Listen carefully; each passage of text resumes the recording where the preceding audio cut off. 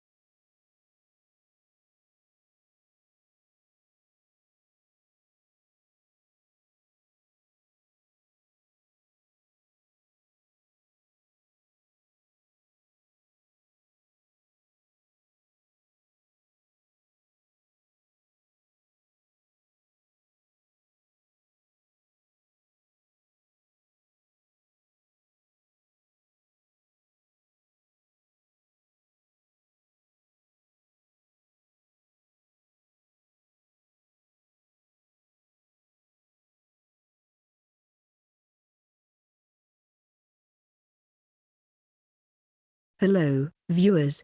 Welcome back to the stream. I am EVX001. Now activating dictation level 6.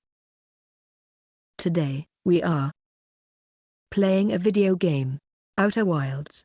We will be exploring the galaxy for the last time and sucking the shit out of it. Also we have a package. Engineer, The stream is ready to start whenever you are.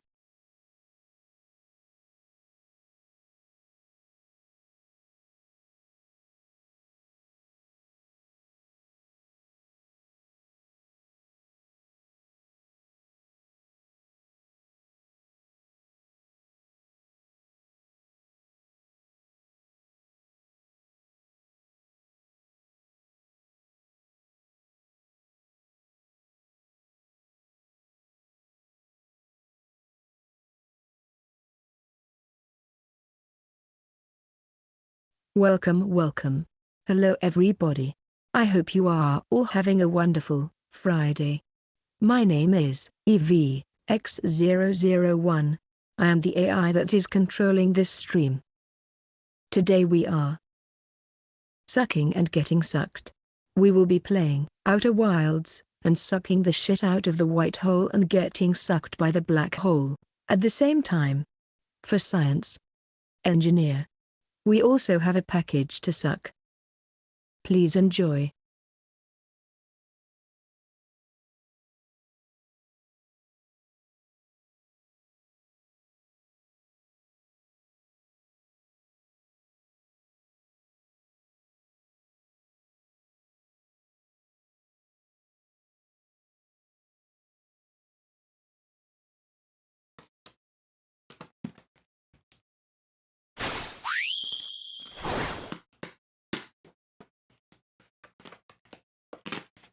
Yeah.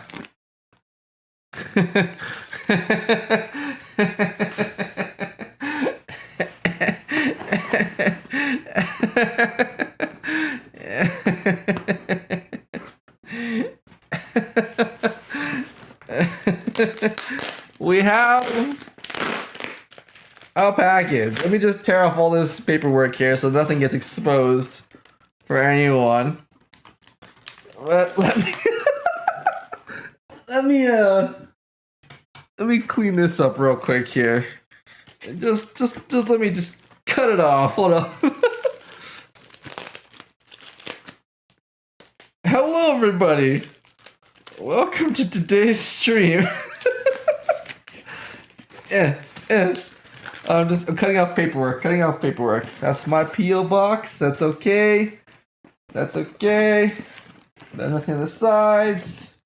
And this guy here, we'll just scratch it all off. There we go. Hello everybody. Welcome to today's stream. My name is Kenny, I build robots, and today we're going to be playing Outer Wilds. We are going to be finishing the shit out of this game.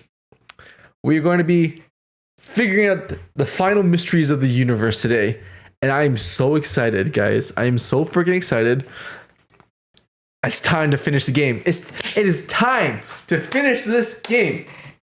Now, I've also got a package. By the way, before I continue going here, I need to do a mic check with you guys. How does my microphone sound right now? How does this sound compared to the usual stuff? Because I was watching the VODs again, and I heard a lot of like crackling and noise things, and here, like I heard all these little like things everywhere. It's just like a bunch of noise in the room, like. And I want to make sure. That the sound is okay.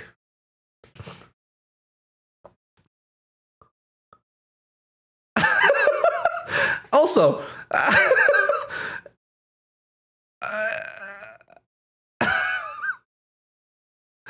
we'll work on some of these fixes. It's kind of echoey. Okay, hold on. Let me try to do this.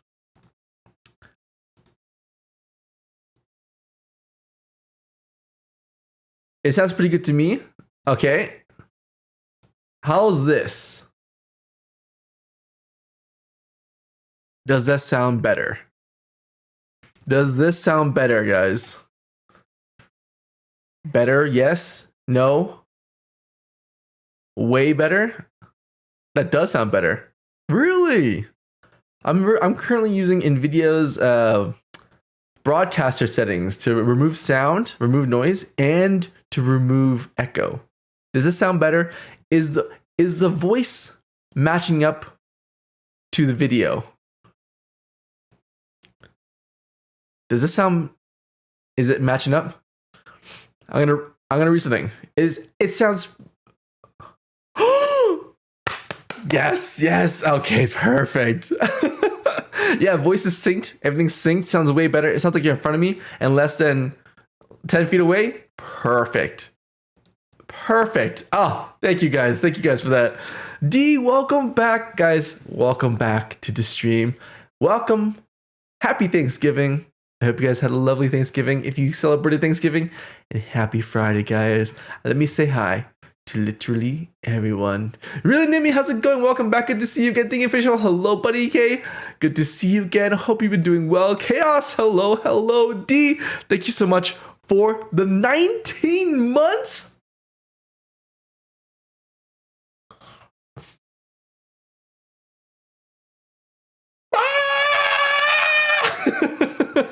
D, thank you so much for the 19 months. Hello, Vlad. How's it going? Oh my goodness, Lisa. So good to see you guys. Magical Assembler. Bro, your notification message? That's my secret. That's my secret. That's how I call all the ladies into the yard. H1, how's it going? Thingy official. Hello. Both of your messages need work. I don't know why. There's something wrong with certain systems, but it's okay. We'll fix it. We'll fix it as we go. Massacre starts. How's it going? Mango Boy, hello. Good to see you guys again. It sounds better. I'm so glad it sounds better. I'm so glad. It sounds so much better. Oh, thank goodness. I finally adjust my sleep cycle. Nice. Fantastic. Luna, how's it going? Oh, BRB ads. Take my 1 cent. Okay, we back here. Okay, we're back. Welcome in, everybody. Oh my goodness, Kira! Oh my goodness, Kira! It's been so long. How have you been? Wow.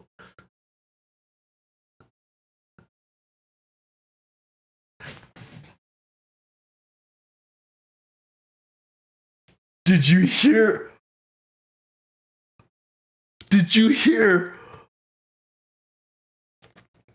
God, I'm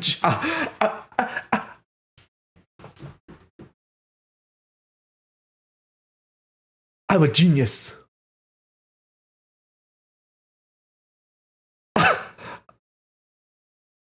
I take it off. I am not a genius. I'm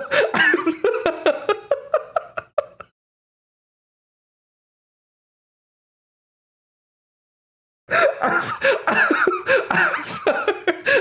I'm not a genius anymore. I take it all back.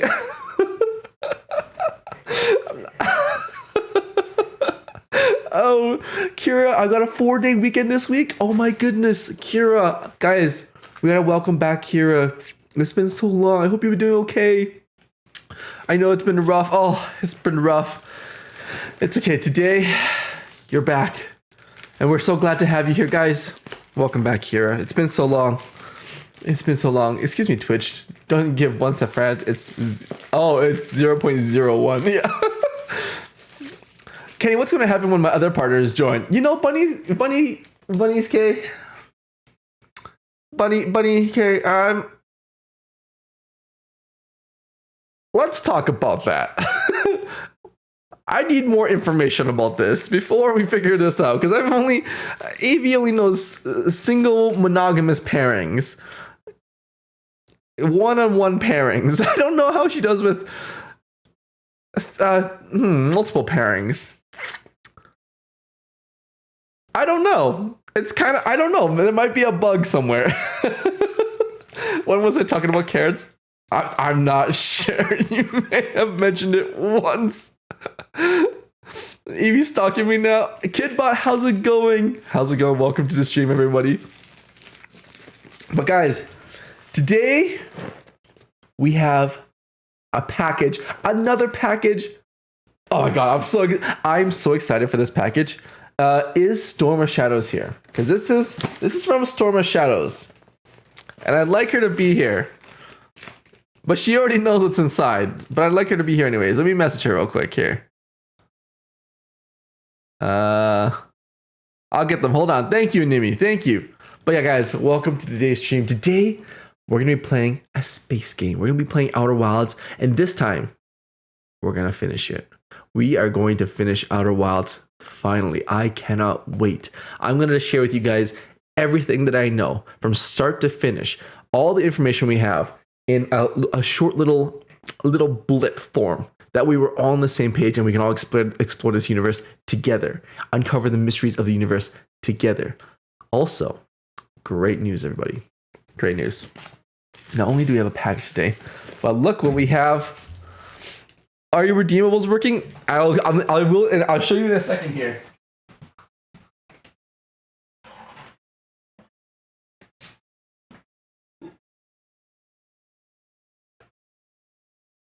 Hello. Oh, look what we got last time on stream, everybody. Oh, Kira, look at that. How freaking cool is that? It's hot. It's hot. But that's not the coolest part, guys.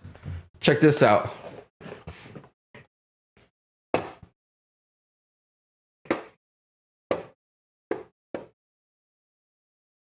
How cool is that?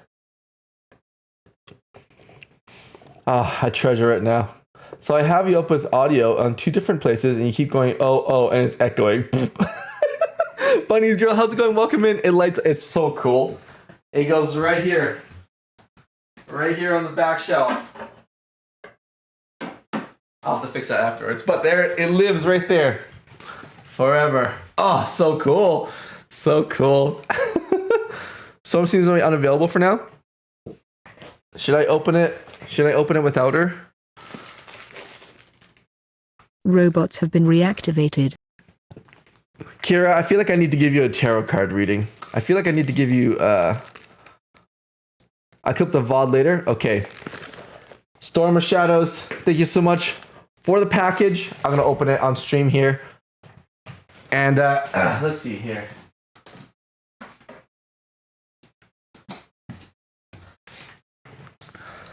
There is. You just type in clip. All right. I'm opening it.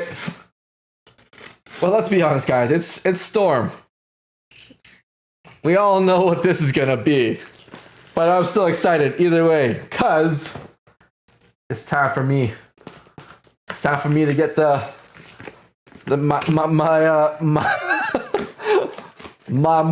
McTitties on. She's dry. Okay, gotcha. It's time. Oh my god.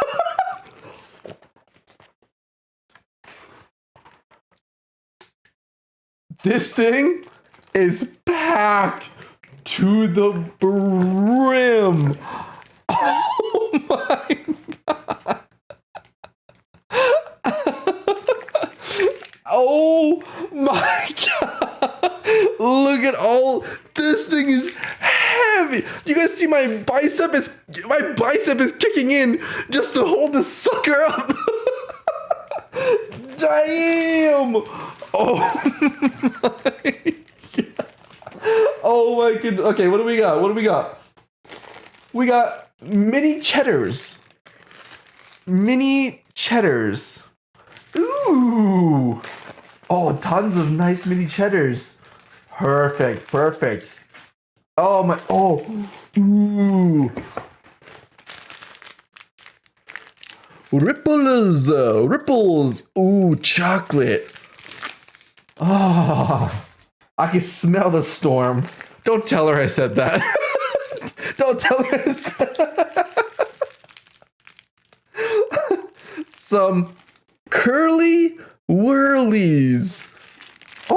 Oh my goodness. This thing is packed. What is this? Air freshener? Mini apple and black currant. Real fruits in every drop. I think she got me some sort of chemical.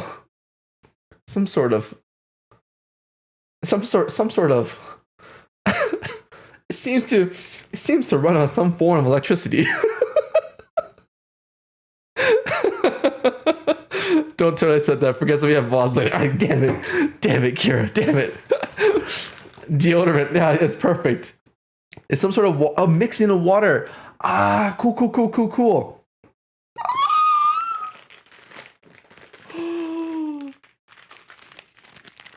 This is it, right here. They're technically called the McVitties, but I called them McTitties one time.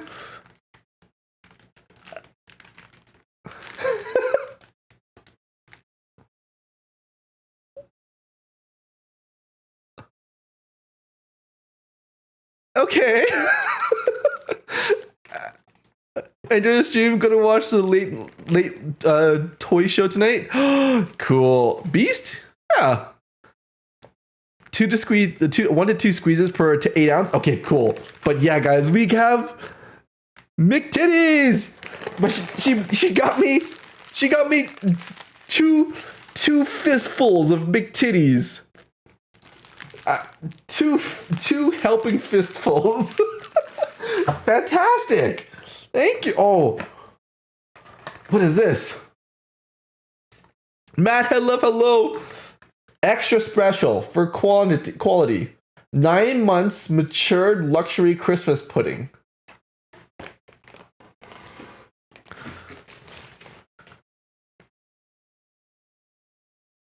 We always believed that to truly excel at something, you need to be passionate about it. And our passion is quality. This is what we're passionate about. This is extra special. That's before June 2024. 9 months matured luxury Christmas pudding.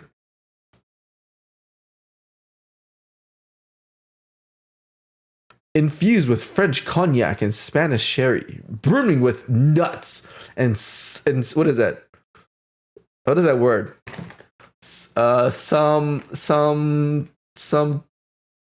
Sumptuous vine fruits. Some wonderfully indulgent, crafted by the world's oldest man. I mean, Christmas pudding makers. Oh, finally. I will put these nuts in. Nuts. Finger guns, you're special. Look at these. Monster Munch. Pickled onion. Flavored. Ooh, I got 2. Oh, these are really good. I got 2 of those. Oh, wait, 3 of those. Ooh. Little Fox, Josh, hello, welcome in. And what is this? Pedo? The heck's a pedo? Fredo. Jesus, my reading. Sorry. Fredo.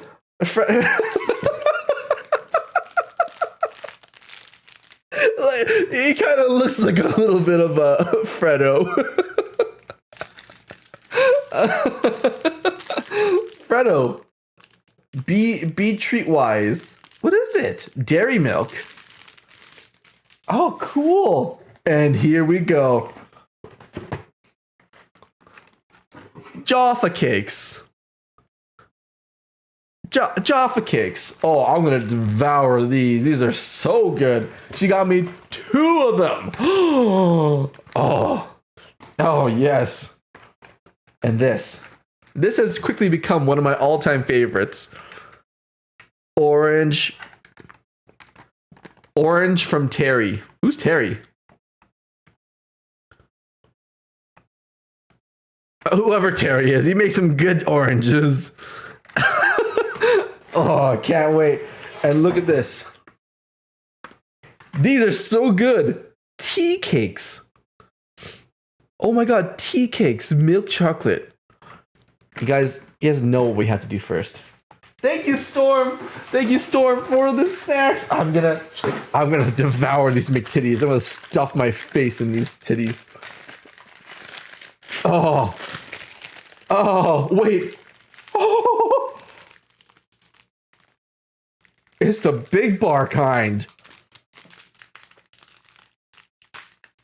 Oh. Oh, oh my goodness. Ah. Hey, guys, pardon my French. But oui. Oh. Mm.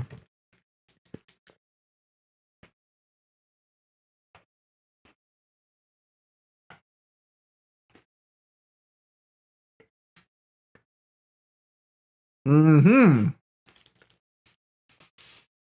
Mm-hmm. Yes. That hits the spot. My drink right here. How many ounces is this? Hydro flask. I don't know. But let me squeeze some of this goodness into there. 40 ounces? Sure. Your guess is as good as mine. Start like 4 squeezes? Alright. No, Kenny. Flashing the emo sticker. Oh, did you guys see, where is it? Oh, what's that? The Chaos Crew sticker.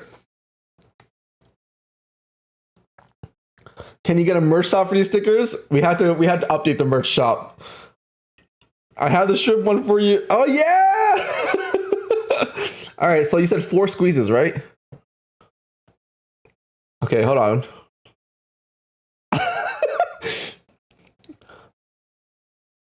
Oh Jesus!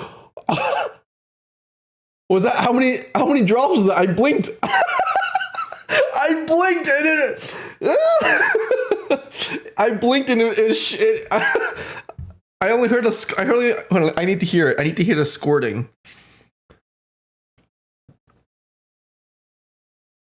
Oh.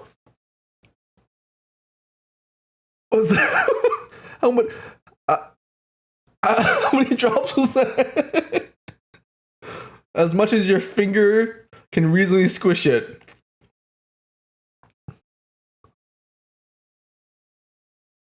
It takes a little bit of squeezing power, you know, like it takes a little bit of. Oh, I'm like milking a cow. Give me these udders.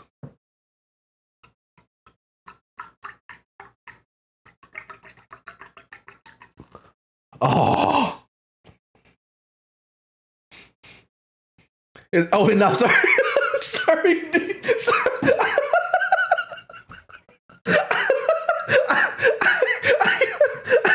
It was so fun to squeeze. I just kept. Tastes like water.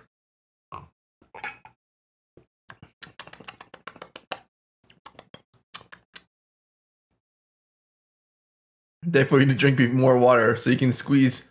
You're right, Bunny's girl. Shake it. Oh my god. Okay, guys, I need to show you something.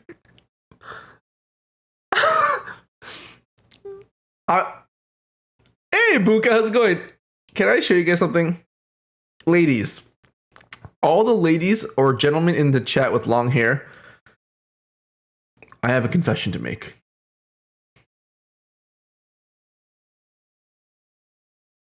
Robot trigger systems deactivated. I have a confession.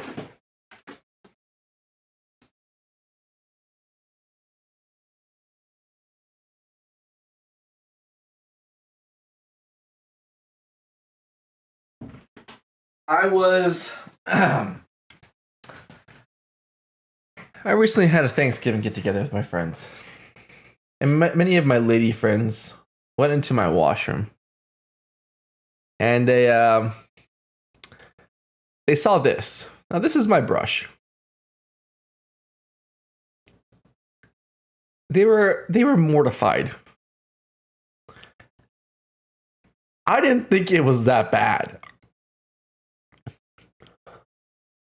But they thought it was, they were mortified. I didn't think it was that bad. So you guys tell me how, it's not that bad, right? It's really not that bad. It works perfectly fine. It's just a couple things are a little bent is all. It's really not that. It's not. You guys gotta tell me, because I was roasted alive, but it's really not that bad. It works fine. You guys, be honest with me. Did they have any right to roast me? Because I felt attacked. I felt very attacked in this case. I felt this was a personal attack. Were they justified?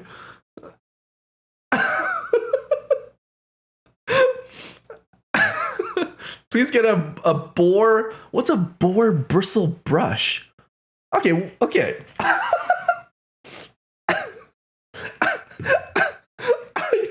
I need some McTitties to make me feel better here. Hold on, guys.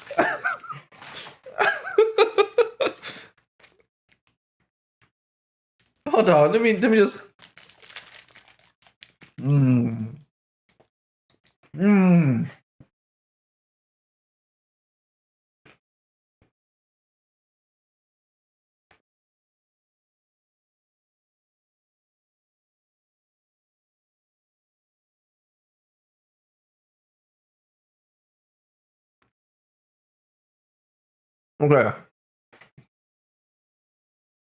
Okay.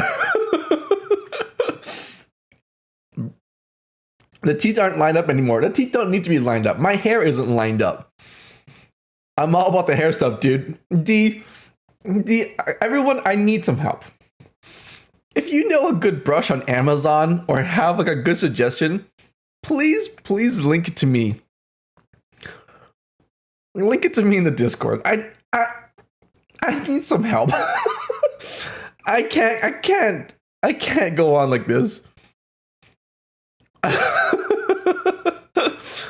Couple little things are bent. Yeah, a couple of these are bent. It's not that bad. Oh, oopsies. Sorry. I can glue it back on.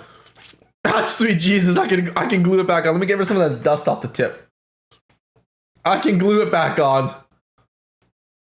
Yeah, I'll just stick it back in the hole. Oh, there you go, baby.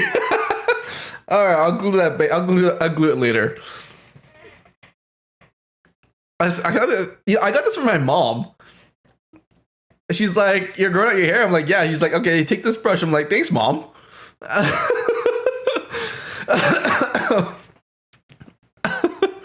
Be careful, they are horrible for my hair. Really?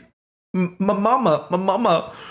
Don't put that in your mouth. McTitties are always answer. Kenny, fun fact, brushing your hair through the brush from the sides will be more harsh on your hair if it's tangled. This is where the brush with the length of the bristles as they line up wider and allow the hair to slide through and What? Through the sides? Hold on. At least you have hair. At least I have hair, right? At least I got hair. Time for a new one. Get a brush that has the same type of teeth, but is attached to the cushion as you push it, squeezes down. Oh, I found a nice brush center over Kenny. My brush is not killing anybody. Hey, Quickness, how's it going?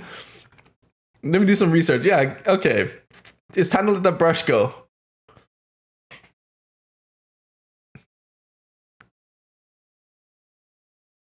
Do you think someone would want it? Can I donate it? Should I give it to someone in need? You should add a hairbrush to throne or whatever it's called. Oh yeah, right. Yes, parallel to the handle. Hold on, Kira. What the fuck is going on here? Hold on.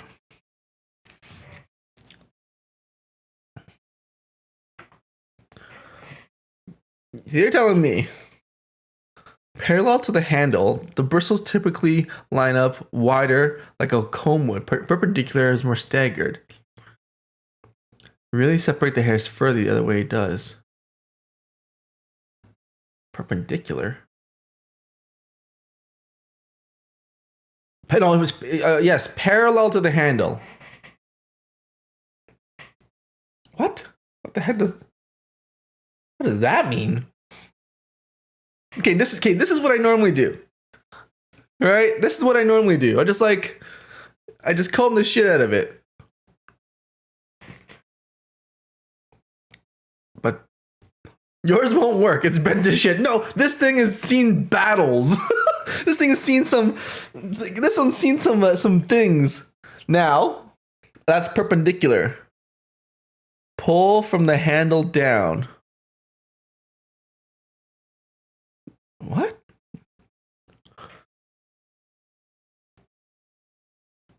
Pull from the handle down? What the hell? Like that? What does that mean? This turning 90 degrees.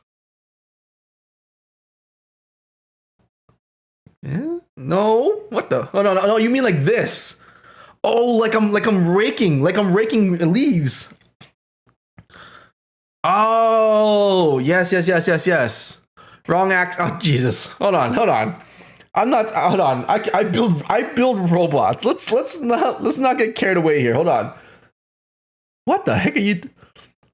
Line the handle up to your hair.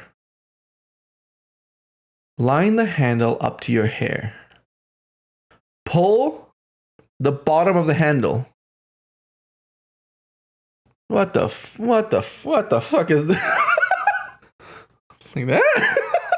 Like oh, I see like this. Like this. Like a rod. Yeah. Oh, I see. Oh, I see. Oopsies, that one fell out. I can glue that back on. Ah, because normally I just go like this. And I just like... Okay, well. There we go. Okay, I see. Oh, maybe that's why my brush broke. That's probably why my brush broke.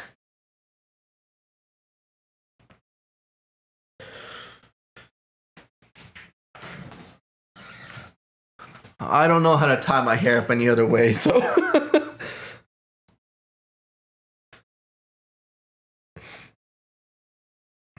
They should be able to send links now. Oh, there we go, team.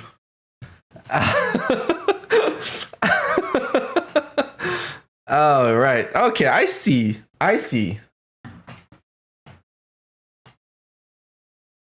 Get that out of there. We'll glue up that. We'll buy a new one. Okay, we'll buy a new one. Team. This brush is getting war flashbacks. It's getting the PTSD chihuahua.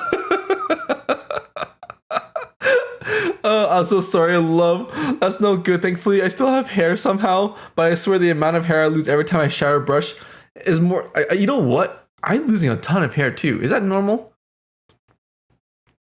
I'm browsing brushes for you. Thank you. I will literally take any brush suggestions. You know what I'll do? I'll buy all the brushes. Every brush you recommend, I will buy it. Okay? And we'll test it on stream. It's science. Science isn't about trying things once. It's about trying all of them. And then returning the ones that don't hold up to my... Well, I guess your expectations.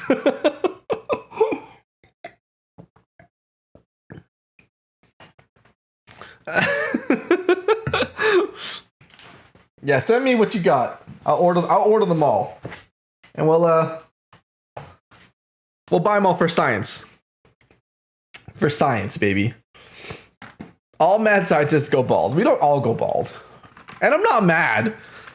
I don't know where you pulled that idea from, but I am not a mad scientist. I'm just deeply passionate. I'll send you a hair kit. Wait for me. Okay, D, send me a hair kit. I don't know, legit, I just showered. There's a small rat in my trash can. You know what? Ladies, I know this is a weird question, but how am I not bald for the amount of hair I lose in the shower? My hair's really thin. Like, I have really fine hair. And I just started using conditioner too, so it's like nice and soft. What would you say it's voluminous? What is it? Volumin.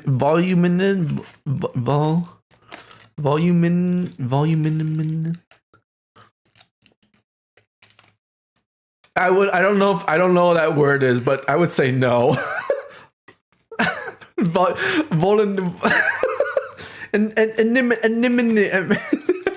You're supposed to actually lose somewhere around 100 hairs a day. Really? Oh, D, you're right. I don't need a brush. I need a robot.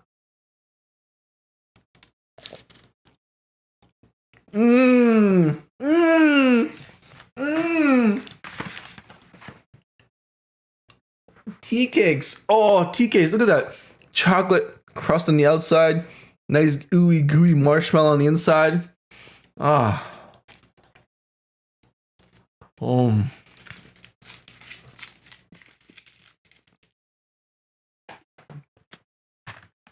Wow.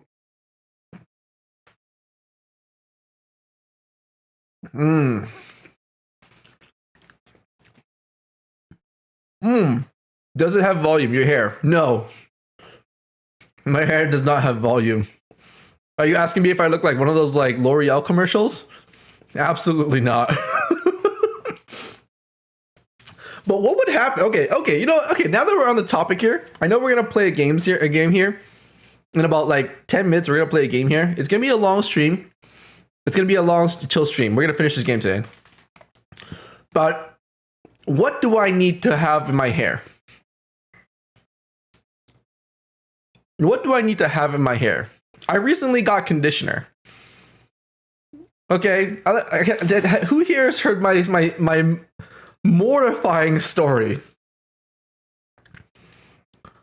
of the 3-in-1?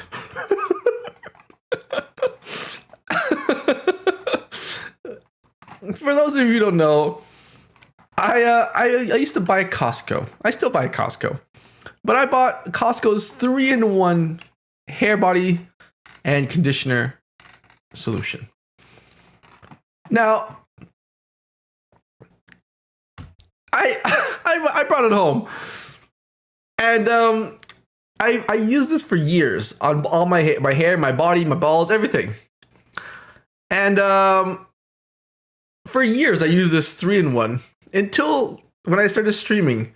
I did a bathroom tour, and my chat discovered that I didn't have a 3-in-1. When I bought from Costco, it was body shampoo in a 3-in-1 package. It was a 3-in-1 package of body soap.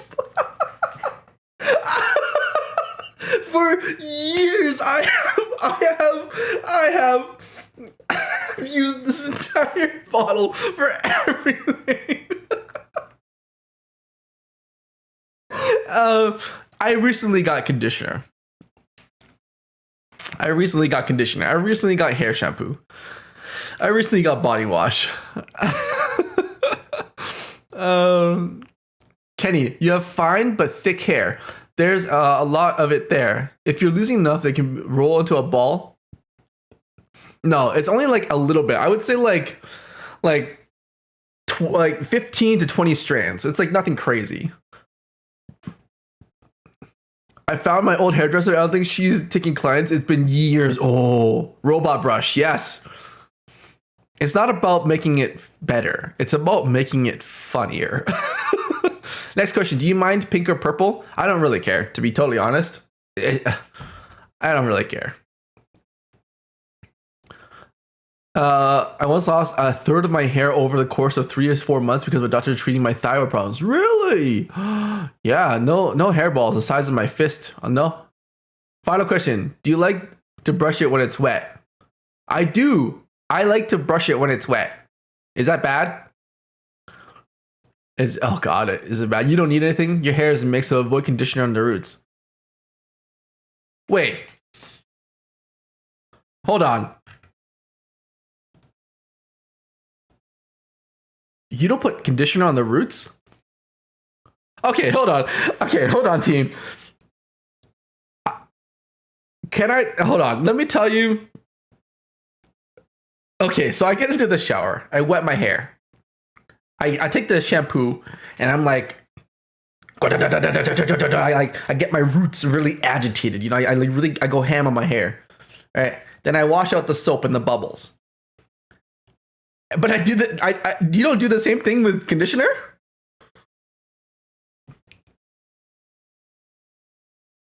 You don't do the same thing with conditioner?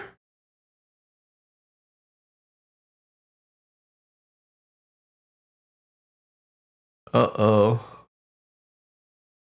Nope, just the tips.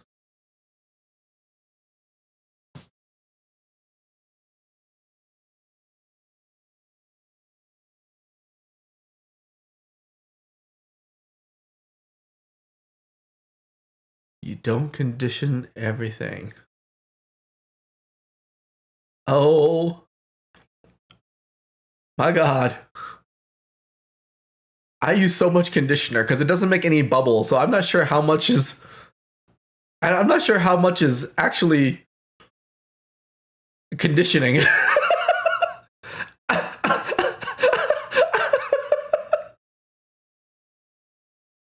I do 1 pump, but his girl, I do 1 pump for shampoo and 2 pumps for conditioner.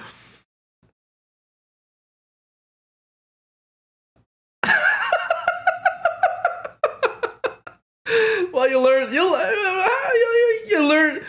something new every day. Yeah, I'm a 3 pump man, you know? When you wash your hair, it feels sticky though, right? It doesn't feel super. It does feel sticky actually. The hair sticks to itself. You don't want to make the hair slick enough not to have it. Oh, okay.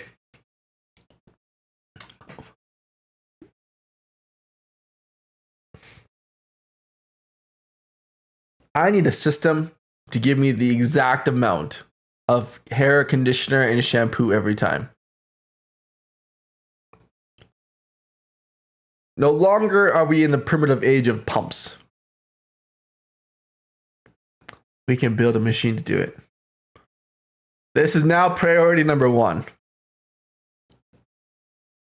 Because I don't want to go bald. This is now priority number 1. Above all else, we need to make sure that I don't go bald. I probably use way too much conditioner. My hair is freaking mess. Really? Oh, Jesus. Isn't going bald like genetic though? I don't know. You wash it just to make enough oil condition your roots. Oh.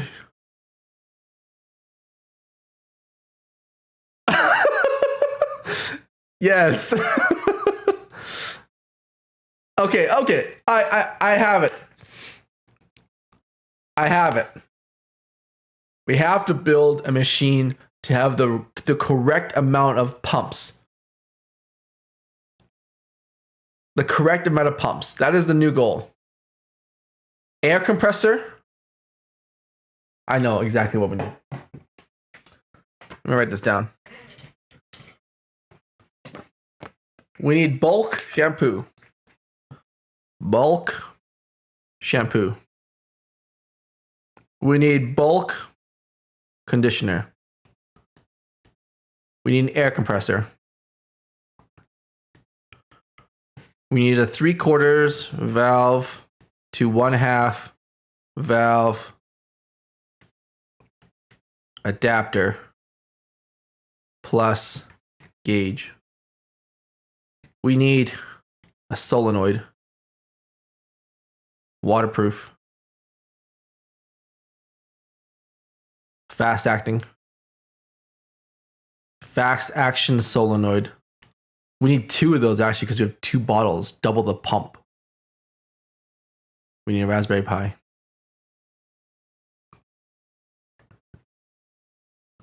And we need a measuring system.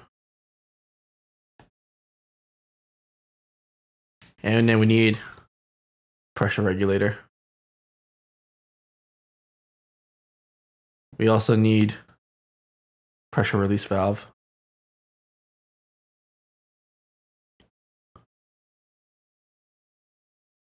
And then we need a emergency valve. All right. I've got the shopping list right there. I can build this. Give me a day. Give me a day. I will have the perfect amount of silky smooth conditioner and shampoo in my showers.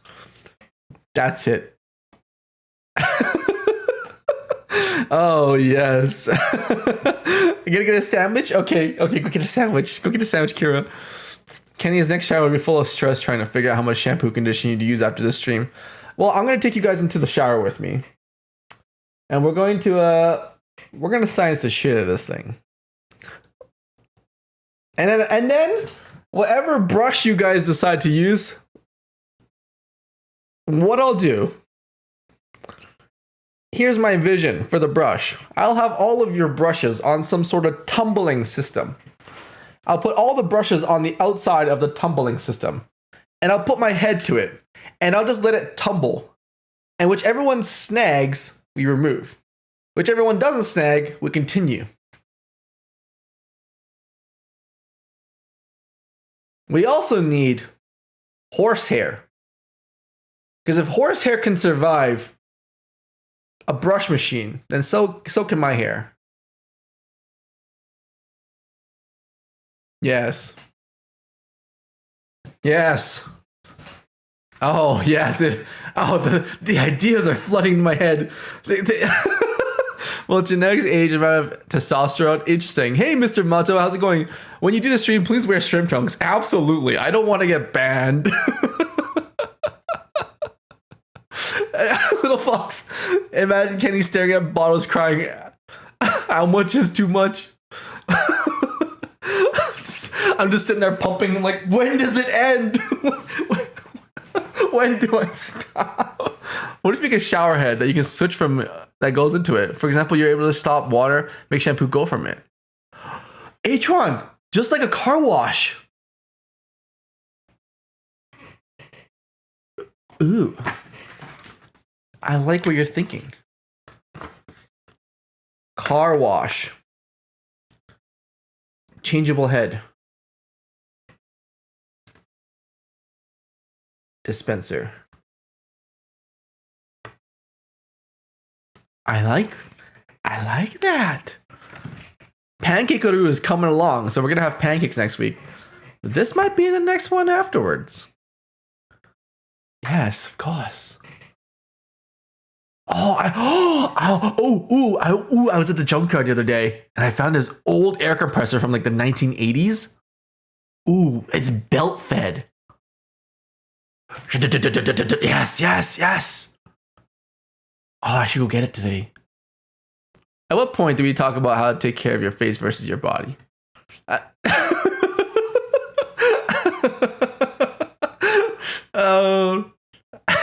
The excitement. Thank you so much for the lurking to me.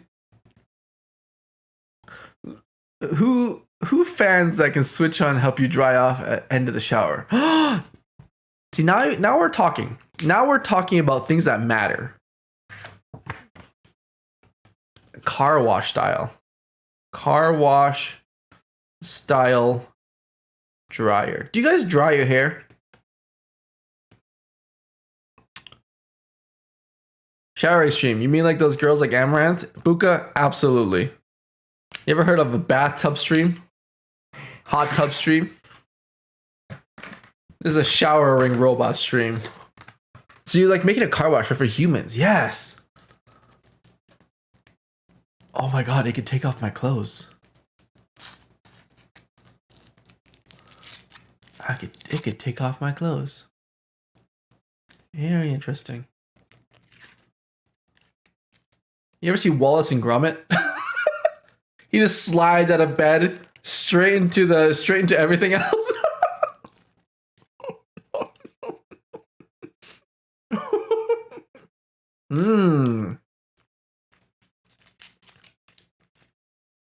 That's what I'm thinking about right there.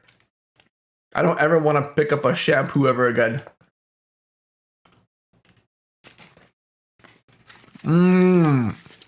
Okay.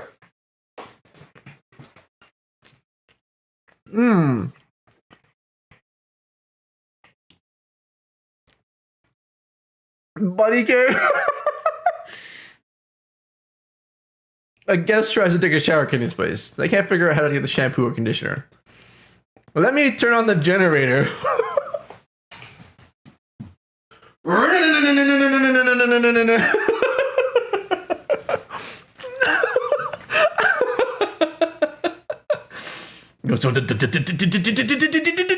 The light flickers on. Now you just insert your head into this orifice. Just like that. And then just close your eyes and pray to whatever God you believe in. Yes, yes. Oh, I will clean you. And I will condition you.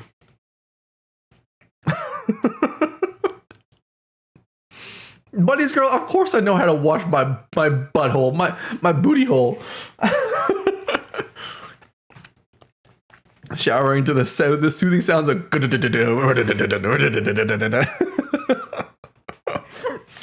oh my goodness. There's so okay.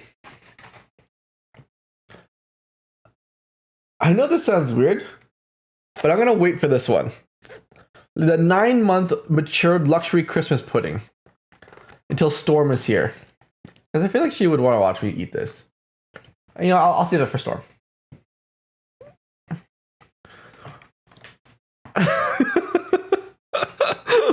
But yeah, guys, welcome to today's stream. Today's going to be a super chill stream for me today.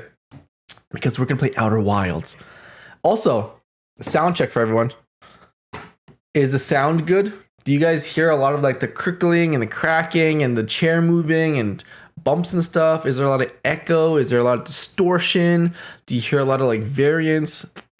Some feedback, because I'm trying something new to make the sound better. Does it feel good to listen to? Because I know when you're listening to something like a podcast, sound is everything, right? And sound is super important for literally every stream. And I want to make sure you guys aren't, like nothing's hurting your ears, nothing's like damaging your ears or anything by listening to me. I can hear the chair creak, but it's not obtrusive. Your voice is much louder and clear. Perfect. Perfect. I need to grease the shit out of this wheel. Okay. But yeah, guys, welcome to today's stream. Today we're going to be playing Outer Wilds, and it's going to be fantastic because we're going to uncover the mysteries of the universe. For everyone who's just joining and doesn't know what this game is about, I will tell you guys everything about this game. I will catch you guys up in the mystery of this game, and we're going to uncover the remaining mysteries. Okay, I have a little checklist here of things that I need to do.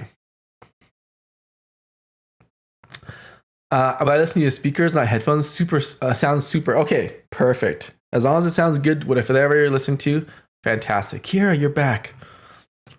Kira, I've decided to make a machine. A machine to shower for me. Yes. I don't want to process what it means to shower. I want to just be showered. It's going to pump me the correct amount of conditioner. It's going to pump me the right amount of soap. It's going to brush my hair gingerly. It's going to Do a lot of stuff. I've been using Crispy for work and loved it. It's an AI powered noise remover. Yeah, Josh Lopez. I have the kind of the same thing where I'm using it in NVIDIA right now. The noise remover from NVIDIA. Super nice. Evie, shower me. Exactly. Evie, shower me as I start the generator. Evie, shower me. Washerdo. That's the name of the machine. Thingy, you're right. It's Washerdo. I can hit the desk and it doesn't pick it up. Yeah, me either. See?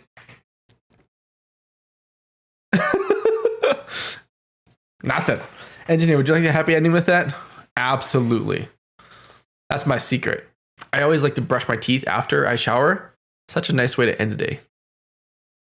All right. Let me show you guys what's going on in this game, shall we? Scrub your batoraru. Scrub. All right.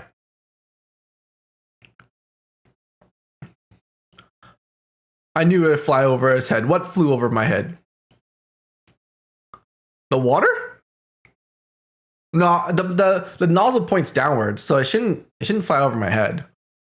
I'll also make the conditioner and the soap dispensers like shoot downwards. So yeah, it shouldn't fly over the top and like splash outside.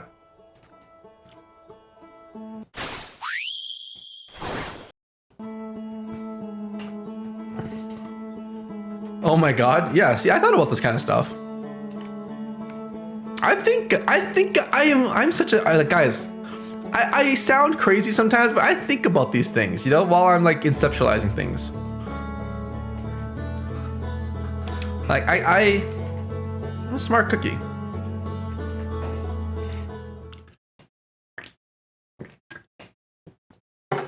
Okay. Let me tell you guys the story of this game, shall we? Let me catch you all up on what this game is all about, okay? Because I want us to be on the same page here. All right.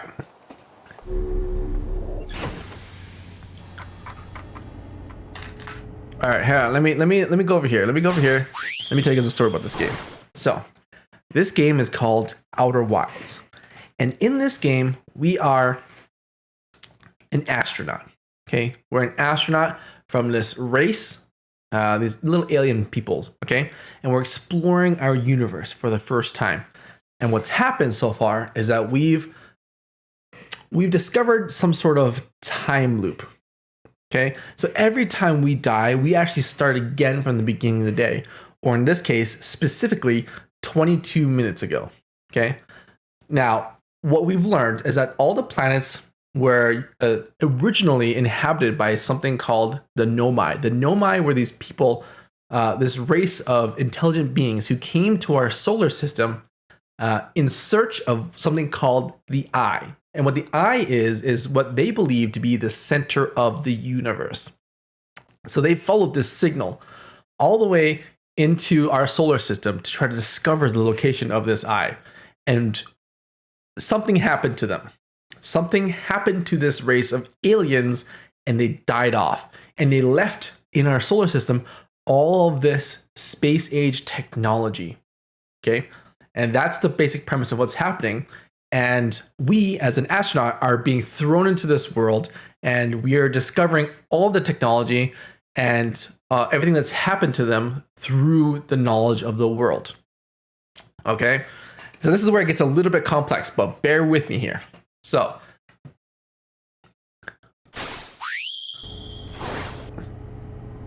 let me just quickly get you guys up to speed here. Boom. So, what's happened so far? Okay, we've journeyed around the universe. We've discovered that these Nomai, these ancient race of people, crash landed here in our solar system. Something happened to them. We discovered that they found this energy source in the universe, and it blew up. It ruptured from a comet. This rupture literally killed off their entire race and their civilization. And they left only their technology and the notes that they discovered. Now, we're still looking for some missing pieces. So they actually, when they crash landed, they actually fell and they broke up into 3 different escape pods. Escape pod number 1, who took shelter underground and built an entire city called the Hanging City. Escape pod number 1. Number 2, crash landed on another planet. They went into caves and they built what's called the Sunless City. They literally made a place for them to live, where we learned about all these different creatures, a bunch of little tidbits. Okay, escape pod number 3 we have not discovered yet. We don't know where escape pod number 3 is, but I'm sure it'll teach us more about what happened to this race of intelligent beings. Now, I mentioned before that we are stuck in a time loop. What happens is after 22 minutes, our sun explodes.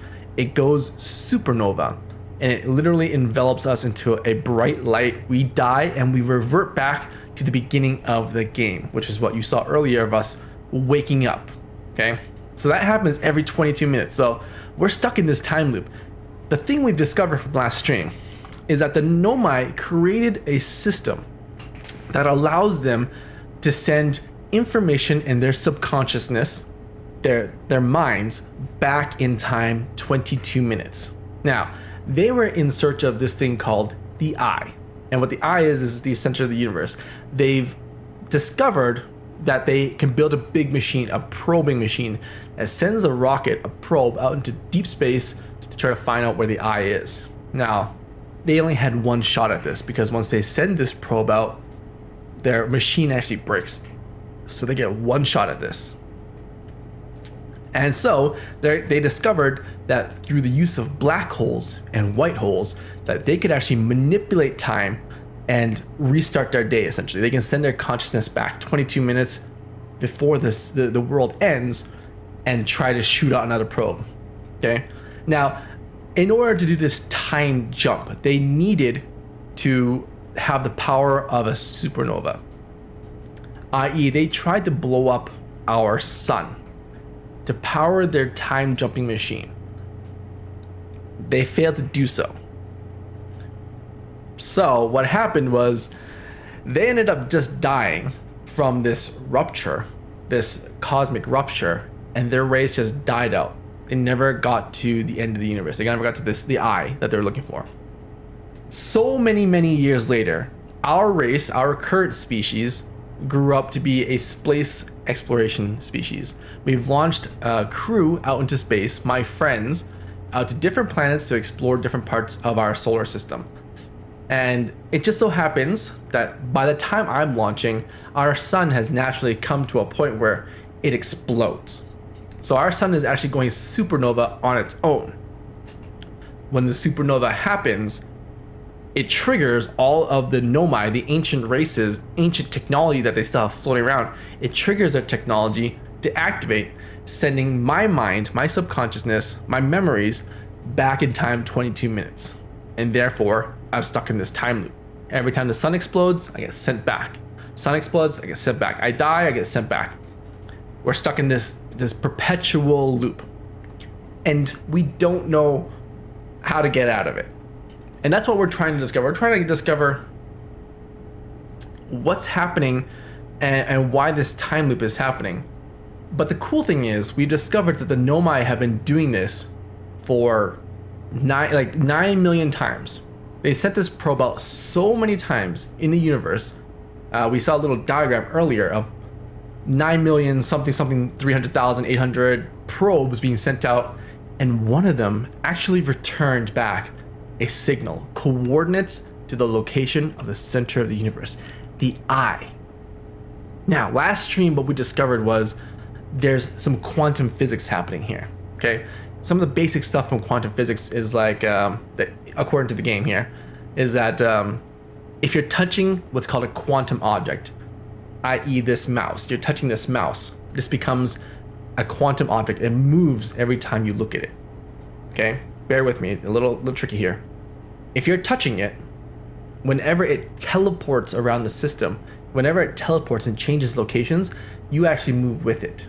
Okay, And the other thing is, every time you're looking at it, and you look away and you look back at it, it's in a different spot. Weird complexities are happening here, and we're trying to figure out how it all works. What we've discovered is that there's a moon that's floating around in our solar system. Every time I look at it and I look away and look back, it's teleported to a different planet. So this moon moves around our solar system, every celestial body around our solar system, and it teleports every time we are not looking at it. The crazy thing is, there are 5 different planets in our solar system, including the sun. Not technically a planet, but 5 celestial bodies in our solar system. But we've discovered that the moon actually moves to a hidden 6th location. It goes 1, 2, 3, 4, 5, 6. 1, 2, 3, 4, 5, 6. And I've theorized that this hidden 6th location must be the eye of the universe, the center of the universe. And I have this theory in my head that the Nomai also figured this out, because there are a bunch of different little systems, little machines that the Nomai built in order to track where this moon is going. They're trying to find this quantum moon, this moon that moves around. And I think what happened is they actually landed on the moon somehow, and they used the moon as a way to teleport to the center of the universe. What's there? I have no idea. The race has died out, but they left all these clues behind for us to find out. That's where we're at right now in the game. That's how we're at right now in the game. And there are a bunch of little things, but I'll continue to explain them as we go.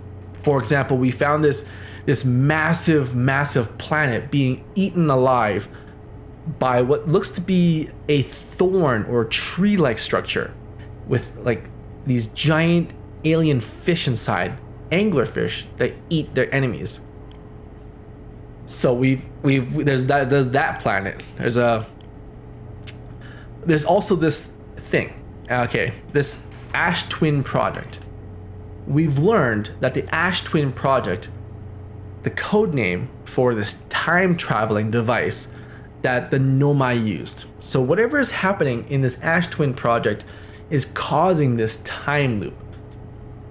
And we don't know why. I still have to get inside this machine to figure it out. Haven't even touched it yet, so we're still have to figure that out a little bit.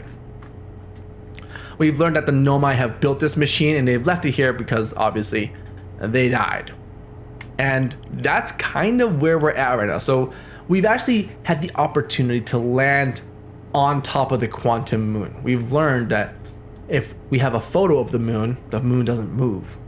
So we actually took a photo of it and then we landed on it, which allowed us to see the moon without actually seeing the moon. Kind of a cool concept. But we've landed on this moon and we're slowly figuring out how to move the moon to the eye of the universe. There are a couple things that we still have to figure out, but that's what we're exploring today. We're going to try to figure out the last remaining pieces, and I'm going to keep on interjecting like this to keep you guys up to date on what's happening in the game. Everyone kind of on board? Everyone kind of got the gist of what's happening in the game?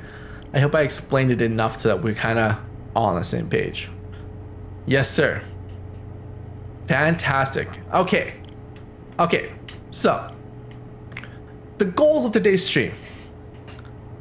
We're gonna try to find out where this escape pod number 3 is, because we know the Nomai came here, something happened to their ship, and they escaped into 3 escape pods. We're gonna try to find escape pod number 3.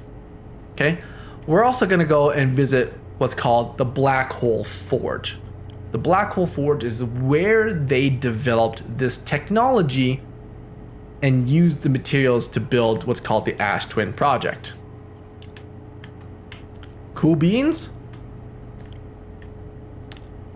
So, that's kind of where we're at today. Cool beans. Are you Dr. Stone? I mean, I'm getting Dr. Stone vibes. So, let's do this first. The first thing we're gonna do is we're actually gonna go Wait, is my hold on. One sec, guys. Controller's dying. Controller en route.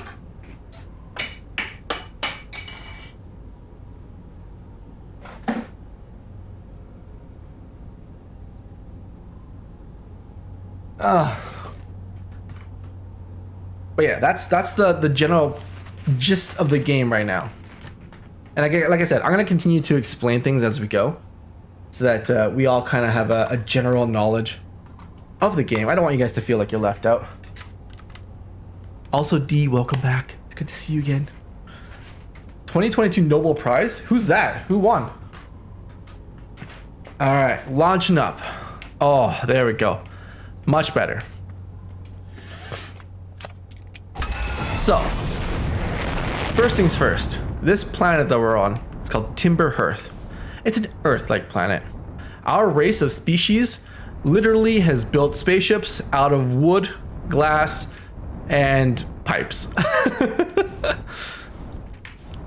We literally are a very basic race. Now, as I fly out of here, Rob the French fry, how's it going? You'll see here that there are many, many different planets. So let me show you what's going on with this. There's the sun, okay? There are what's called the Ash Twins and Ember Twins. They're two planets that circle each other. There is the thorn-like planet that we saw earlier. I told you guys about this planet that was being eaten by these thorns. Okay? This planet over here is called Brittle Hollow. And what's happening is the core of the planet is actually a black hole, which is super cool because it means the planet is slowly being eaten alive by this black hole. And in this course of the game, it actually changes as the game goes on. So by the end of this 22 minutes here, this planet will be absorbed by the black hole. So super important key point to note. There is this comet here. This comet here. This is called the Interloper. This comet contained a giant crystal that exploded. And what we know now is that this crystal was the cause of the end of the Nomai. So this crystal on this comet actually exploded and literally killed all life on this entire solar system. Okay? We've also discovered that this planet over here, this green planet, is actually full of tornadoes, twisters. It's actually where we found one of the escape pods. And that's it. Those are all the planets in this solar system. So we just have to figure out what's going on. I'm so alienated of whatever's going on in the past month. Oh, guys, don't worry. Don't feel alienated. If you ever feel alienated, I recommend going to my YouTube channel and catching up. I'm gonna be going into hardcore editing mode, so I will be trying to edit everything that's happened in the last couple months here down to YouTube videos, shorts, so you can literally watch all of it, get caught up in everything, and yeah, have a great time. I just did super hyped listening to Kenny explain the game. It reminded me, really? Straight back home after a long day, glad to come home and chill. Oh, welcome back to the stream. The only reason I know occasionally my TT goes science talk. Trust me, it probably has. It's okay. There's a lot that happens on this stream, as you probably already know.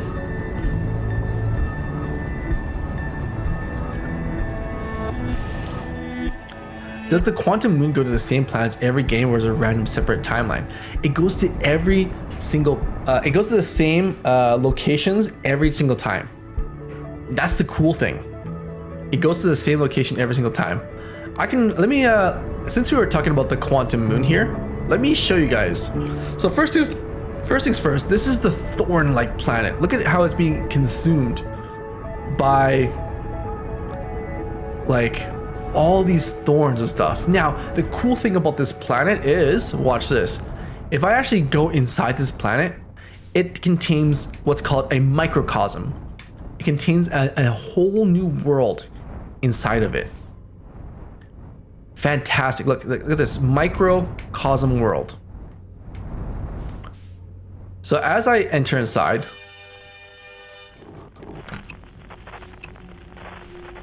you'll see that the world is massive inside.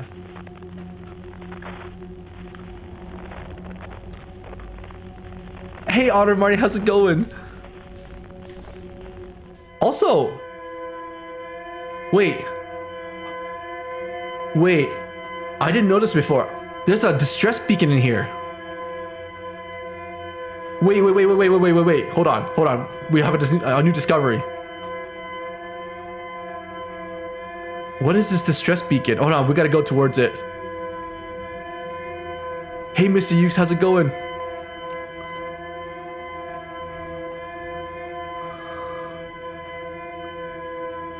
I'm so glad that you guys have your life settling down a little bit.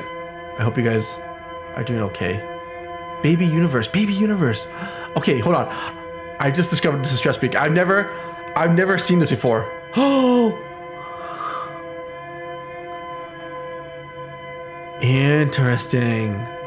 Dude, I basically spent 2 days in trip airports, airplanes, 8 hours just on a road total. Oh my goodness, D. So I'm using this thing called a signal scope. And what it allows me to do is to find hidden signals in the universe. I've just discovered this distress beacon. So in this giant area called Dark Bramble, there's a microcosm universe. It's a universe within a universe. And these large things are called seeds. And within each of these seeds contains another universe. How freaking cool is that? So as I journey through this, I'm gonna continue to follow this distress beacon. Try to lock onto this beacon. Oh, up here.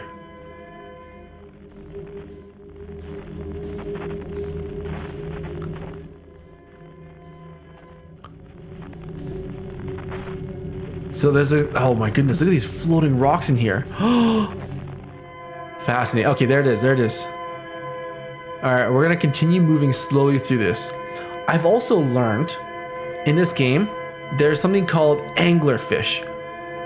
They're massive space anglerfish, but they only react to sound, which tells me that as I'm flying through this universe of theirs, this home of theirs, because this is where they live, they react to sound. So I gotta be extremely quiet with my thrusters. In case Kenny missed a message, 2022 Nobel Prize in Physics has been awarded to 3 scientists for their contributions to understanding quantum entanglement and advanced field of quantum information. Quantum entanglement. Ooh, quantum. I love quantum entanglement and the Heisenberg uncertainty principle. Love it. Do you guys know how quantum physics works? I know this is gonna get really nerdy in a second, but do you guys know how quantum tunneling works? Nerd. Do you guys want a quantum physics? A cool quantum physics lesson? Be honest with me though, because I won't go into nerd mode unless you really want me to. Ooh.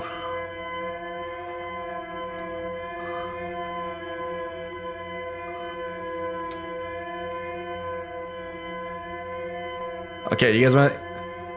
Okay, let me tell you guys about this. There's something that's gonna blow your mind. Something's gonna blow your mind. Quantum tunneling. So, let me put this in perspective for you guys. Quantum physics, I love it. It's an amazing field. I freaking love it. Here's how some basic quantum physics works, so that everyone understands. Okay. It's not going to be super complex. I'm going to try to explain it in a way that makes sense for all of us. Quantum physics is the understanding of how particles work in our universe, essentially. Now, what happens is, to give you guys a cool little snippet that kind of affects your life, there are a couple little things that you should know that excite me so much. There's the Heisenberg uncertainty principle. For those of you who don't know what that is, the Heisenberg uncertainty principle states that whenever you're observing something, by the time you see it, it's already changed. Okay? Bear with me. Here's how this works. To see something,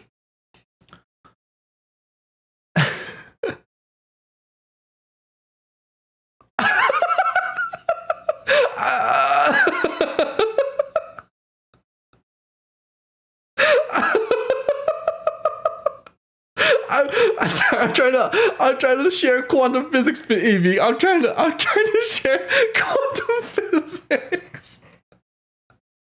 I'm trying to explain. Like,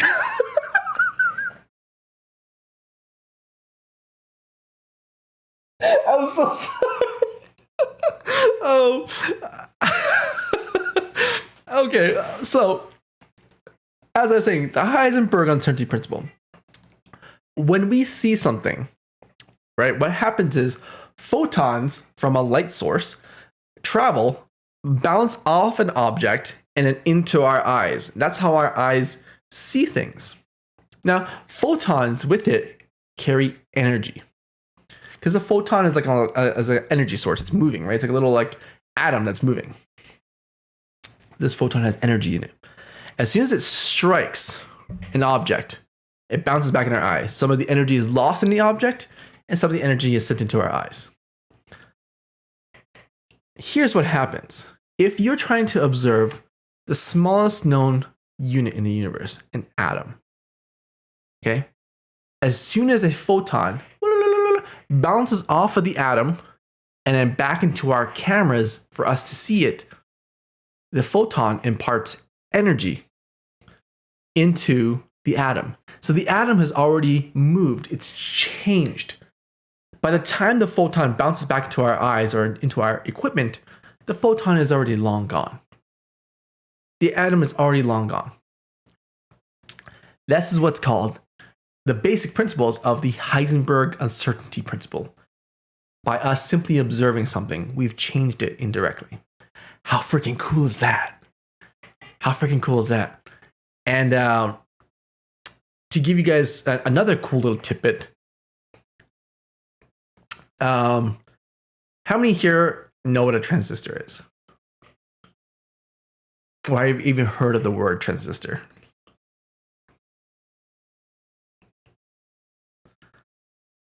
Okay, so a transistor is a basic switch.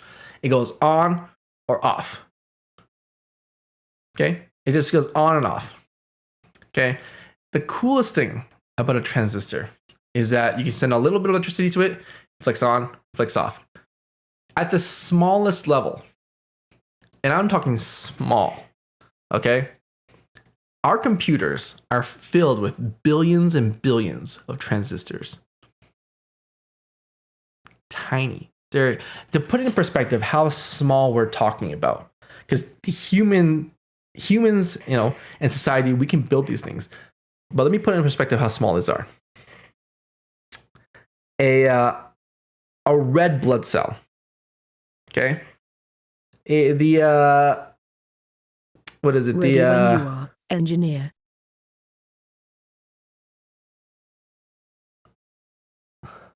Okay. Anyways, a red blood cell.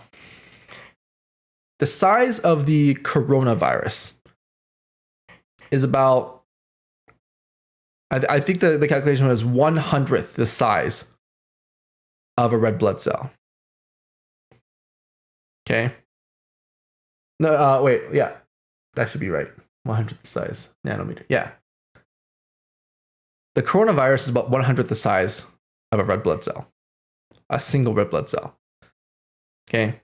And our smallest transistors are about 1/12th the size of the coronavirus. how insanely small have we made our components. In our computers, they are so small in fact,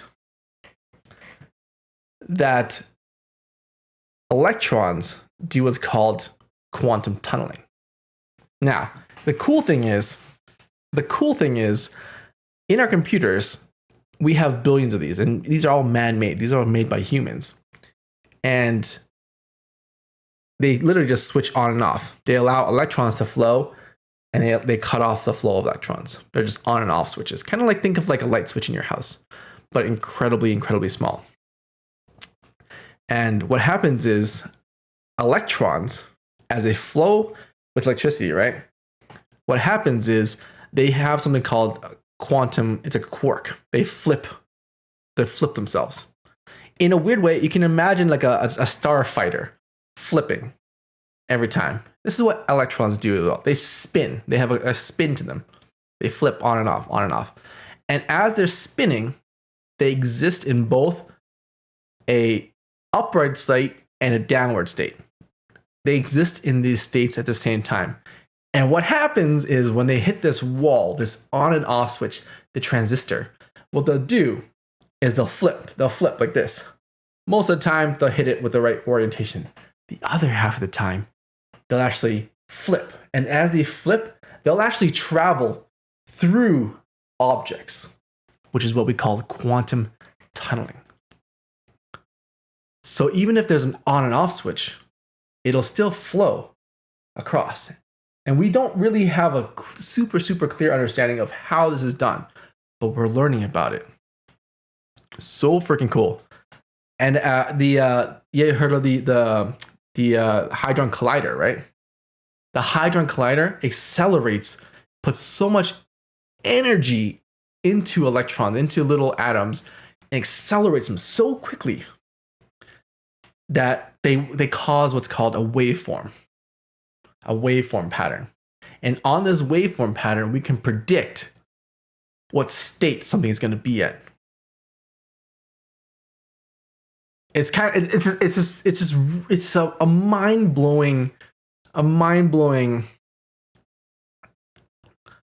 mind-blowing concept. It's so cool. It's not existing in both states at the same time. They're superposition. Yeah, I didn't want to explain what superposition was for people without drawing it out. I wanted to simplify it. Quantum computing is possible. Only have figure out the heat thermals. Yeah, there's so much stuff.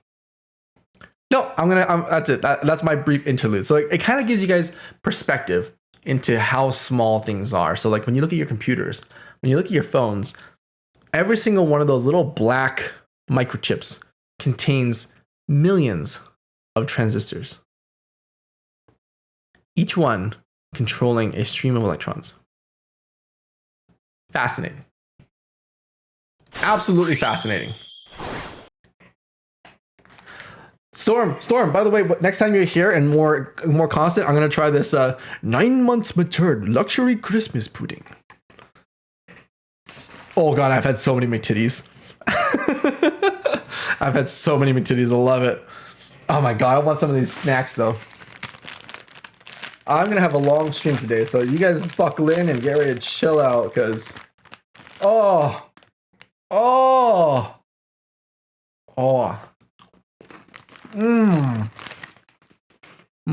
God.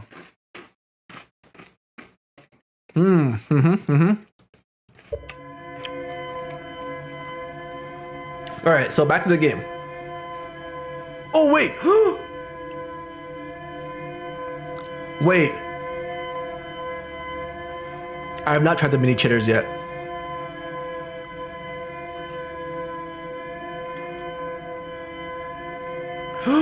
A distress beacon. Wait, this is... Oh my God. This is the third escape pod.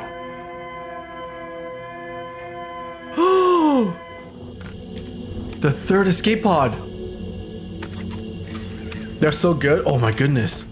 Low-key double slit experiment came up in on the TikTok, and yeah, I learned so much about quantum physics, but my brain doesn't compute.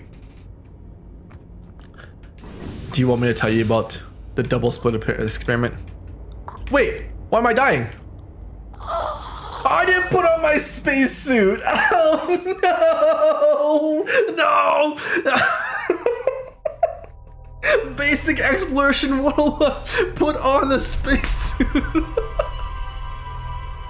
Oh me. Oh, gotta go later, Storm. Okay, so what's happening here?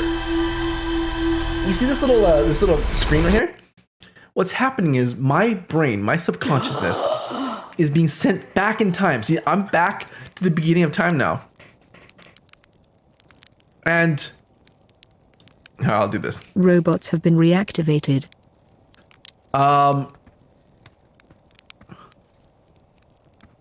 Yeah, I get sent back in time now.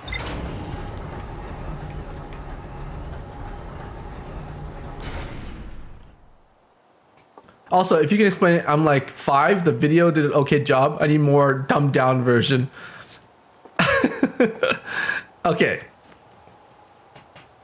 To explain to you the double slit experiment, as I put on my spacesuit, suit up, put on my spacesuit, and fly back to that planet. Oh, we found the 3rd escape pod too. Okay, fly back to that planet. Thorn planet, Thorn planet. The double split experiment, if you can imagine this, okay? You are in a room, and in this room you have a projector. It shoots light, okay? And then in front of the projector you have a piece of cardboard. Now, the cardboard has 2 slits in it, 2 rectangular slits in it that allow light to go through, okay? There's a theory out there. The initial theory is that photons exist, or light particles exist as points of time and space. What that means is that think of them as balls traveling straight paths through space. That's what we initially thought photons existed as.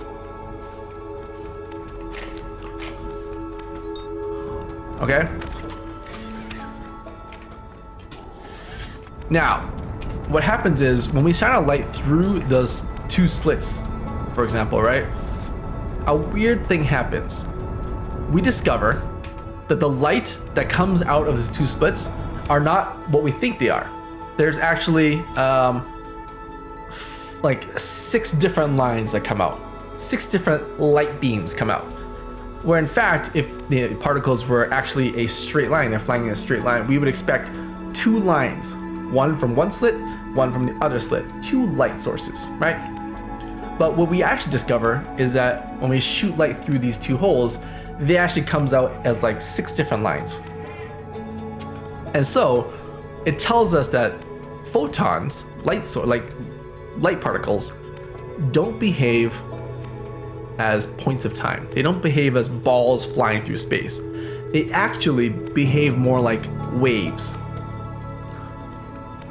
So as a wave hits it, it does something called they cancel each other out. So as waves cascade through these double splits, right?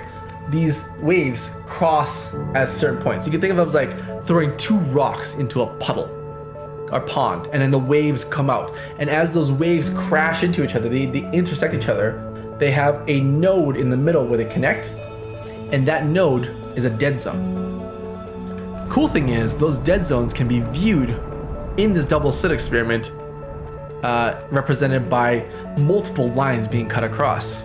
As waves cascade, there's more and more nodes that appear. And that was the really cool thing about it. But wasn't it like the only did it when it was being observed? Essentially, yeah. So there's we observe this phenomena about particles, and therefore it kind of led us to this belief that photons behave as waves. So pretty cool. So like, when we observe them,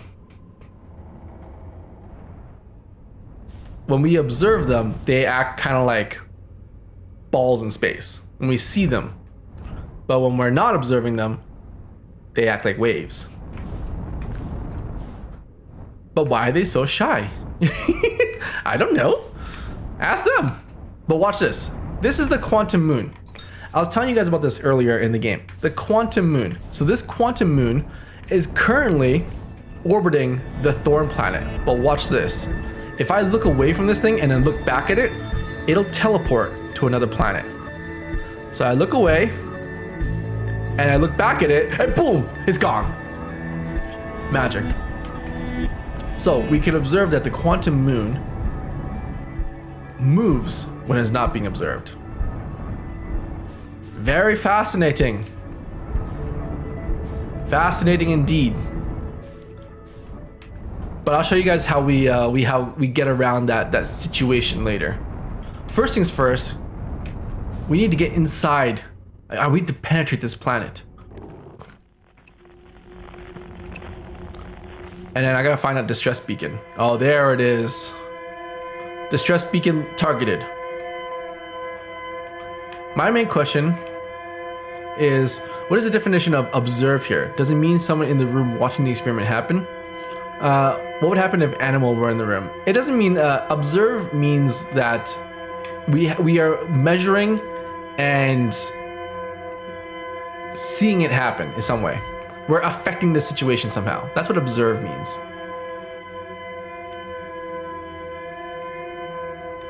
Observe just means for us to record, analyze, and see the experiment happen, but also affect it in somehow.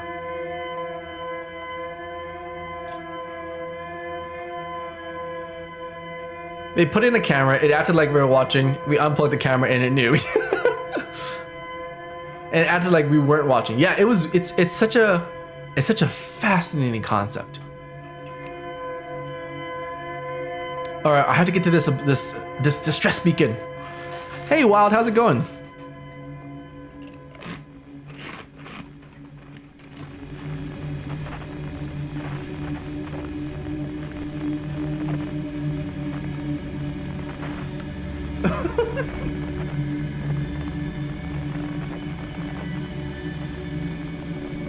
Ooh, I am penetrating the heck out of this planet.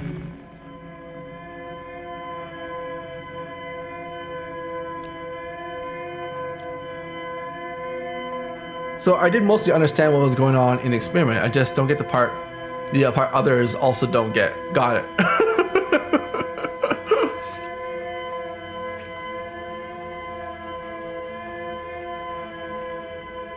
Oh, hey, Wild, how's it going? I had an alarm set to your stream. Aw. Wasn't it like 63 meters away from you? Now it's back 1K. I died. I jumped out of my my ship without a spacesuit on.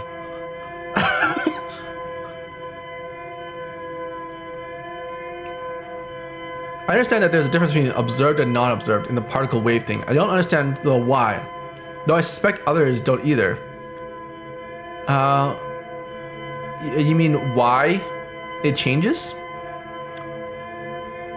Why the particle behaves differently? I'm sorry, I'm trying to be like super quiet as I fly through this, because if I fly too fast, my thrusters cause the anglerfish to attack me. Why it causes it to do this? Ah, okay. I just explained this a little earlier, but when you're looking at something, okay? When we enter the whole D, it's because each of these areas is a different microcosm, a different mini universe within this universe.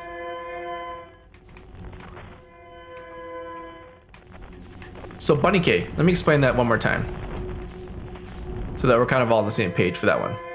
Good question though. I love these questions. So when you're looking at something, Bunny K, what happens is photons fly through space from a light source, right? Photons fly from a light source and they bounce off an object. Once they bounce off an object, some of the energy is absorbed by the object and some of the energy gets reflected off of it. That's how we see colors as well. The remaining bounced light comes back and gets into our eyes. That's how we see things in the world. But photons with it carry energy. And when it strikes an object, it actually imparts energy onto it. Think of like a solar panel, which absorbs a lot of that energy and converts it into electricity for us. So what happens is, as the photon flies through space, it hits an electron, an atom, for example. It imparts energy onto it, and it causes it to change. It causes it to move. It causes it to spin. It causes it to do something else. And when it bounces back into our eyes, we consider that observing. But by the time we observe it, the energy has already been transferred to it. So it's already different. That's why when we observe something, right, we see one thing.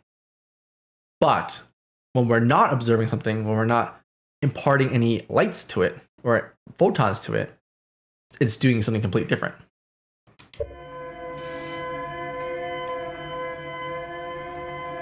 Cool, right? Okay, speaking of cool. So now we have finally found the missing third escape pod. Oh! So these are the escape pods that flew out of the Nomai, the ancient race's main ship. Escape pod number 3. Yes.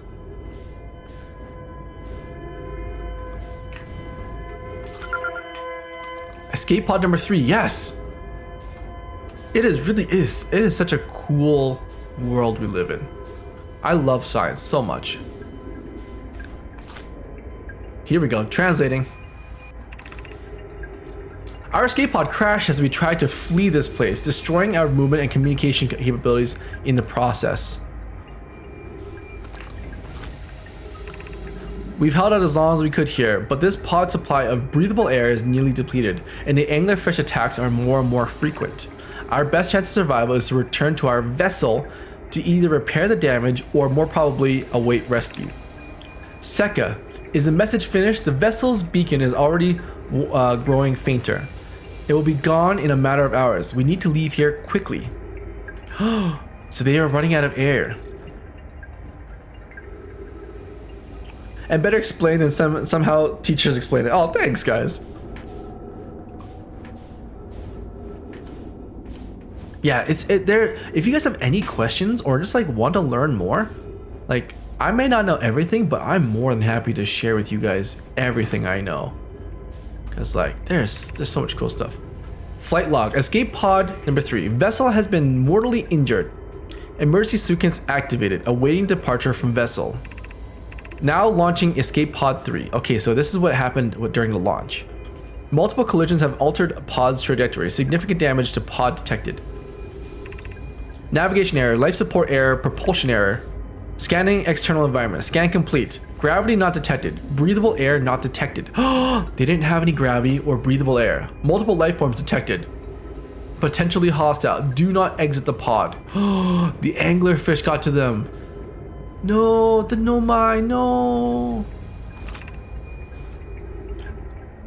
Din, there's a new problem. Our equipment is detecting 2 distant beacons from the vessel. But it isn't possible for the vessel to be in 2 different locations at the same time. I agree, but the beacons are exactly identical to each other. Perhaps if we had more time. We're nearly out of time already. Din, the vessel's beacon is quickly fading. Soon it will be gone and will be lost. We will follow the beacon source until it's near us. We likely don't have enough air to reach further of the 2 beacons, Din. The decision is made for us.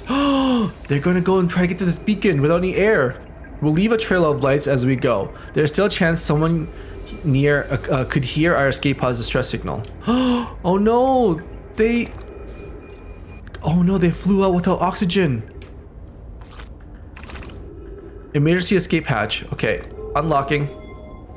So these Nomai were in a desperate situation. Oh! And they flew out. And they left a trail of lights. Okay, I'm going.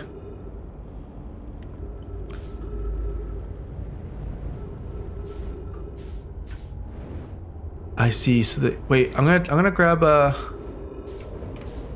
You know what? I'll just go on foot. Actually, you know what? No, if they ran out of oxygen, I might run out of oxygen too. Let me grab my ship. We gotta be smarter than the average bear. Okay, buckle in. Follow the trail of lights.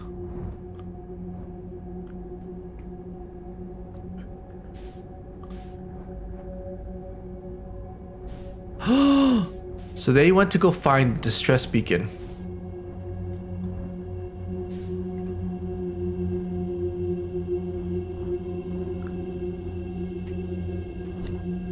Oh, the music.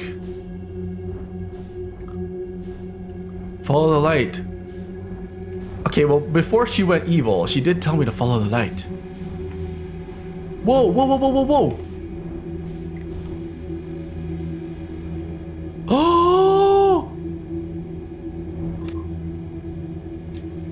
Oh no!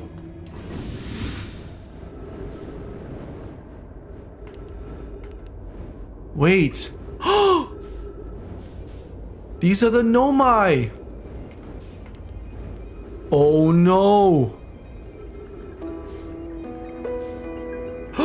They all ran out of air. To anyone here come to search for us, we followed one of the beacons. We followed one of the 2 beacons from the vessel to this place, but now can go no further. It's almost too faint to hear, but the vessel's beacon is still faintly emitting from within this thorny seed. Yet the opening is too small for even a single Nomai to fit through, so our escape pod couldn't have flown through here.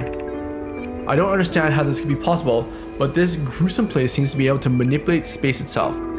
Maybe this is our undoing. To be so close to the location of the vessel and still be so far. Difficult. Worse, the vessel's beacon is dying. Soon, we will be unable to hear it. There is nothing we can do but try to perhaps find a way inside, or at least attempt to comprehend why this is happening. My dearest hope is that the other escape pods are able to reach relative safety. Oh, they ran out of air. Oh, that's so sad. Oh no! They were just hugging each other, holding hands before they died.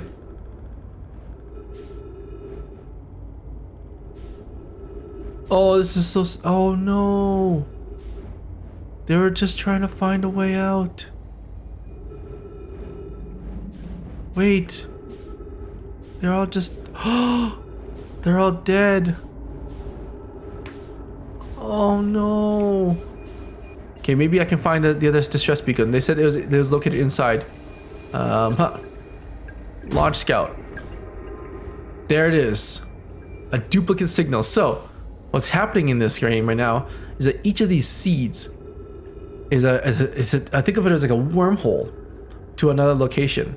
So as I fired my signal locator, my little probe, inside the thorn seed here, it actually created a duplicate signal way off in the distance over there. So, technically speaking, I can just follow the duplicate signal and find out where the wormhole comes out, since the signal is coming from the wormhole itself. See? Oopsies. Oopsies. Oopsies. Alright, back into the ship. It's the only one reason I function in society as well as I do. I go and see a therapist tomorrow. Hey, you know what? I'm all for therapy, guys. Many of you don't know this, but I actually go to therapy myself. I highly, highly recommend therapy for anyone. It's a great. Oh, they died holding hands. Oh no. Oh, that's so sad. Yeah, I go to therapy myself. Not because I mean, sometimes there's problems, but therapy just helps me kind of like get my thoughts out, you know?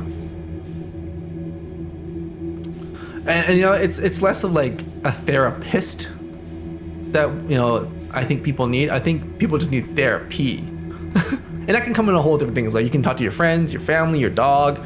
Like as long as you kind of get it out, I think that's the really important part. You know? Get it out and start to like figure out your thoughts and why you're feeling certain ways and reflecting on yourself. That's super important.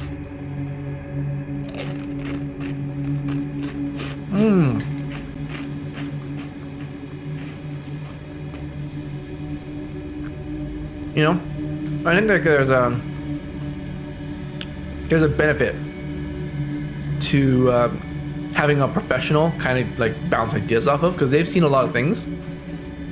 So I generally think it helps a lot, but friends and family could be the same thing as well. And oh my god! Oh, okay. These are the anglerfish. Nobody make a noise.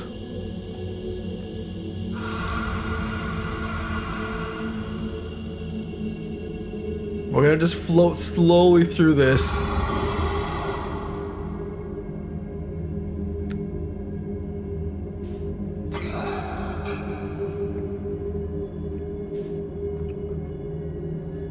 Noise. Luca. Noise.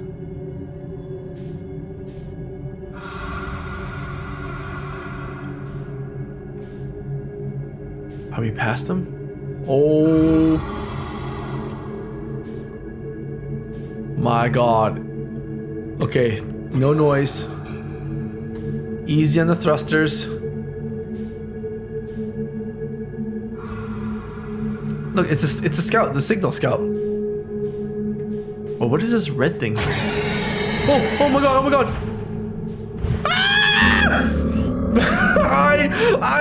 I thrusted when I shouldn't have thrusted. Oh, curse my thrusting. Oh damn it, why did I thrust? I just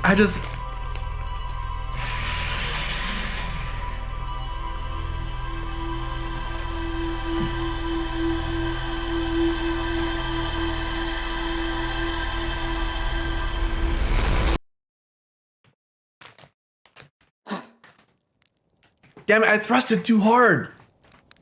Oh, by the way, you see this? You see the thing in the sky here? That blue light? That blue light, guys, is the probe being sent out. So every time I die, the system activates. The sun powers this whole thing. This supernova activates, and it causes this probe to launch every time. That's how the Nomai did it. That's how the Nomai shot 9 million probes into space. They found themselves a time loop and used that time loop to try it over and over and over again until they found the location of the center of the universe. Kira, how's the sandwich, by the way? What'd you put in the sandwich? Damn it, I shouldn't have thrusted. I zigged when I should have zagged.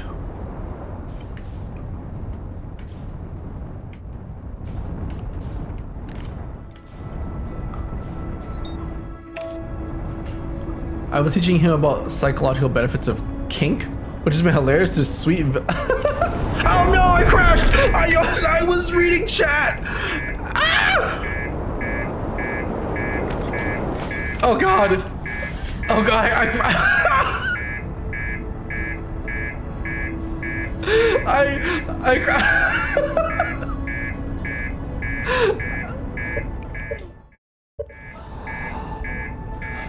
Okay.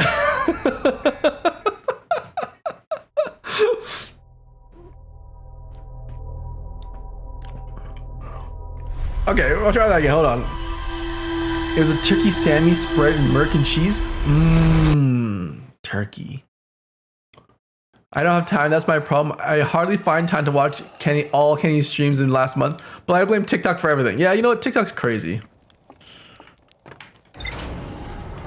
Kink? That's both adorable and yes, kinky. We don't kink shame here, guys. Not that I have any kinks. Just saying.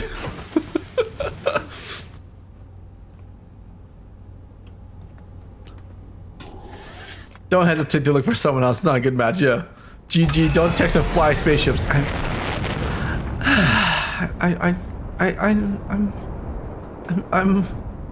I'm not good at flying. I'm more of a ground dweller, you know? I'm good at thrusting. Alright, engage autopilot.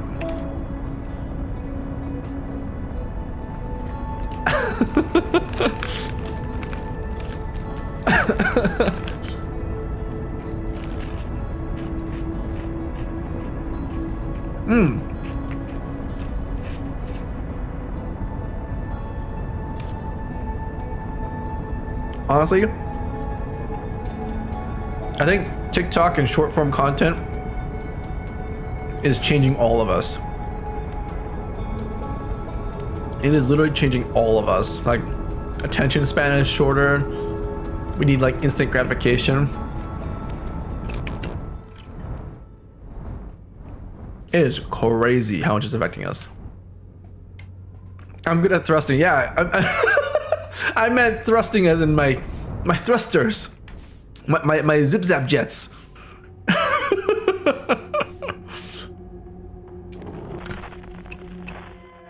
All right, hold on. Distress beacon. We gotta go deeper now.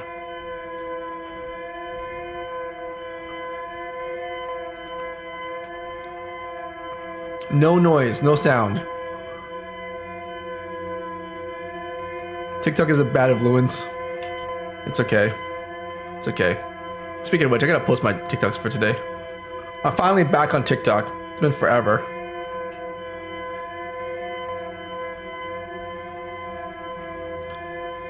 All right, distress beacon, go.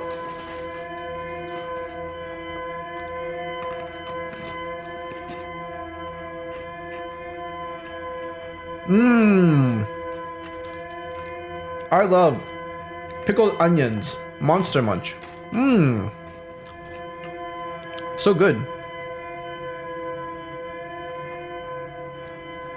I need to get back to posting myself. I know, right? See, I'm back on the editing grind. Yeah, keep us updated in the Discord. I love our Discord so much. My place to be. Though I gotta keep on trying to keep up with everything.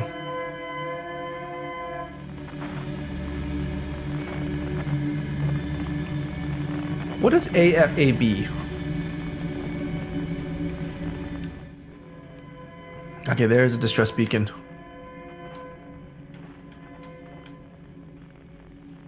Assigned female at birth.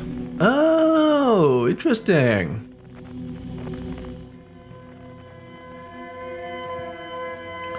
Beacon got.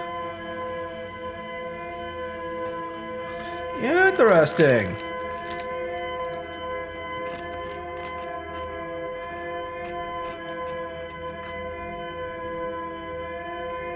Okay. This time, no one make a noise. No thrusting this time. I'll try to get back to this week. You know, honestly, Luna, content creating is one of the hardest things I've ever had to do. Honestly. One of the hardest things. Because it's just like, you slip up a little bit, and it's all downhill. Oh, so hard. So I get it. I get the feeling.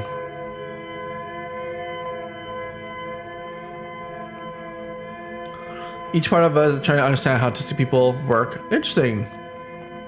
Huh. So we can play those games and pretend / masking better? Oh, goodness.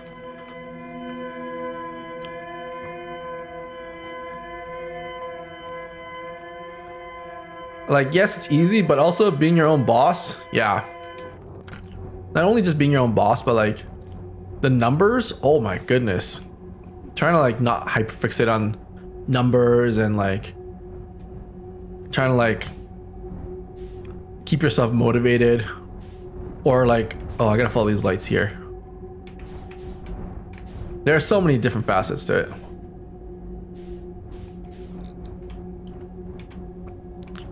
I had to learn to unmask. As someone whose face is on the internet, I can confidently say, when I first started streaming, you try to hide facets about yourself.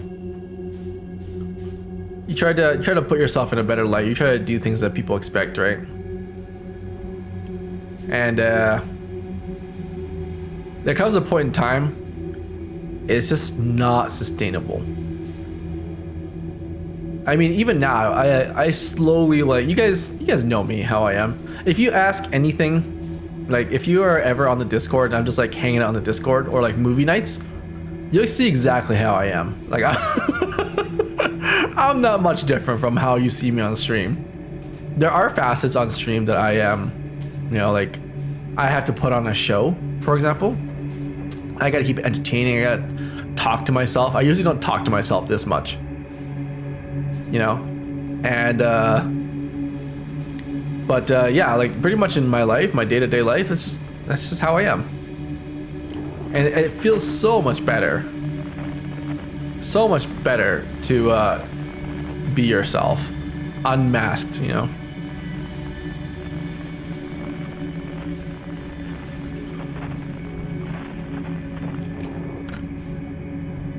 Okay, first things first. I need to penetrate this seed. Penetrating? Penetrating?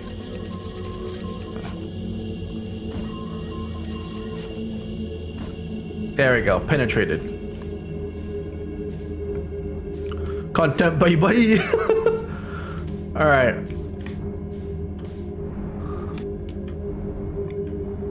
Alright, here we go. That's not, that's why I had autistic burnout quite some time. Masking is taxing.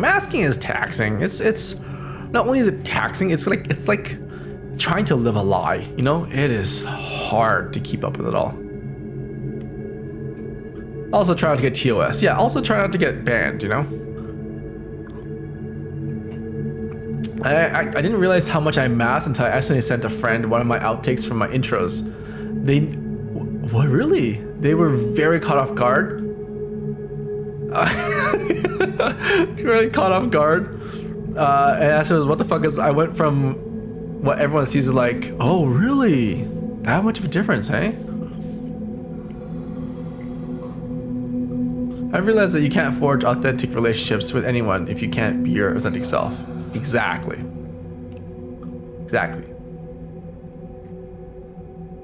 All right, no noise. I am noiseless. I am like silent in my bed. I am like Batman.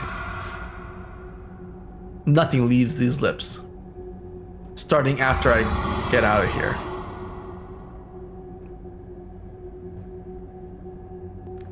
I've been masking for so long. It feels like I unmasked people become masking and acting different. It's a very strange dynamic, you know. Like you mask so long, it becomes your life, you know. What is it saying? Fake it till you make it. Yeah, masking really messes up my head so much because of imposter syndrome. Kira, me too. I highly encourage. You know what? If you guys are ever around me and talking to me, I encourage you to unmask. I'll unmask. I will unmask. You ever see Scooby-Doo? I'll unmask myself. And the real culprit is this guy. Yeah. Don't be afraid to be yourself. Whoa. Do not thrust. Wild. Oh god, I want to thrust so bad right now. But I'm so close to the balls. Oh my god. What is that? I'm not thrusting at all, I'm just kind of drifting. What is this? Nuclei seeds? Wait. Am I a sperm? Are these eggs? Huh? Am I a sperm? What are these things? Wait, molecules? Oh, they're glowing.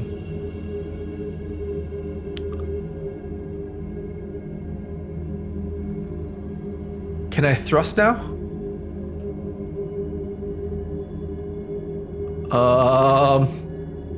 Maybe I'll thrust a little bit.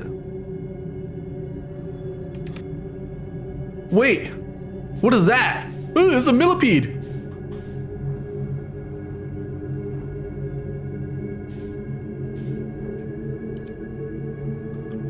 What is this? Okay, I'm entering the middle of the seed. I am penetrating the seed.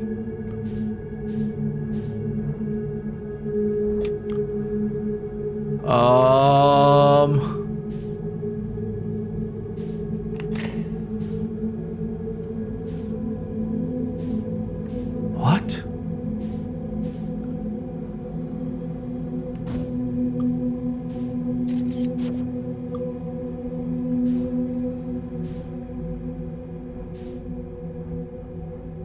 Oh, what's that?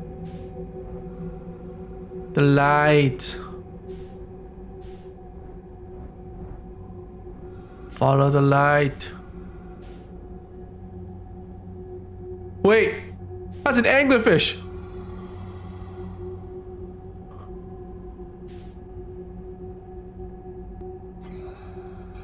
Davy Jones's locker. Oh.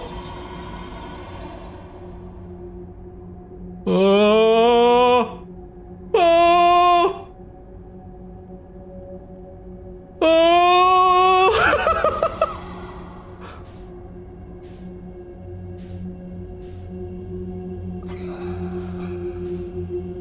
Can you steer away?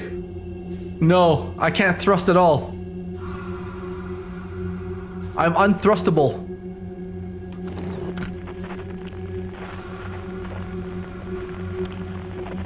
Oh no, I lost my signal. Ah, crap. Alright, I'm thrusting. I'm running. Oh, oh okay. Hold on. I was distracted by the balls. I was distracted by the balls. Ah. Curse my inability to... Look away from the balls. You need to find out. I put away my signal thing. Okay, we're gonna speed run back there. See, look, every time I come back to life, guys, this machine here launches out a probe into deep space to find the signal of the eye. See? Very fascinating. I love how you guys are just having a full-blown conversation in here. I love reading all the VODs afterwards. Love it. Alright, hold on. Alright, we're gonna speed run back inside. We gotta make sure that we get all the way to the second beacon. Alright. Wait, you're going to go see a crush? Sunshine Shadows, wait. Ooh, you're going to see our crush. Ooh, tell me more, ain't nothing but a heartache. Tell me more, ain't nothing but a mistake. Tell me more, I never wanna hear you say I want it that way.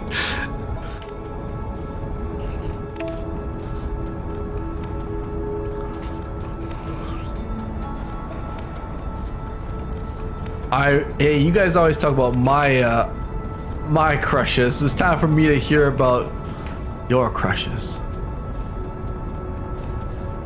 All right, penetrating the planet in 5, 4, 3, 2, 1. Beginning penetration now. Oh, that's fast. That's fast. That's fast. Way too fast. Way too fast. Distress beacon. I hear you, distress beacon.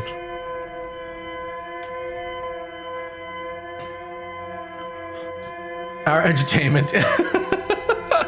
I'm glad you guys are entertained. My eternal crush is in this chat. Is it me? Is it? I know it's not me. It's fine. No one here has a crush on me. I'm uncrushable.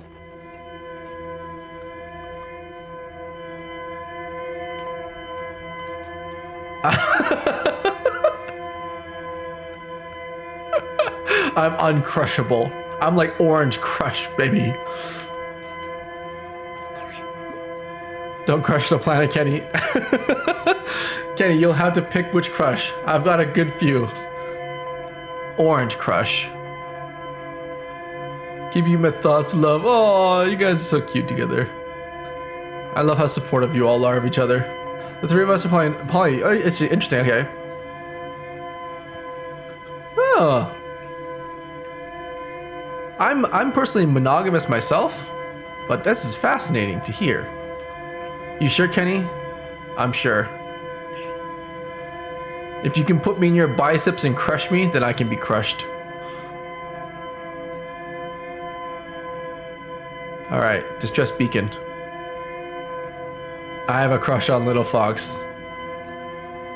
Josh, we need to talk about our relationship later.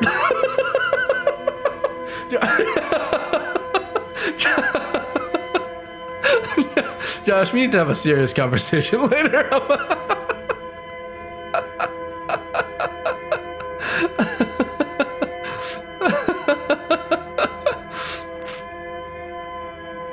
You have tiny biceps? That's unfortunate. All right. Follow the light. Follow the light. Also, guys, I got in contact with WestJet the other day. So you remember that light, the light system we were testing earlier? So I got in contact with WestJet. They had a couple questions about it. And they were asking, because when a plane evacuates, one of the hardest things they have to do is they have to account for people. They have to account for how many passengers got out, how many passengers are where, and the planes are so big and convoluted that a passenger could be in a seat, on a seat, under a seat. There are a lot of different locations a person can be. And so they're asking me if it was possible, just out of curiosity, if it was possible for a system like this to determine if there was someone still in their seat. So I was like, you know what? Let me try it. So in a couple days here, I'm gonna do a little bit of a test stream to see if I can find a bunch of seats and have Evie identify which seat a person is in, and then guide lights to that specific seat. You had to go 20 minutes ago? Okay, later, Luna.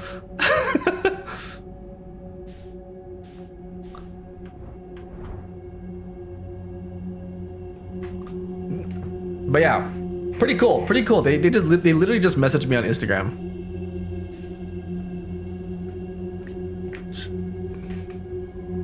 So I was like, ooh, a curious conundrum. That's a cool. I like the idea, Kenny. Me too, right? Because they always like they're mentioning like, oh, they have like the lights in the airplanes, and they're addressable LEDs, right? So I was like, oh, that's fantastic. That's what I was using, addressable LEDs, and they're asking me if it was like possible to have like lights go to a certain a certain seat number and then stop there. I was like, yeah, definitely possible. It's just like with so many seats and so many like people on a plane, how complex it would be to have it on like an airplane. Cool. Yeah, they just had a quick question about it. They weren't like, oh, we need to buy this right away. They just, you know, had a question. So I was like, I'm more than happy to answer. Okay, there's the scout. Okay, now we drift. What if people are under things? That's the thing too. Like there's a lot of things to test still. As I eat this tea cake. Oh my god, I love tea cakes. Can you check my weight and heat? You know, weight is an interesting concept. Do you happen to have any website designs you've made in Photoshop? I may be bored this weekend. Well, Josh, we might have to talk this weekend then. I also gotta talk to Nick about it too.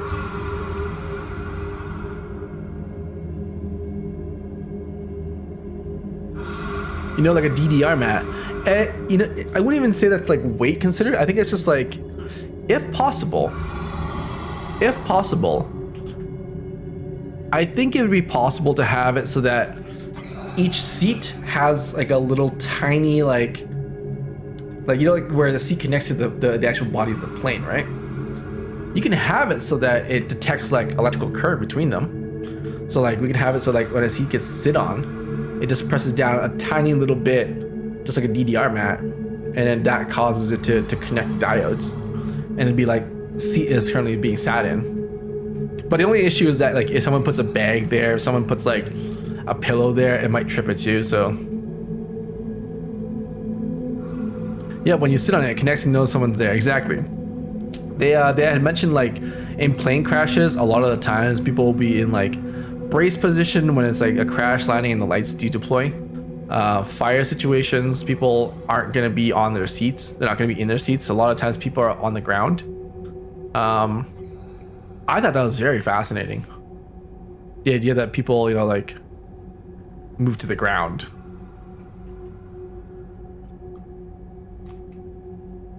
And it's cool because they gave me a lot of insight into it too.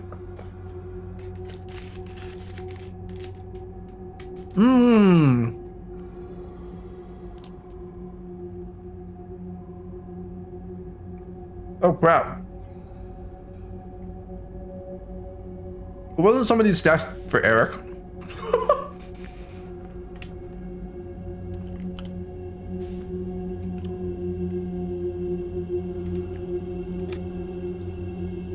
What about an NFC bracelet?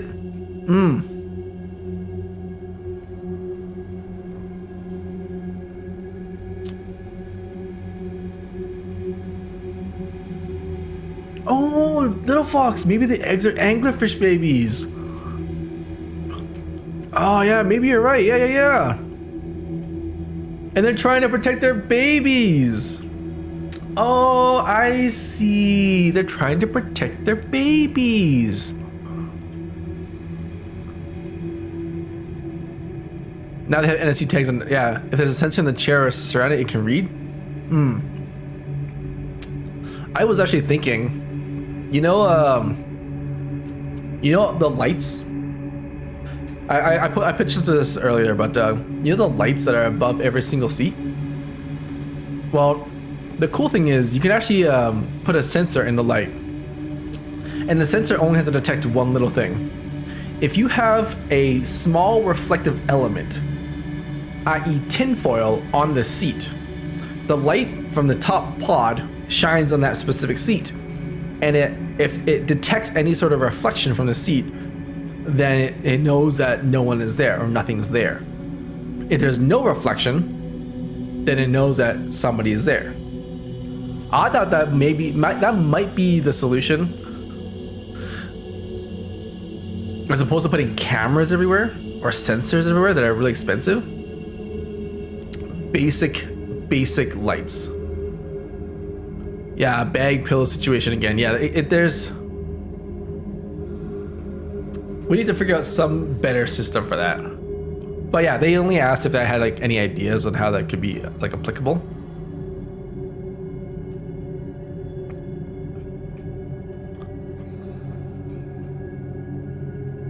That's a good idea if you're talking about just the seats. Yeah, that idea more applies to seatbelts. to see if someone's in their seats during like takeoff or something. The scouts coming from here. Okay. All right, floating in.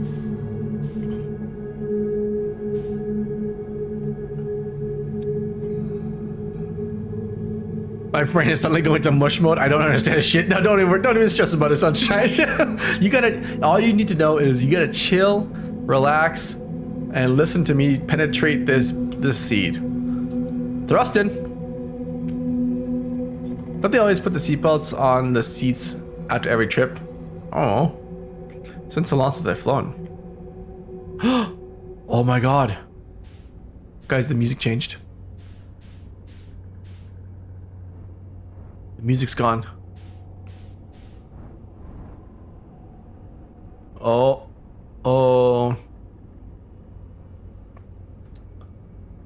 The music's gone. Laughing at this reference, I'm currently sewing pockets into a pillowcase so I store things like my sleep headphones and inhaler without a falling out of my pillowcase. That's smart. That's super smart. Which would reflect. Ah, yes, I see. Whoa. Oh, guys. What is this? Oh my god, Buddy K, I would love to have some pillowcases with some pockets. That'd be so nice. You're struggling to understand English at this point? Oh, well, fantastic. When I poop, sometimes it comes out of the first asshole, but my second asshole also triggers as well. So it kind of splits my poop sometimes.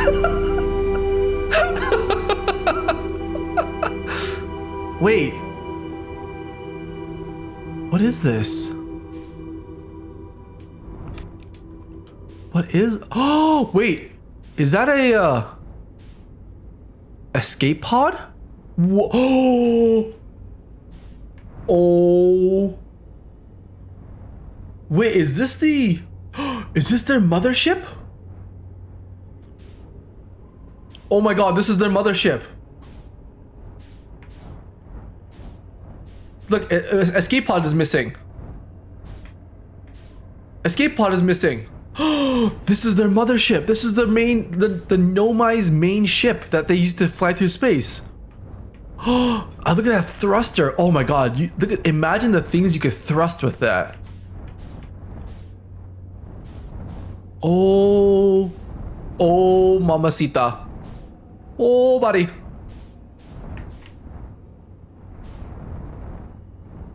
Oh my god, think of all the thrusting you could do with this. Wait, it's still being powered. The lights are still on. Wait, how do I penetrate? Where's the hole? Where's the hole? Yeah, their space vessel. Oh, you're right, Little Fox, this is their vessel. Is this the hole? No, that's not the hole. Gear up. Out of ship. You're right. You're right, D. Let me park this somewhere first.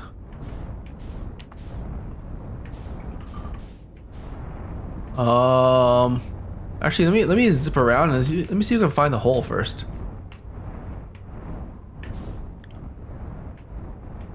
Should be inner pillowcase, outer. Wait, inner pillowcase, outer pillowcase. Reduce the. Oh, I see. Magnificent. Yes, you know, I have to enter through the thruster. Never mind. No hole there. Can I not get inside?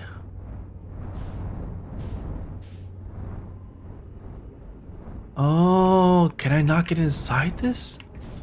No. I have to. Back in high school, they called me the penetrator. Any electrical system, I can penetrate. If it has wires, if it has power, I can penetrate it. Yeah, they're missing all these escape pods, which tells me that, a hole. All right. Launching from ship.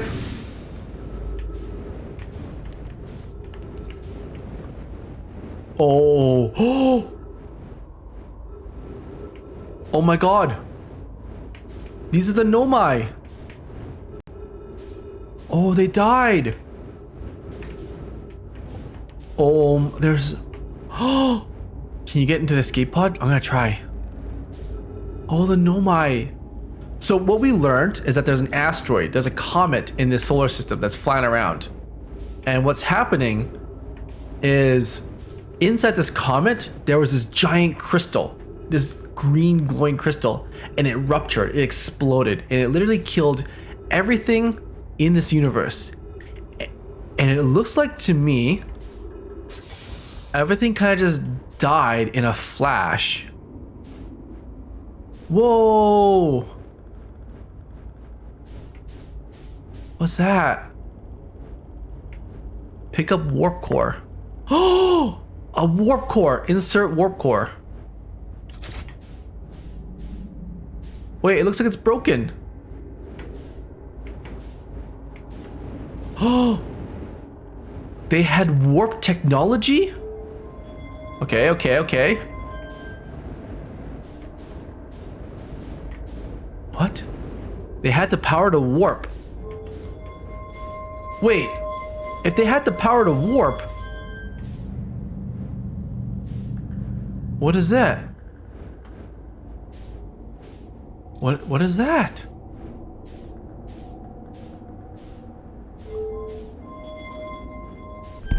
Whoa! A hexagon. It appears to run on some form of electricity. Oh. Oh.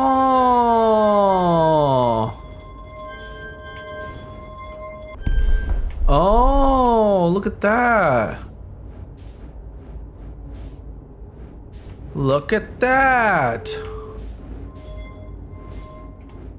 Wasn't there warp cores on the wall a couple streams ago? Oh, Josh, I had to bring a warp core here. What is this? What is this thing? Oh. Oh. What does that mean? Uh-oh.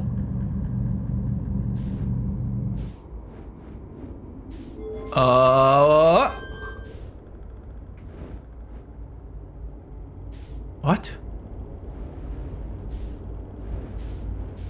What does that mean? Let me suck on this tree real quick.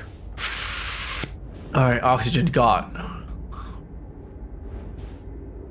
Wait, they have a warp core?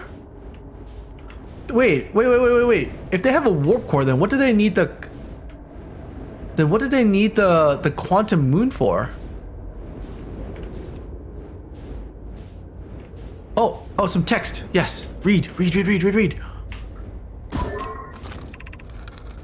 This is Eskul's vessel. Something went badly wrong during our warp and our vessel is mortally wounded. We need help as quickly as possible.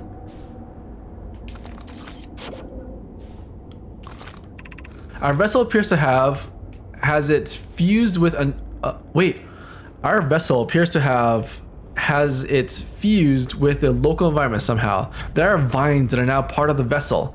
It's been torn apart from the inside itself. We are abandoning our vessel. Any Nomai clans or spaceflight capable species receiving this message, I implore you, we need your help. Is this broken? Can anyone hear me? Our vessel is dying. We need immediate assistance.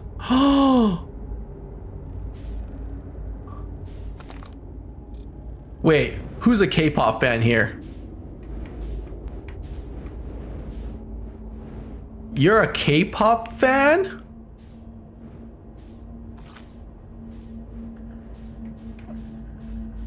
Guys, I'm also a K-pop fan. Any Nomai fans, we're hearing the signal. It's clear the universe is dying. There are fewer and fewer resources and safe places within the space now. So my clan and I believe the best option is for our clans to stay together.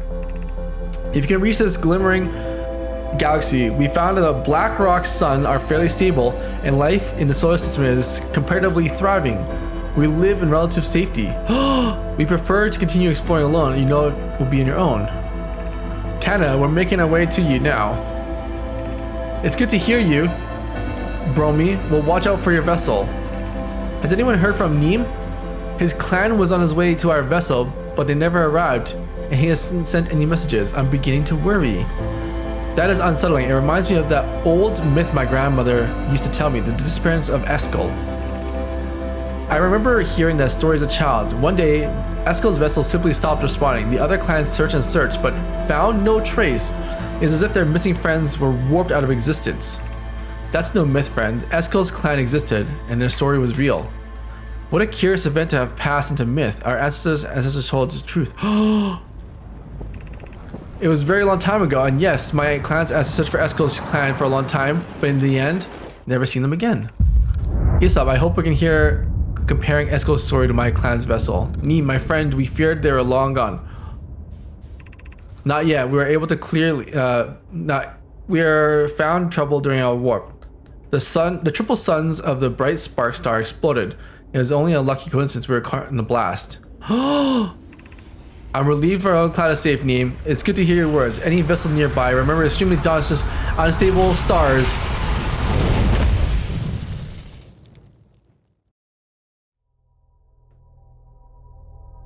Wait, so you're telling me that this race of Nomai, this entire race of Nomai have multiple vessels with multiple clans, and they somehow, by the way, I died from the exploding star. So every 22 minutes the star explodes, so I had to restart. Interesting. So there are multiple clans and multiple vessels. And then this vessel, the Eskel vessel, was eaten up by this planet of thorns. Oh, I see. I see. What's your favorite K-pop band? In all honesty, it's Twice. It's Twice. Next to that is Momoland. I haven't really heard a lot of BTS, so I need to start listening to them more. Super Junior was really good today too.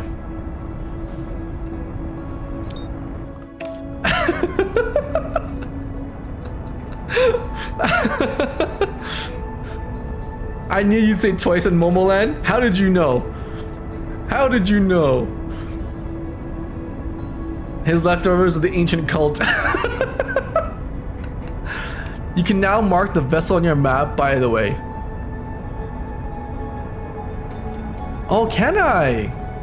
Noisy boy, can I? You can mark the vessel on your map, by the way.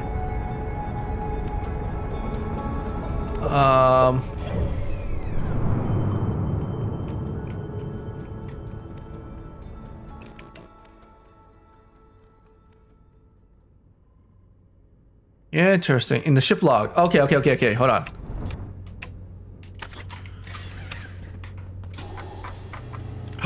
Escape pod 3, yes!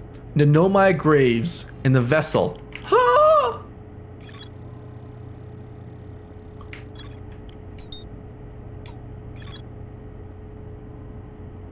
Interesting. This is also a favorite game of all time. Can't wait to see you finish it. Oh, it's so good right now. I just found out that the Nomai were a giant race. They had multiple clans, multiple ships, and I just discovered that they had a warp core. What?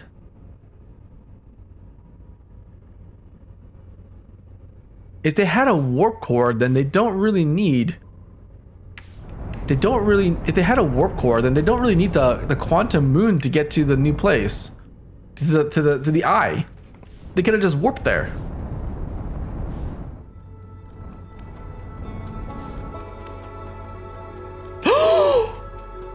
Oh my god!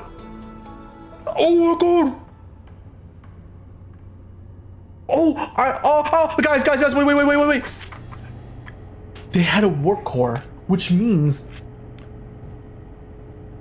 They wait. The coordinates. Oh, the machine that they had in the middle of the warp core thing. That's how they inputted the coordinates. That's how they imported the coordinates. Look, right here. Oh my God. Look. What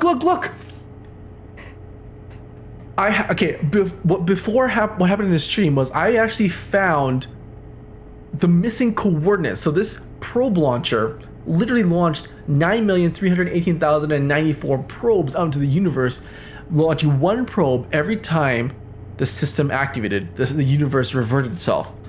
I actually found that one probe returned the coordinates. Oh, the coordinates of the eye. This is the picture of it. That's why the hexagon shape. The hexagon shape allows you to input coordinates. Oh, you have to add it to the hexagon. D, you have to add it to the hexagon. Okay. So what I discovered before, right? What happened was there's this orbital probe cannon. This probe cannon sends out probes everywhere. One probe came back with the coordinates. These are it. Okay. Hey, Mr. Chonko Boy. Hey, man. I've been following your playthrough and I've been really enjoying it. Oh, thank you. Welcome in, guys. Welcome in, Mr. Chonko Boy. Especially how you logically think things through while talking through your thoughts and process. Are you gonna play the DLC? 100%. I'm hooked. I'm hooked on this. Sunshine, right after this stream, K-pop. You, me, whoever else wants to join.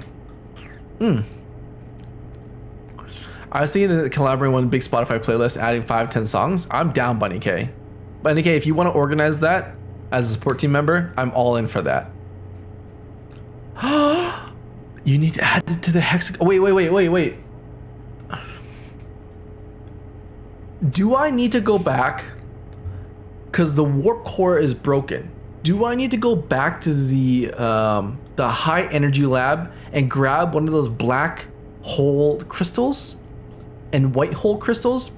What we discovered was, on last day's stream, what we discovered was the Nomai built these machines. They built this thing called the Twin Ash Project, right? And this Twin Ash Project was designed to use what's called statues and masks, right? They paired each statue and each mask to an individual Nomai, or in this case, me. So each person had their own set of masks and statues. Now, what this Twin Ash Project was all about was that it was a system designed to travel back in time. They had discovered that there's a white hole and a black hole situation. If you send something into a black hole, what happens is that it actually exits out of a white hole. So things go into the black hole and out a white hole. The crazy thing that we discovered in this game is that there's a time difference, a micro time difference. The object actually comes out of the white hole just a few fractions of a second faster than it entering into the black hole. So they came up with this theory. The Nomai came up with this theory that they could expand that time difference. That they could send an object into a black hole and have it come out of a white hole earlier. In essence, if I threw a ball into a black hole, I would see it coming out of the white hole faster or before it even entered the black hole. So the Nomai thought, oh wow, like this is a form of time travel, essentially, a negative time space. So they're like, okay, well, let's build a project that allows us to extend that time so that we can throw something into a black hole and before it has even entered the black hole, see it come out of the white hole. Time difference, time dilation difference. Amazing. So they built this project called the Ash Twin Project in hopes of sending information to the past. A minus 22-minute interval to send information to the past. what this Ash Twin project is it's a system that allows you to upload your subconsciousness, your brain, your thinking, your memories to the past because of that time difference, right? And the more energy they put into this machine, the bigger that time difference can be. So the further in the past they can send their memories. That's what happens to me every single time the sun explodes. They discovered that by blowing up a sun, causing what's called a supernova, that they could harness its power to send messages back in time. Information back in time. So thinking about it, what they did was, instead of sending out 9 million probes, they just send one probe. If the probe comes back with, I found the eye, that data gets sent back in time so they have it in the past. If it came back with, I didn't find it, they know to send another probe in a different direction, in this time loop that we're stuck in right now. That's what's happening to this system. That's what's happening to the universe right now.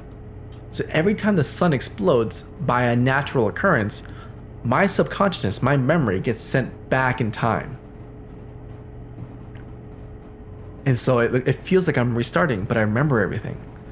How cool is that? So I, myself, my human Kenny body here, my memory of how the game works, is actually just my subconsciousness being sent back into the past. My memory is being sent back into the past. Fascinating. So if that's the case, if that's the case, then we know the coordinates. We need to find a warp core or some sort of energy source to power the vessel. Because the vessel will, in theory, should allow us to teleport because it's got a warp system, right? Have you ever seen, I've never seen a warp core. I've seen some black hole and white hole cores, but I've never seen a warp core. Never. And you know what? It might be hidden here in the black hole forge. I think you're right, D. I think we need to explore these question marks. There's a tower of quantum physics we've never visited. The sixth location we've never visited before. Black hole forge. Maybe that's where they made the warp. Oh, maybe that's where they made the warp cores. Oh, okay. Black hole forge it is. All right. Fascinating. But you guys kind of see how this game works, though. This game's like a very, very deep understanding. Because I was told that once you play this game once, you can never play it again. You can never enjoy it the same way again. And now I know why. Because every time I reset, I myself, Kenny, know more about the game. I know. Oh shoot! Oh shoot! Ah! I took my hands off the controller. Oh, why was I flying and talking at the same time? Sorry. So, I as Kenny know. I know all the memories, everything I've learned. Sweet mamacita. Get hollow lantern. Yeah, that little glowing fireball there, that's surrounding Brittle Hollow, the other planet. That's a moon called Hollow's Lantern. It's on fire. Let me explain to you guys the history of this little planet here. This planet that we're going to. This is Brittle Hollow. So, I've learned through experiencing the notes in this thing that there was an escape pod. Escape pod number 2 or 1. One of the 2 escape pods actually landed on this planet called Brittle Hollow. Now, inside the core of this planet lies a black hole. Okay? So the Nomai were kind of stuck in deciding how would they survive on this planet that I'm looking at right now. If they stayed on the surface, what happened is you'll probably notice that this glowing red moon here is shooting out giant balls of magma. Now those giant balls of magma crash onto the planet's surface, making the surface completely uninhabitable. So, look at that giant asteroid right there. What happened was the Nomai decided to live underground. But underground, let me show you guys. I'm gonna land here. I'm gonna show you guys what underground looks like. Kira, thank you for the lurk. Kira, I've missed you. It's been so long. Kira always sends me TikToks, by the way. It's always so nice to see. Okay, let me try to get inside. Let me show you guys what the internal structure of this planet looks like. So, the Nomai decided to go and live inside this planet. So they constructed an entire city called the Hanging City. Why is it called the Hanging City? I will show you.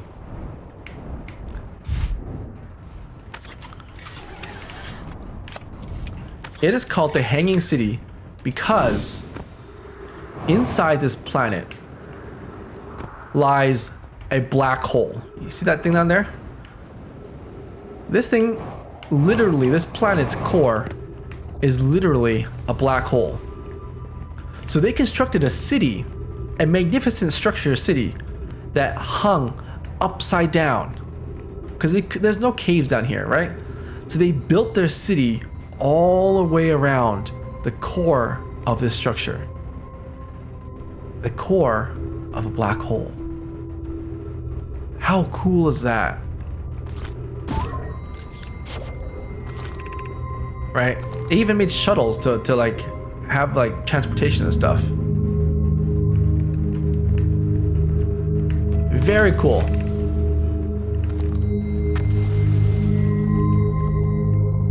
So, one of the things that we really need to do, guys, is we need to discover the crossroads. We need to go explore this underground city. This entire cityscape down here. We need to explore this.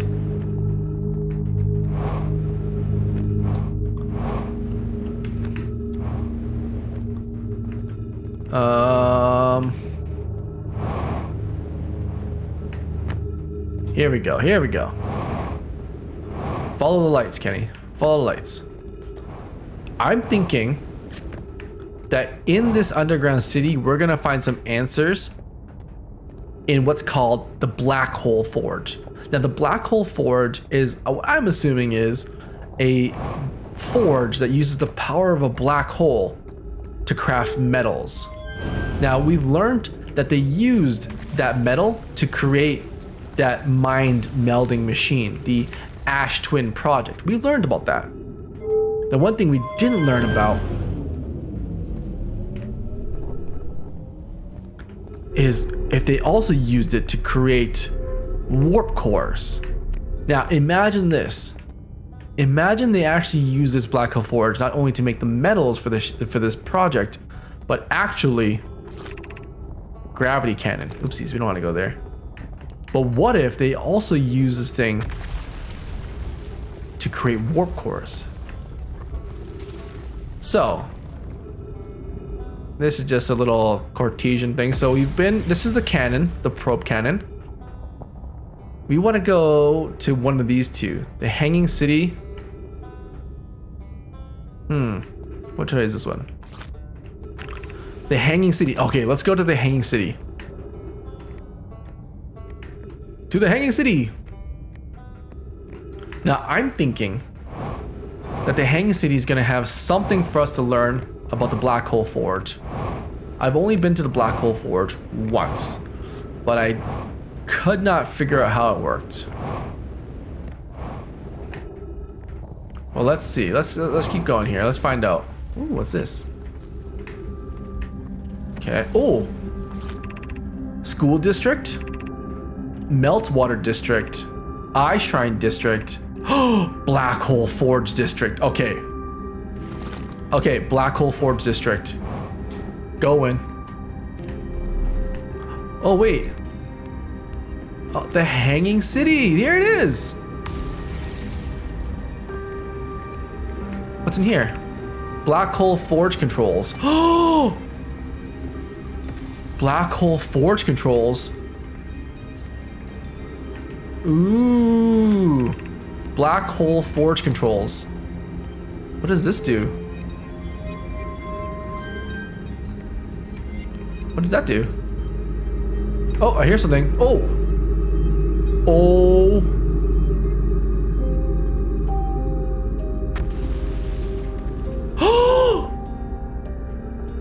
That's the Black Hole Forge! I remember that because I could never get into it. I needed to go here first. It's only me, those vines like everywhere. I noticed that too. These vines are growing rampant everywhere. Oh crap, 3 minutes of oxygen left. I need to go find a tree to suck on. Oh, here's a tree. Nice.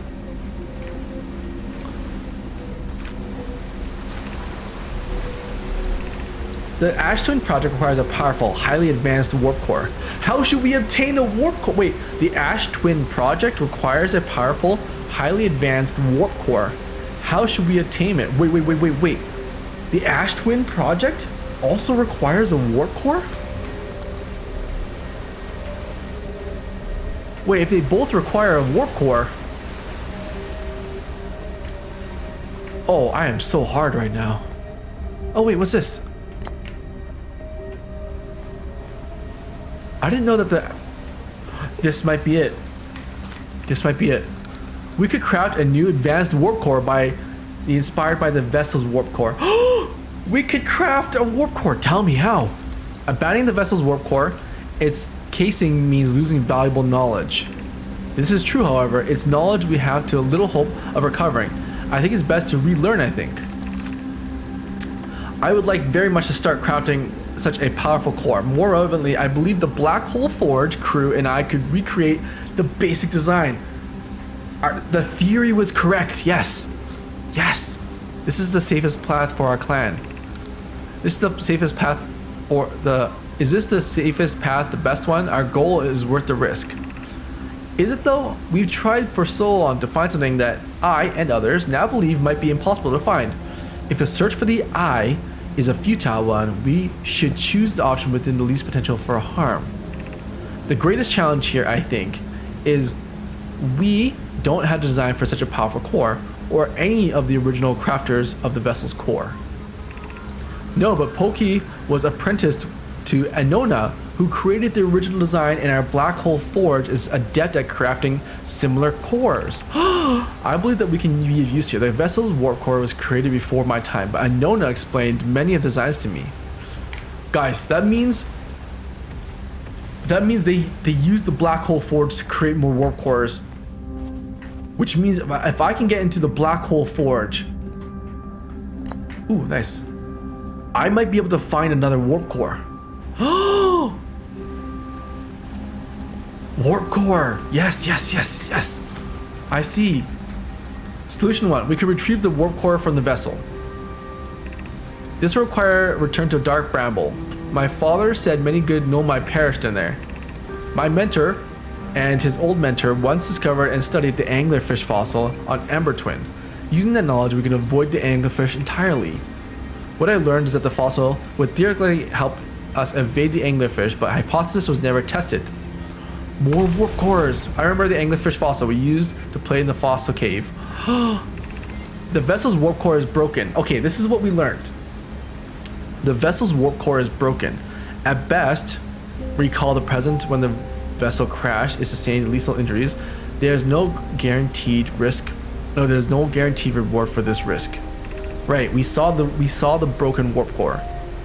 Perhaps we can repair it. My grandmother told me there was little time to assess the nature or extent of damage. Even if it was no longer functional, the old core could be a valuable blueprint, provided we are able to transport it back here. Oh my god, did I need to bring the warp core with me? Oh, I need to bring the warp core. Maybe I can use the black hole forge and the old warp core to craft a new one. I feel strange trying to recreate a known as warp core without him. At times, it still feels strange to no longer be his very young apprentice, and for the black hole forge to be in my care and not his. Hypothesis: this will always feel strange. Even though my time with him was short, I miss my old mentor deeply. I have a chance to try this thrilling, but I don't know. I don't want to disappoint everyone. I think I can do this probably, but what if excitement has clouded my assessment of my own abilities? Still, all I can give is my best, and Anona would say, should my best be insufficient, then we will find another way to achieve what is needed. Was I wrong in volunteering to build it? I was born in the star system. I never saw Anona's warp core of my own with 3 eyes. I only know what he taught me.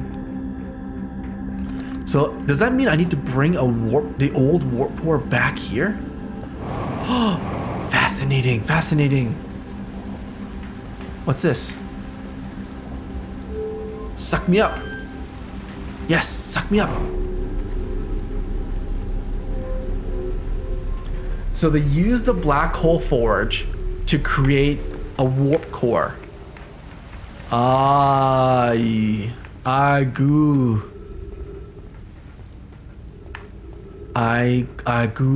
see. Okay. Maybe it's up here.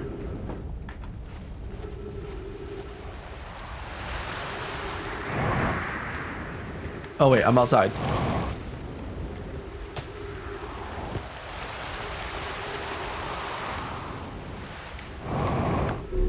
Yeah, okay. So, this tells me I need to get to the black hole forge ASAP. Okay, going to the black hole forge. I use this control to... Oh, I raised it. Wait, does that mean... Oh wait, that's a symbol. Look right here. Black hole forge district. Symbol, twisty symbol. Twisty nipple symbol. That's where I gotta go. All right.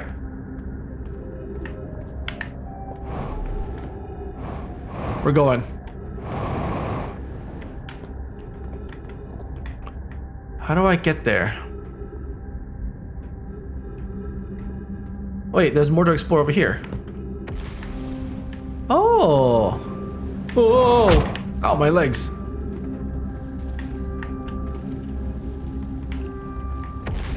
Wait. What's this shaft doing here? You should die, get the core, and come back. While I'm already here, let me see if I can, like, diagnose. If I can diagnose how to get to the black hole station.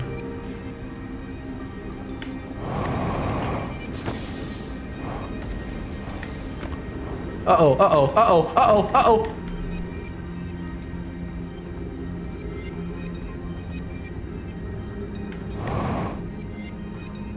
Wait, how do I get up there?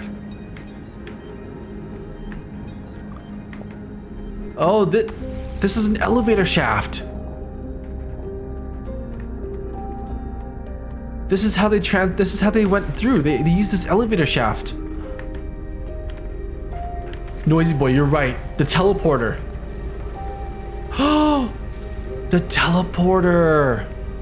Wait. The teleporter. We could use the teleporter. Okay. I see. Oh my god, I understand now.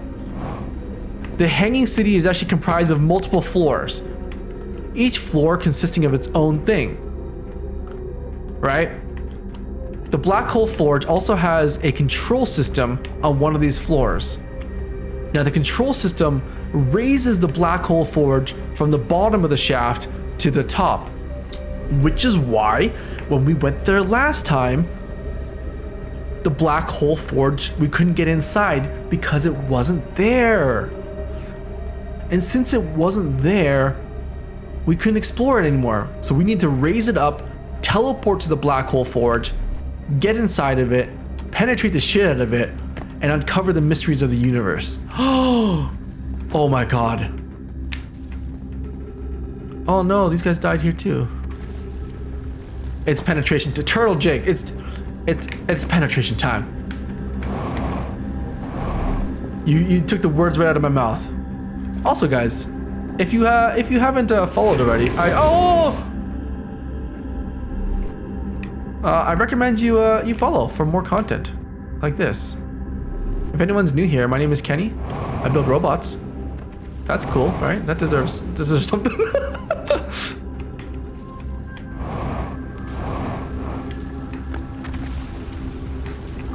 Yeah, follow for more great content because I am intrigued. I'm intrigued. Okay, so let's get to the black hole, guys. Step number 1. Wait. Wait. Wait. I just had a revelation. Wait. This ghost orb matter thing. This ghost orb matter thing. I found it on the comet.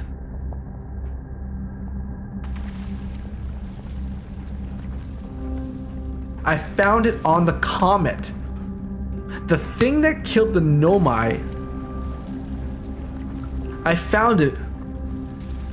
Oh.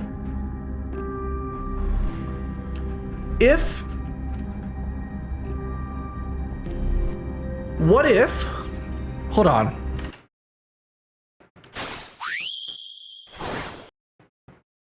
What if in this universe, there are these blue crystals everywhere. These blue crystals emit what's called ghost matter.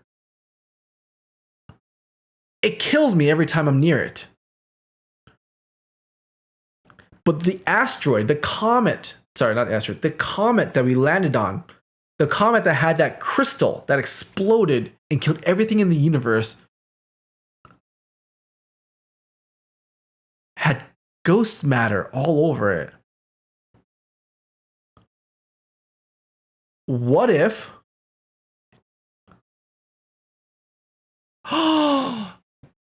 At the beginning of the game, I met another local scientist of my species.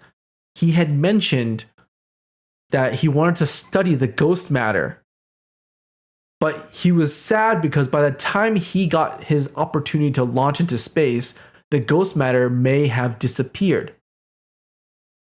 What if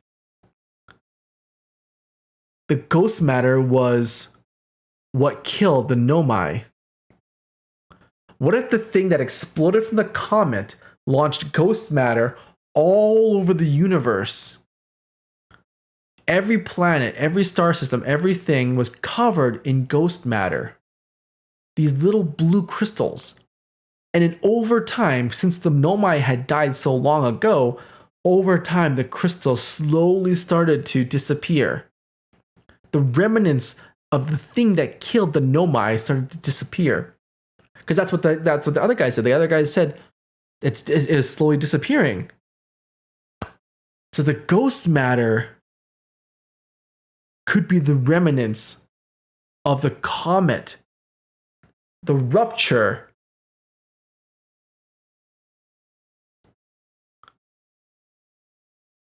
causes ghost matter to expand everywhere.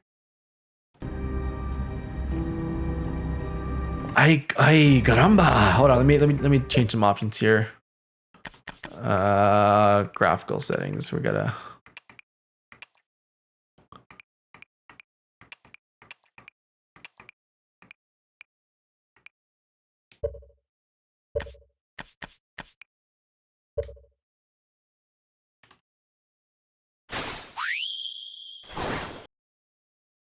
Interesting. You have sushi? Ooh. Sushi. This game causes my camera to lag out a little bit. Let me see if I can fix that.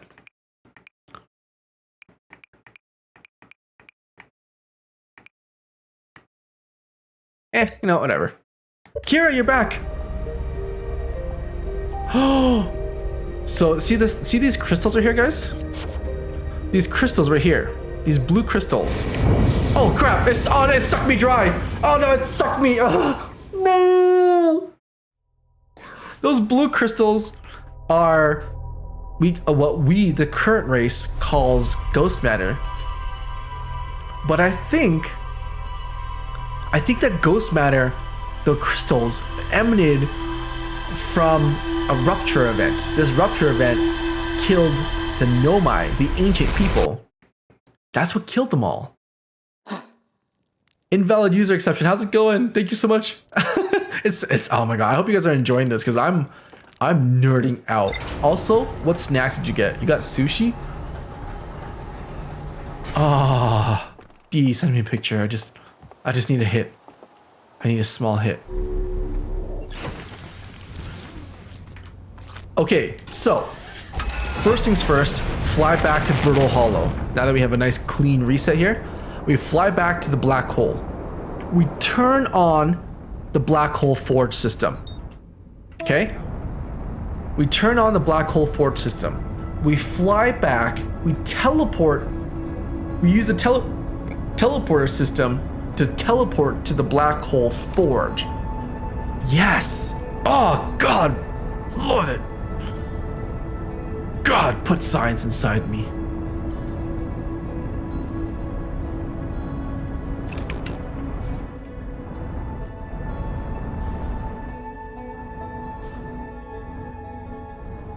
Okay, this is where we entered before. All right, penetrating the planet now. Oh god, I penetrated too hard. All right. Cool. All right. Stay here, Ballsack. Oh, the name of my ship is Ballsack. You stay right there, Ballsack. I gotta go science the shit out of this thing. Just that's my secret. Slam it in there.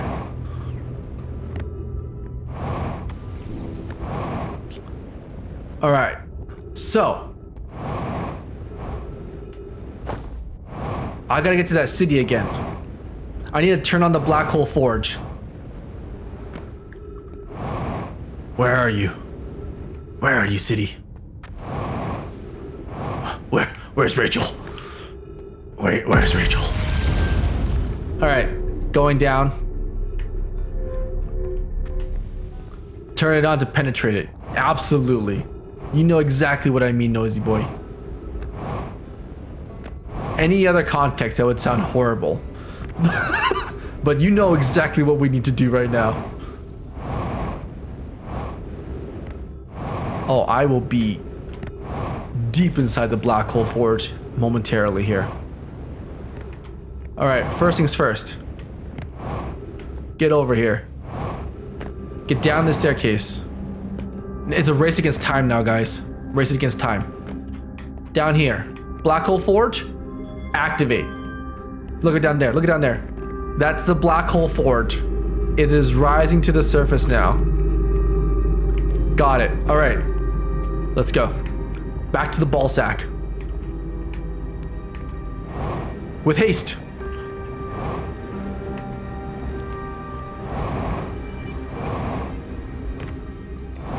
Come on, ball sack.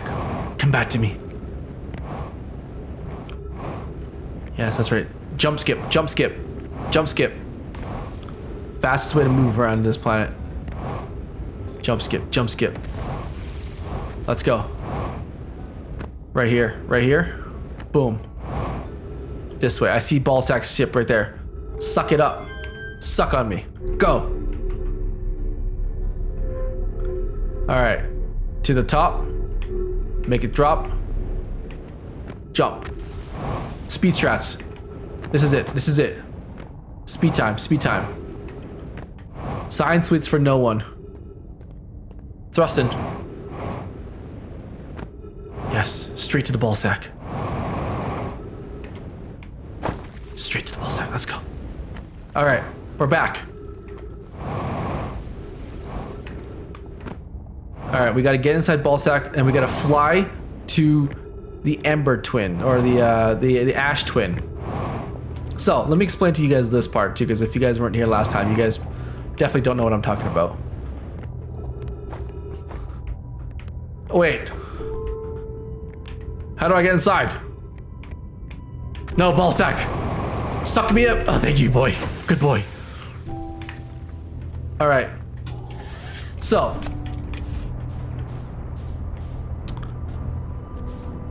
Now, this is very important. So the Nomai wanted to build this Ash Twin project. Where's the sun? Okay, very important part of lore here for you guys. The Nomai wanted to build this Ash Twin project on what's called the Ash Twin. Now, what they did was they needed material from all around the universe, not the universe, the solar system. Okay, they needed metal and material all around the solar system. So on this Ash Twin, which is these two circulating planets here, these two planets right here, they're actually interconnected to each other. On the Ash Twin planet, one of the two balls here, okay, what happened was they actually built a teleporter system. That way they could teleport material from other planets around the solar system and bring it to their project. Ingenious design, ingenious design. So on this Ash Twin here lies a teleporter system. Now it allows you to go to any planet in the solar system. So if I land here properly,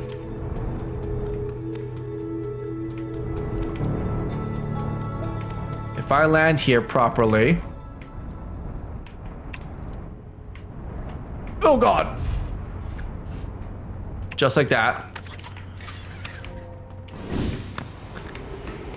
I should be able to teleport to any location in the solar system, including what we do now know to be Brittle Hollow, the black hole planet there. Haha! Oh, let me just get some more fuel first. I ran out of fuel. So.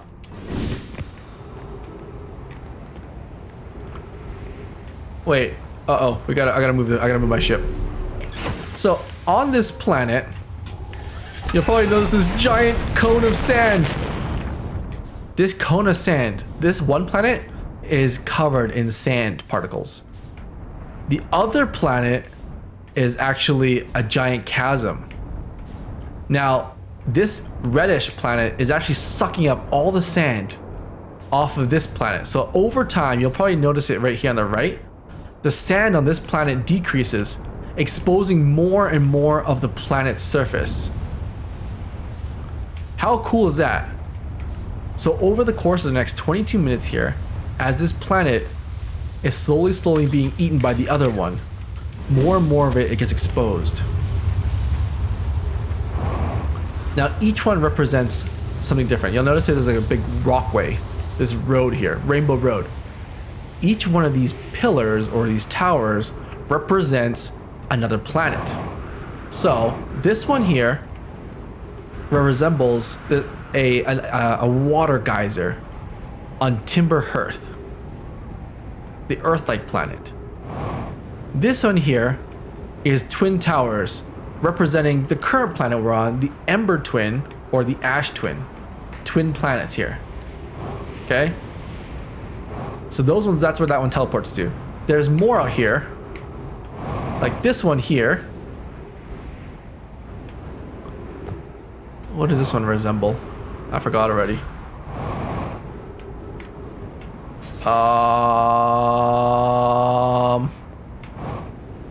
This one here.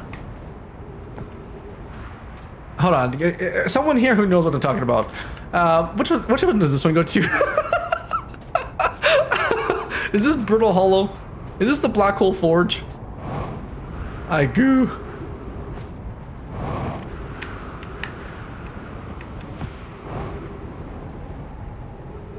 Timberhearth. Okay, Timberhearth. Okay. Oh. Hey, Wappler. This one is Brittle Hollow.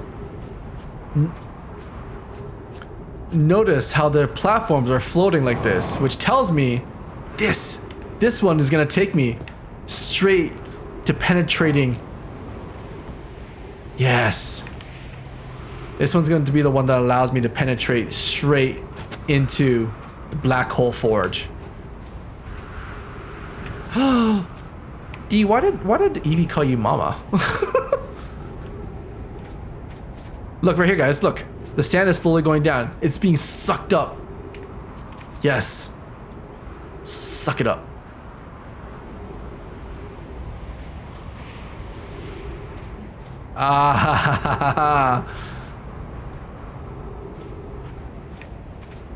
Okay, so if this is correct, once this thing gets into alignment, it should teleport me.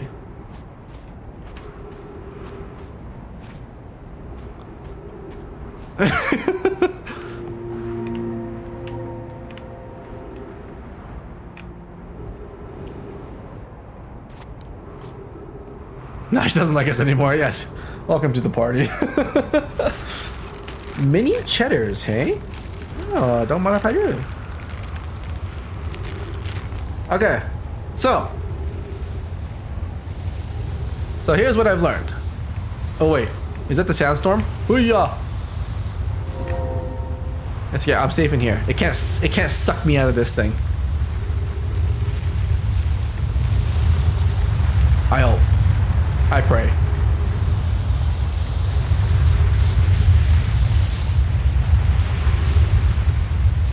Yeah, okay, I'm safe inside here. Perfect. So, now that we've raised the Black Hole Forge, what we have to do is we have to stand on this teleporting crystal and look up. Now, as soon as that planet comes into alignment, which should happen shortly here, it will teleport me directly to the planet. So I have to wait until this crosshair is looking straight at Brittle Hollow, the Black Hole Forge, and then it'll send me there. Science, baby. Science. Hold on, let me crack open some more snacks. Ooh, mini cheddars. Oh, here we go. There we go. See, it aligns and then it sends me. Now, we already know the Black Hole Forge was above us last time when we were here, right? That's because everything was built upside down. So right now I'm sticking to the floor because of these magical lines in the floor, but that's the black hole up there. And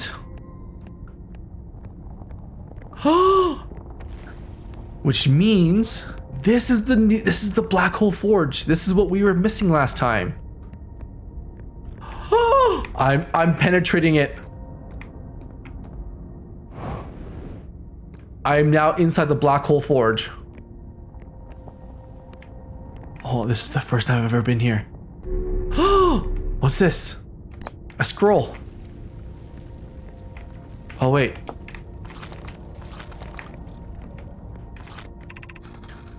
Where am I taking this first black hole core?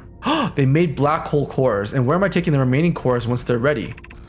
All the warp towers are being constructed on Ash Twin. We know this. So the black hole cores would go there. My gratitude in that case, Pokey. Clary and I are leaving this delivery. I'll send Yarrow with the regards. Pokey, I'll return to the forge shortly. I'm going to catch up to Root and help him deliver the first core to Ash Twin. Just make sure Yarrow receives it. The white hole cores are for the warp receivers. Each of the 6 receivers are being constructed at different locations. So those deliveries will be greater pain on your cervical spine. The tower designs in the high energy lab on Ember Twin reveal each receiver's location. Okay. I've seen these black hole and white hole cores. There's a location on this planet called a high energy lab. When we went there, there were little diamonds with black holes and white holes inside of them. And when you place them next to each other, they align with each other. So you enter through the black hole, you exit out the white hole. That's how teleportation works. So when I'm actually teleporting on this planet right now that I just showed you guys, I entered through a black hole and I came out at a white hole here in the black hole forge. Ay caramba! I see. So they made miniature warp cores. That's a lot of holes. I get it now. Regarding the warp towers in Ash Twin, does each tower have to be perfectly aligned with the center of the astral body, which it's tuned? This one. We don't need the alignment angle to be exact. Only it needs to be within 5 degrees of the astral body. Of note, that gives a slightly longer warp window. I imagine the window lasts roughly several seconds. Okay. As such, many Nomai stepped into the warp platform during the active window will be immediately warped. Okay, so we know there's a warp window, obviously because of alignment, right? We will need to be careful around the platform for the duration of time. It's active to avoid incidental teleportation. More accurately, I enjoy precision as much as the next Nomai, provided the next Nomai is not Poke. Okay, so you're telling me to get to a planet, you need to align yourself with the planet. Okay, we already knew that. Good. Let me remove this guy. Let me put this guy. Of note, Yara believes he spotted a flaw in the warp tower designs, namely the one of the warp towers on Ash Twin will never activate because the warp receiver will never align overhead. Huh? One of the warp towers on Ash Twin will never activate because its warp receiver will never align overhead. Does your romantic interest think a warp tower's alignment point is its receiver? Does it not know that the warp tower always aligns to the center of its corresponding astral body? This isn't an unreasonable belief, given the receiver does have to be located on or in orbit close to her astral body. It seems to recall that was Yora's understanding of the warp technology at first. No, Yaro understands the distinction. He likely doesn't realize the Hourglass twins are so close together they function as a single astral body, with a shared alignment point in between them. Oh. So you're telling me, oh, by the way, these are the statues. These are the statues that the Nomai made to record their memories. So you're telling me, ooh, a stone, that the Ash twins, the two rotating planets together, are too close together that they act as one. They act as one? Really now? Hey, what does this do?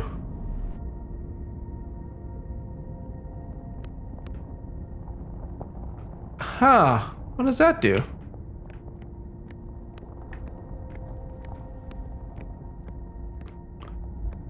Interesting. Okay, I want to see what happens when this points up.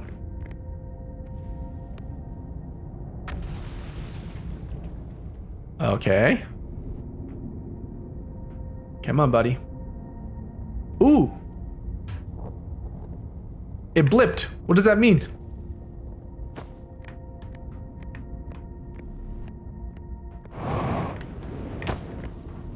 What does that mean?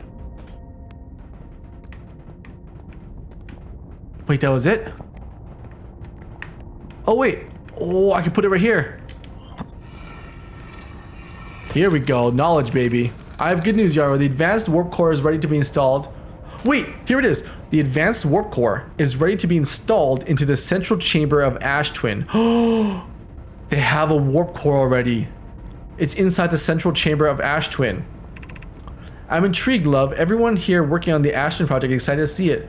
Pi is beside herself with joy. No, it isn't. What? Is everything well at the forge? It still needs more time. Don't worry, Poke is only nervous. The core is the core is extraordinary. Her design work is beautifully clever. The core is finished, and if my sister tells you otherwise, then she will be finished as well. Guys, the core is finished. What does this do then? Eh. Oh, these are all the masks. These are all the masks that are still active. Oh. So wait, there's a warp core inside? There's a warp core inside already? How's that possible?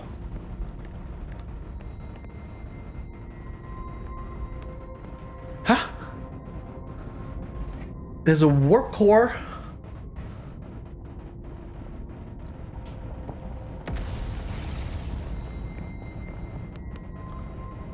There's a warp core inside Ash Twin right now. Intriguing dilemma. If there's a warp core already,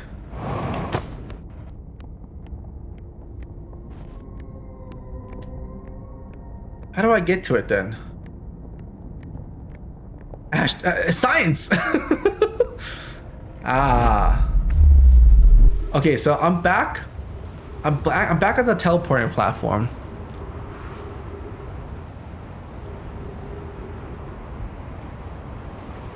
What the nunny? No, I don't want to go teleport again. No, stop sucking me.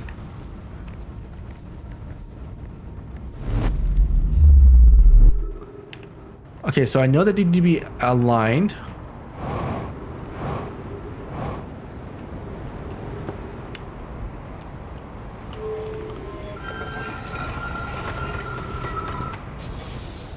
Huh. But how does one...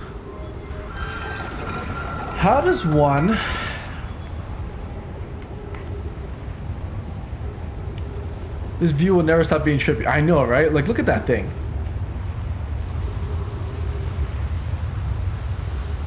How do I get inside a planet?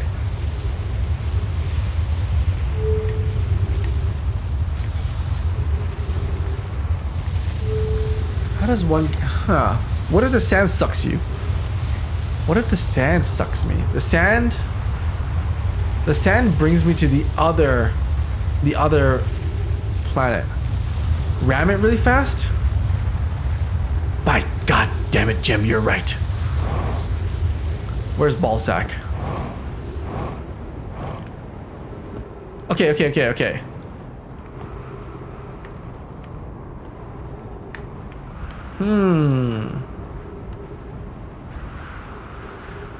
Wait. Oh, wait. These two towers, they represent, each tower represents, not Ballsack, but each tower represents one of the cardinal coordinates, right? So wait.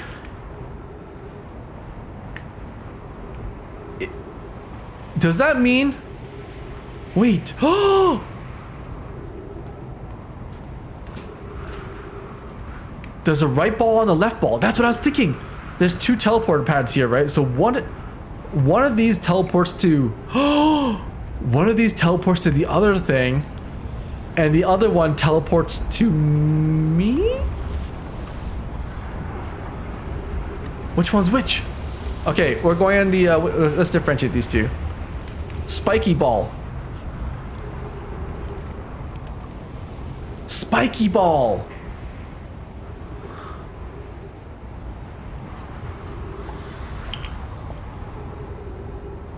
Yes, okay. Where does Spiky Ball go to then? What has to align for Spiky Ball to go? Oh, the other planet? What if I need to jump to that planet and then jump back? Oh God! Ah! I'm being sucked so hard. Ow! Oh, sweet. Oh, jetpack, jetpack.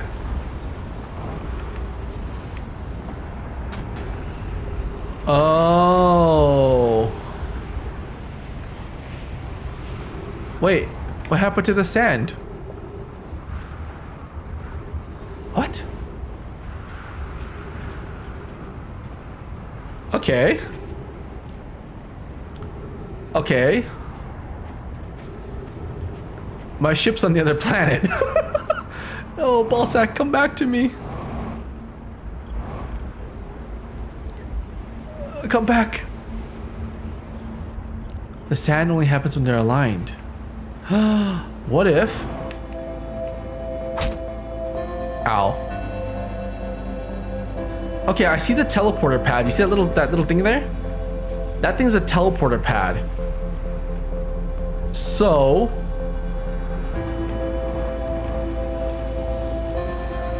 that means one of those platforms takes me to that planet, that other ball sack. I missed my jump. And this one, yes. Well, how do I teleport when there's sand there? Sunshine Shadow, do you need a tarot card reading? Where does this one go? Okay, non-porcupine. The sand takes me there. But I want to penetrate the planet. I want to be inside of it.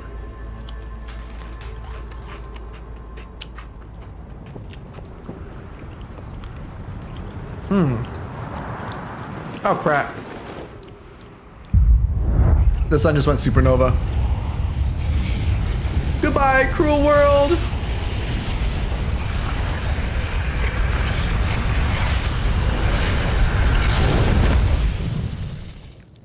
Okay. Okay. Let me do a tarot card reading for you. Time to sleep at the campfire a bit.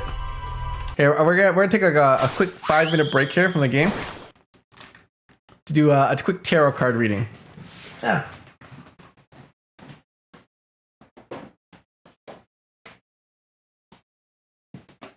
Little game and water break. If there's a speed run there, just as you wake up, isn't the sucking planet empty? It is, Vlad. It's completely empty. Completely empty. There's caverns inside that fill up with sand. It's intense. All right. Sunshine Shadow. And Atron, you want to play the crane game as well? You got it, bub. You got it. We're going to take a little game interlude here. Like 5-10 minute break here, guys. For my own sanity as well. While I digest a little bit.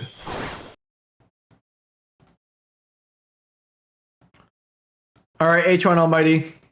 You now have the crane game. Here we go. Ooh. Sunshine Shadow. I'm going to show you this real quick. 8 of Wands.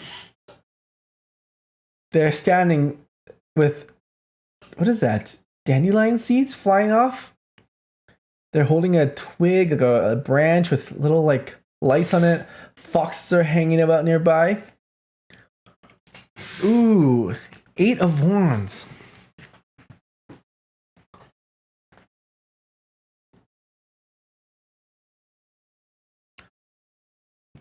Very pretty, very pretty. Sunshine Shadow.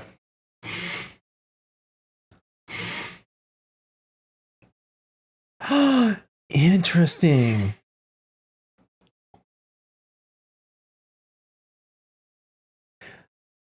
The 8 of Wands represents seed of new hope. It is the beginning of a long journey towards a goal. A great undertaking is at hand, and it speeds towards the rewards of hope with momentum. Interesting. If I were to interpret this card for you, I would say I would say this card represents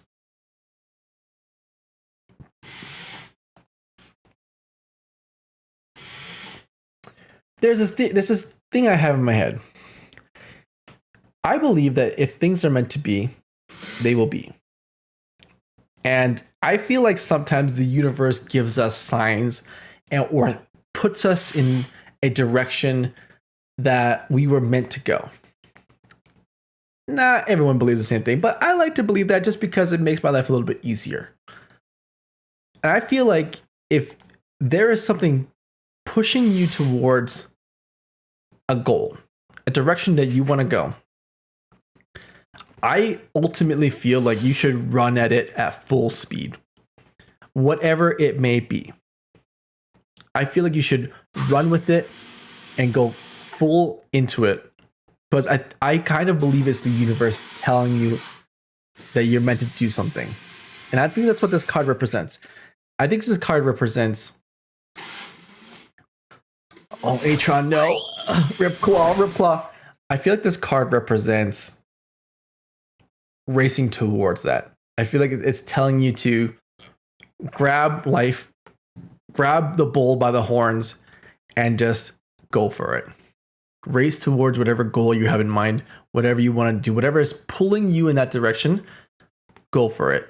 Because I think the only thing that can come out of it is a good time or lessons. And that's what I feel like this card is telling you to do. Not to be afraid, not to be reserved, just believe in that feeling, believe in yourself. You know, you can handle literally anything that comes your way and just go for it. Just go for it. Whatever it may be. But Atron, you're so close. Good try, Atron. Good try. Kira, are you here still? Kira, it's been so long. Kira, I want to give you a freebie, a free tarot card as well. But good try, Atron.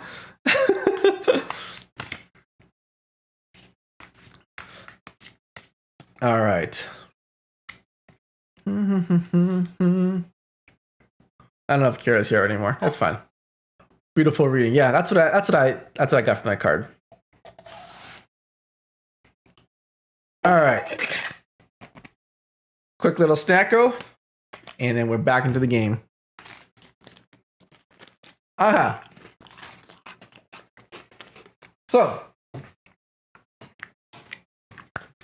what we got so far? We learned that the Black Hole Forge made an advanced warp core. Right? We know that there's an advanced warp core located inside the Ash Twin project. How do we get inside? I think I kind of feel like you might have something to do with the sand. I think Vlad was onto something. I think there's also something to do with the teleporters too. I just don't know what.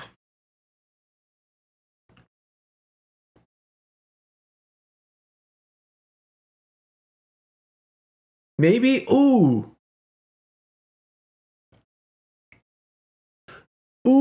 okay, hypothesis.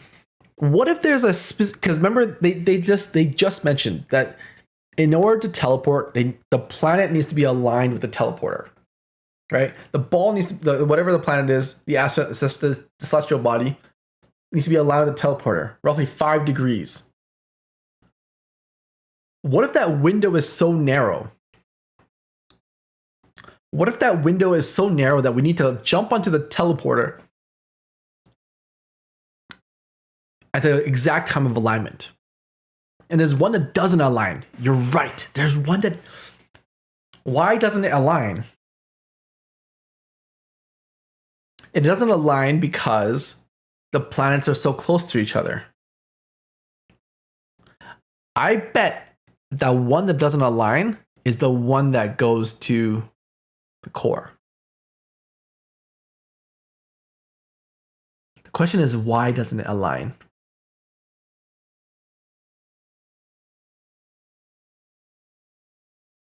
Let's go experiment with that.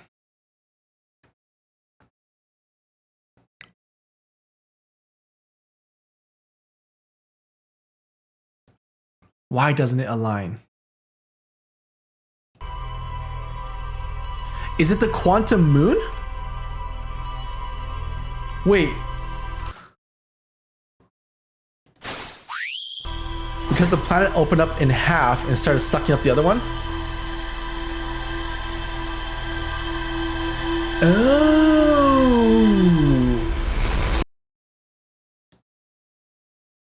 You're saying the planet is in the way? Oh. Wait. Hypothesis. I like that, Vlad. I like that hypothesis. It doesn't align because it gets blocked by the other planet.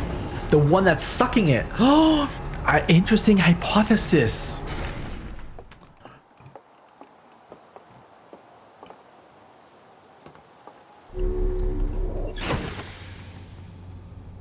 A very interesting hypothesis.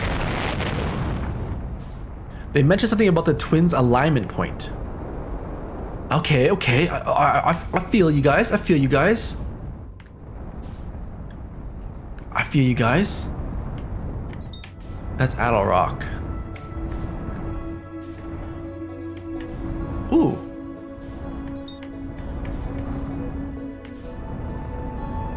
Oh. Wait. Ooh. Ooh. Okay, let me bring you guys up to speed on something too.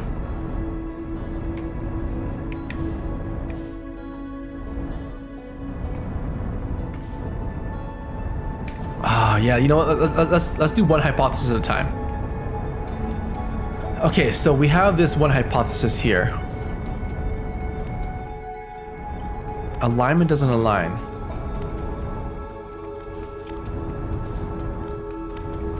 I wonder. Okay, here's another hypothesis. You see that thing, that astral body to the right there? This thing right here.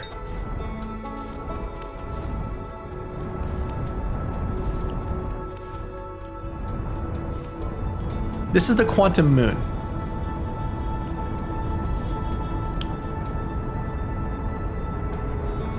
Now let me show you something about the quantum moon.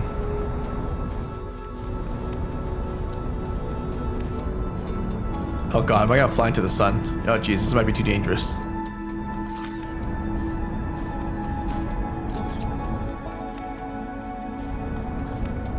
I could take a picture of the quantum moon and then land on it. That was one of the things the tricks we learned about this game.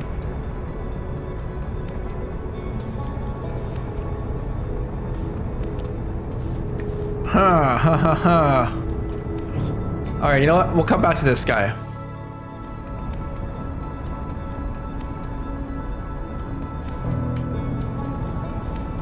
Oh, actually, you know what? Screw it. Let's go for it. I gotta wait for the other one to do it. I gotta wait for the other one to do its thing anyways. The alignment, right? Okay, so look. I can take a picture of the quantum moon. And then, as I go to land on it, it becomes a physical object. Aha! Now, here's the wacky thing about the moon. This quantum moon, we've learned. Oh, wait, I didn't put on a spacesuit. Oh, Jesus. Oh, sweet Jesus.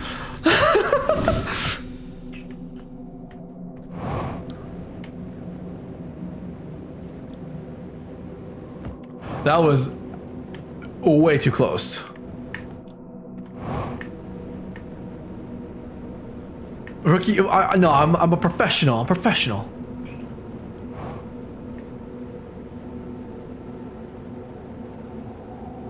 So, where is that shrine? Here's what I learned. Actually, you know what? Hey guys, everyone. Hold on. I gotta go pee real quick. We've been streaming for almost 4 hours. Let me go pee real quick. Pee break. Pee break. Pee break.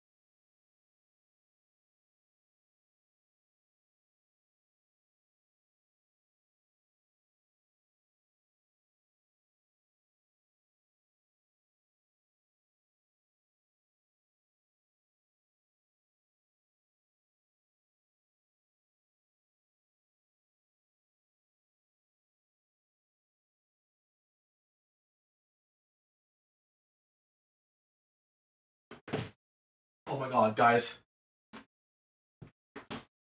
Oh my god. I just took a poop.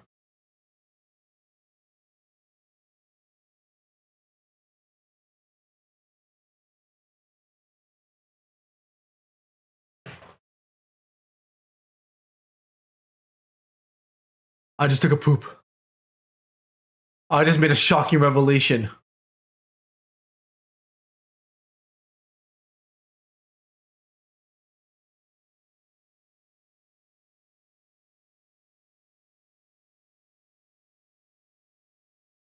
No. Sorry. Think. Hold on. Vlad, D, you guys remember what you said about the sandstorm and the two planets and the alignment? I just took a poop. And I thought to myself, if I was one of the planets and the toilet bowl was the other planet, and inside me was the Ash Twin Project, how would I get inside me? Now, if we correlate the poop being the sandstorm, right? My asshole only opens and I only have access when the sandstorm, my poop is coming out. So if I were to teleport up my asshole when the poop was coming out, I could be teleported. What if it teleports me inside the other planet?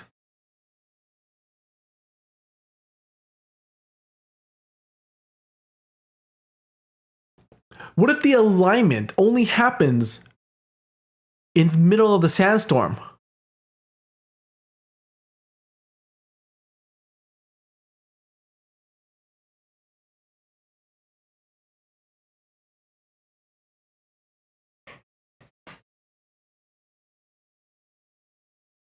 Because D, you said that the sandstorm sucks me up to the other planet.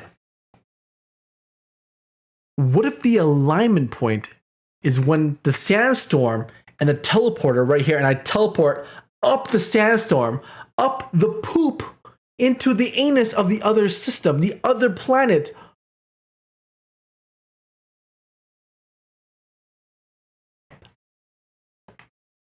We have to test this hypothesis. Why do you look sicker? Hold on. Hold my ball sack to me quickly.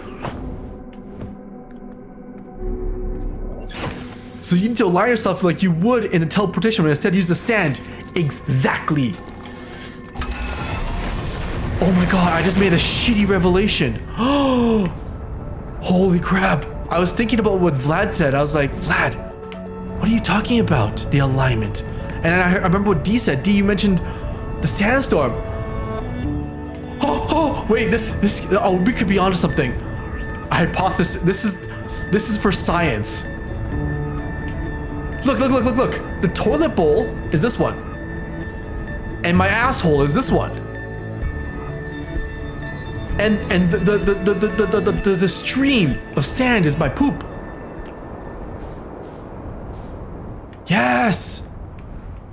Oh my god. That's ingenious.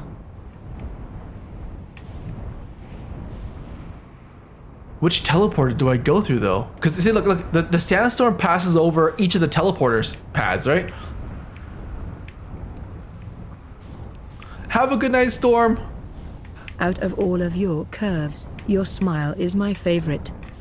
The poopersy. Oh, guys, oh my god, oh my god, I was such in a rush. I was like, oh, it's these ones.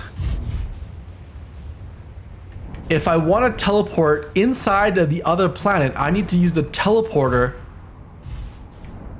I need to use the teleporter that correlates with that planet.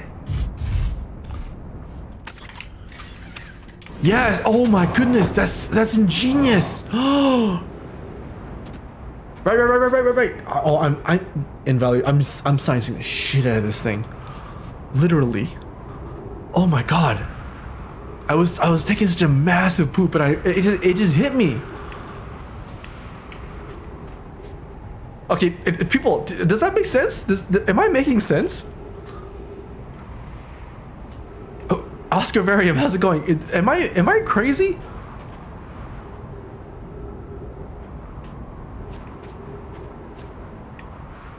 Wait. Okay, how are we gonna do this? Too much sense. Am I literally pulling this out of my ass? Somebody. Am I literally pulling this out of my ass? By the way, guys, if you have not followed already, please consider following. We science the shit out of everything. We would be honored and happy to have you here with us. Epiphany.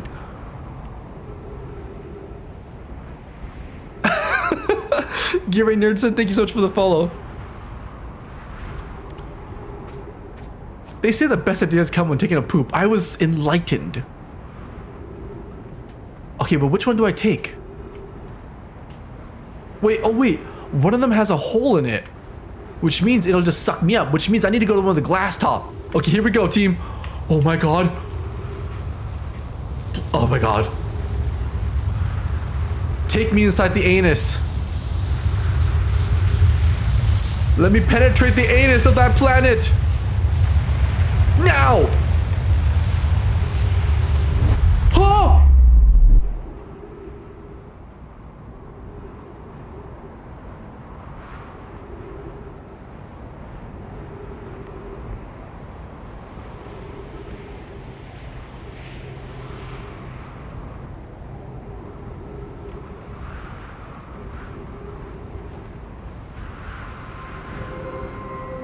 Wait, where am I?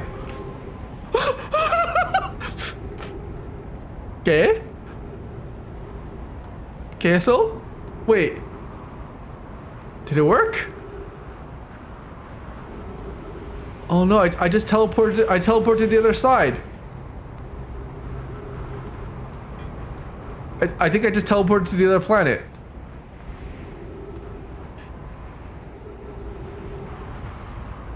Was it the wrong one? Oh, maybe it was the... What? Okay, hold on. We're gonna go. We gotta go. We're gonna go back. We're gonna go back. Okay, return to this one. Okay. Oh, wait. Oh, there's two. One goes to the toilet bowl. One goes to the asshole. Maybe the other one? Guys, I really want this to work. I'm stretching it. Everyone who's probably played this game is like, this guy's an idiot. I'm stretching it. Maybe this was the toilet bowl. I want to go to the asshole. So, wait. Yes, of course. Of course. This guy was also crawling towards the asshole.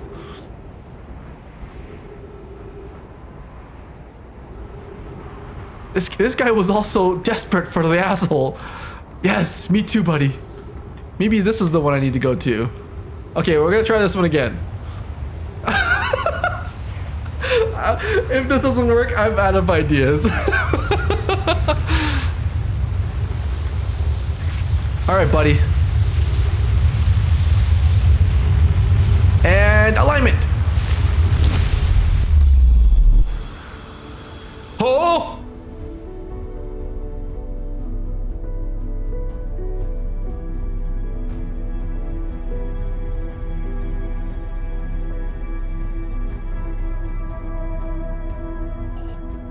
Oh!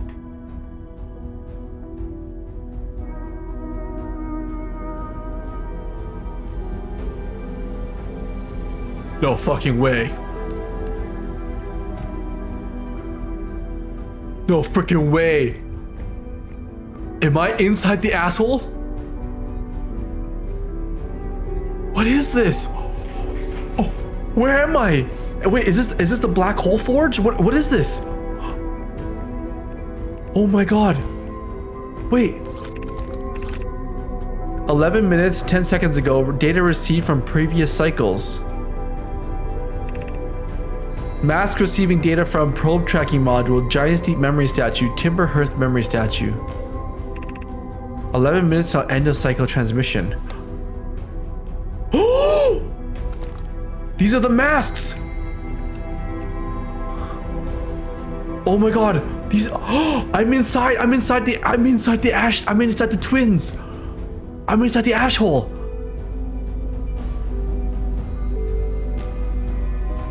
Oh my god, I'm inside.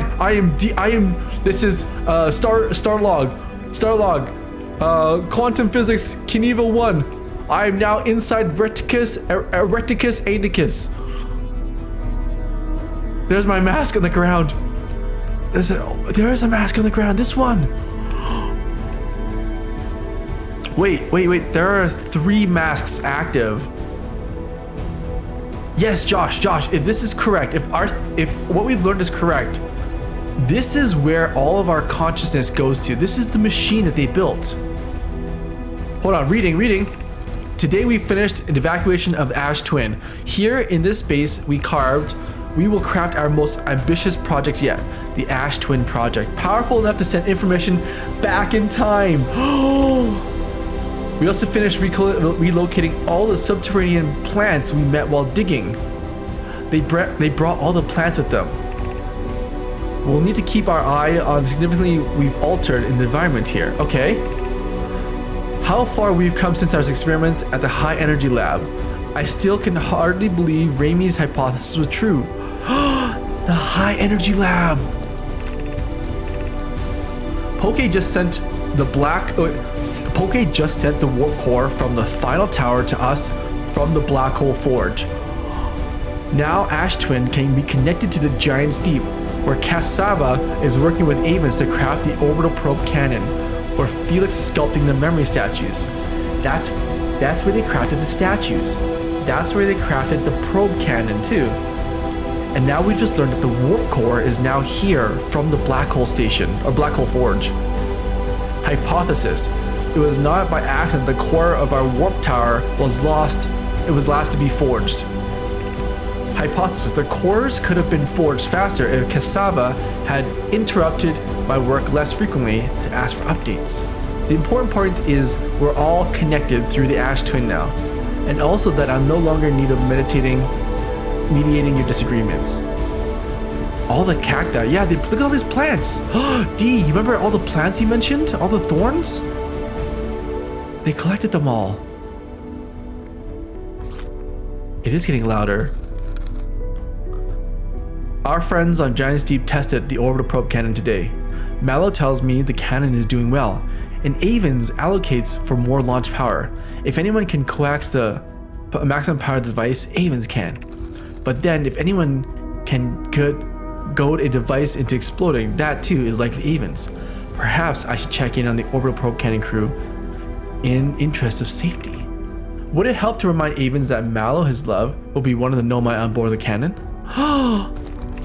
They're everywhere. Wait, look at this. Phlox and Daz finally finished the memory statues today, and they're truly remarkable.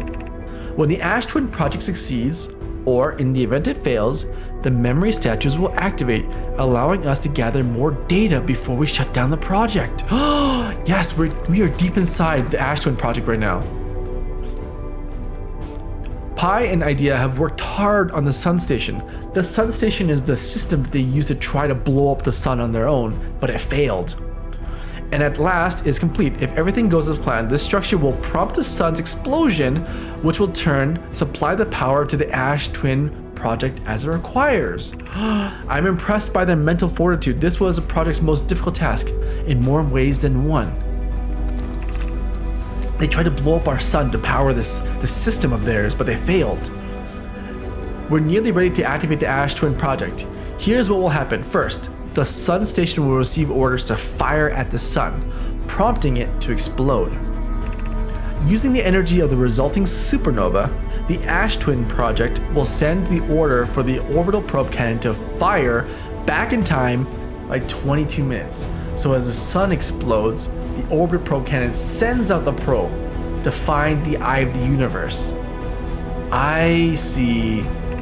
Exactly 22 minutes after the orders are received, the sun station will again trigger the supernova to send a probe back in time again. In total, each cycle created by the Ash Twin will last precisely 22 minutes. So,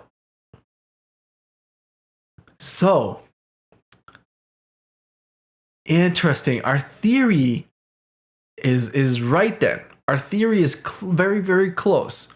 What happens is they made this machine, but they made it so that they needed to explode the sun. They couldn't blow up the sun. When we went to go explore the sun station, they had told us that they failed. So these machines lingered here for however many years. We also learned that this rupture event, this crystal event, destroyed and killed all of the Nomai. So all the people died, but their technology stayed here. Millions and millions of years later, we were born.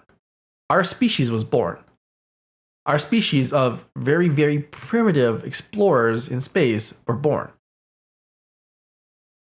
And then now, as we explore the universe, our sun happens to be at the end of its life cycle. And in 22 minutes after I launch for the first time, the sun explodes. The sun exploding naturally on its own triggers the Ash Twin Project to kick in. You see what I'm saying? So it sends my subconsciousness back through the masks, because in the beginning of the game, I had looked into the eyes of these statues and I was linked to a statue. So my subconsciousness, my memories got linked to the system. So the sun explodes, my memory gets sent back, and then the moment that happens, the system fires a probe out. It fired so many probes out, 9,318,094 different probes in different directions at different loops, until it finally found the location of the eye, which we saw the coordinates for. I see. Fantastic. These words are difficult to write. The sun station did not work. Ah, okay. Have a good night, Atron. Have a good night, Thingy. Have a good night, you two. Sleep well tonight. Suppose we redesign the sun station to generate power of that magnitude, a supernova that is still our only viable option. We believe you can still find a way to create a supernova, my friend. Don't lose hope. That is easier expressed than accomplished. We can wait for the sun to explode on its natural timeline if you prefer. Yes, there it is, the natural timeline of the sun. You'll probably need to find some way to halt our aging process. However, this is the closest we've ever been. The Ash Twin Project is theoretically sound. We are only unable to power it. Perhaps there's another way. I think the explosion, the natural explosion, is what they're banking on. We are halting our research into creating a supernova for the moment. A comet has newly arrived in our solar system. We are anxious to explore it. Oh, they explored the comet. It's been a very long time since we last explored somewhere new. We're excited to welcome this comet. Imagine what knowledge we might have gained there. And that was the last transmission, because when they explored the comet, it exploded. The rupture event, causing them to die off. Oh, wow, wow, wow, wow. Here we go. We've installed masks inside the Ash Twin Project. They look beautiful, although I do feel though we're being observed. It's comforting to know the statues will not be paired until the project succeeds. Otherwise, I imagine experience would be hard to endure. Ideally, they'll only need to activate once the project succeeds as a safety measure. However, the statues will also activate in the event of equipment failure. Oh, they will? Why is that? If anything goes wrong with the Ash Twin Project, the statues and their masks will make us aware of the situation and enable us to fix it. Otherwise, it would be possible for us to remain perpetually unaware of the problem. I hadn't thought of that. Interesting. So, that's telling me that this Ash Twin Project kicks in the event that something goes wrong. The event of a supernova. Yes. My gratitude for the latest shipment. This ore should be the last thing we need for the Ash Twin project. This is exciting news. I can offer an extra set of eyes for this final check. If my work here is complete, I'll be delighted to help.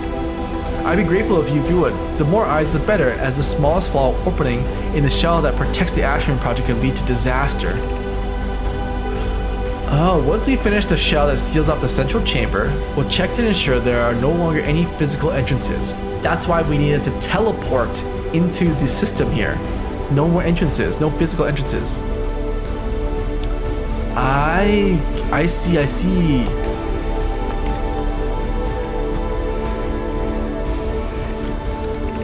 I have good news, Yarrow. The advanced warp core is ready to be installed in the central chamber of the Ash Twin. The warp core is here. I remember that the warp core is here now. No, it isn't. Is everything well at the forge?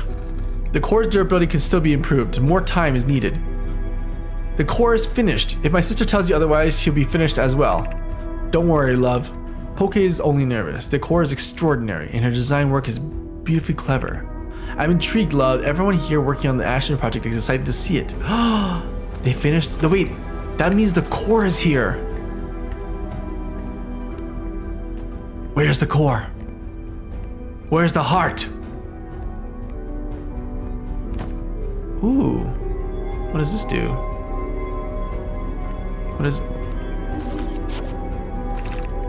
You are about to create the core while in the... You are about to access the core while the Ash Twin project is active. Removing the core will disable the Ash Twin project. Oh, wait. Removing the core will disable the Ash Twin project.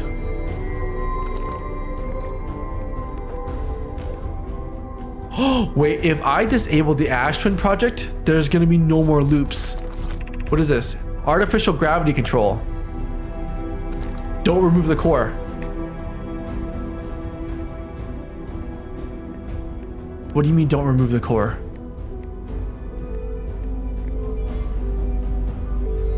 Hold on. Oh!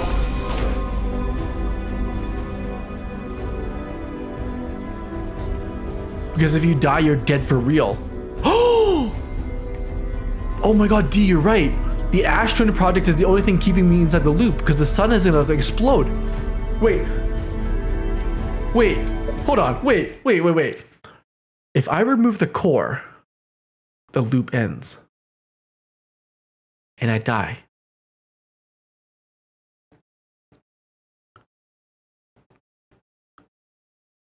If you change the course? Okay, but here's the thing though. I need the core.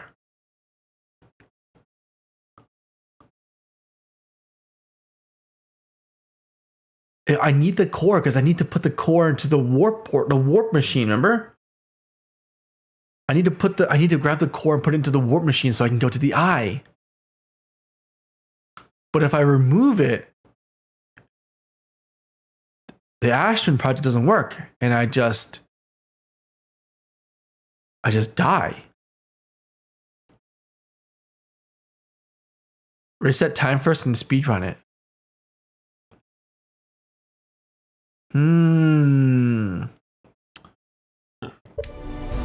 Interesting. Okay. First things first. What is it? Artificial gravity. Turn off artificial gravity. Oh!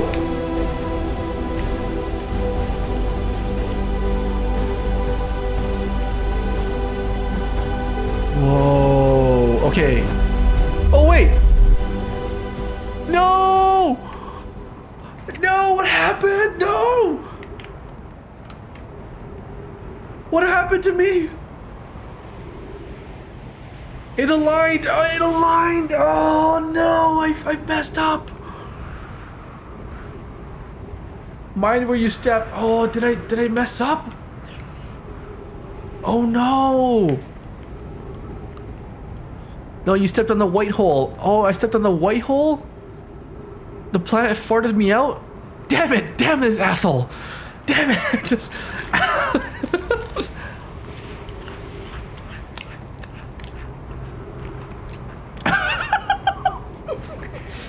Did you just call me poop? Was I shitted out? Oh crap.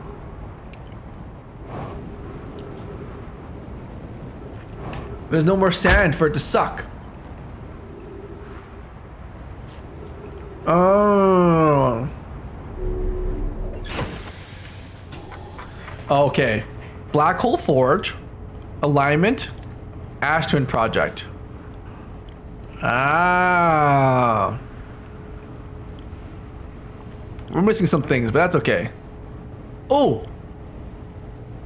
How do I get to the 6th location? How do I get here? Oh, have I shown you guys the shrine yet? Check the other stuff that I go back. That's what I was thinking too, D. I was like, there's a couple of things I haven't seen yet. Okay, let me just kill myself to reset the loop. Okay. Shrine? Yeah, okay, you guys are geniuses. Oh my god. I should have played with you guys earlier. You guys are geniuses.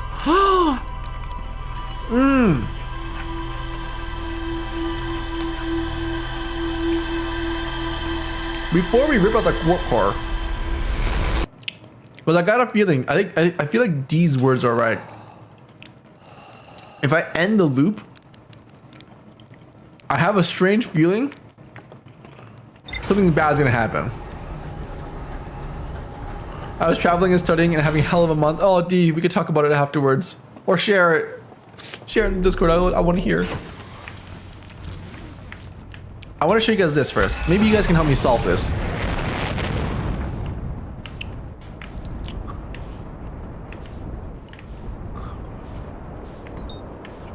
There it is, the Quantum Moon.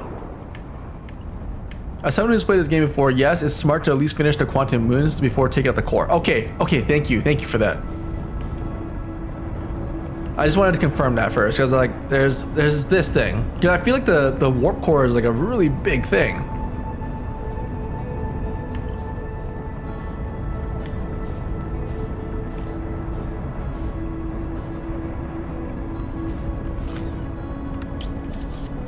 All right, so you take a picture of the moon first, right? Which allows you to land on it. Let me show you guys this shrine, okay? Oh! Emergency scout recall. Oh, I shot into the sun. Oopsies. Oopsies.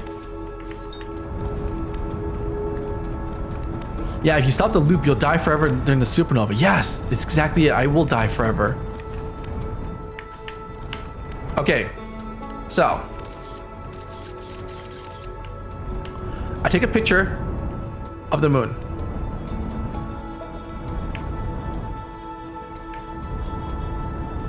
I land. Oh Jesus! I land on the moon. I land on the moon.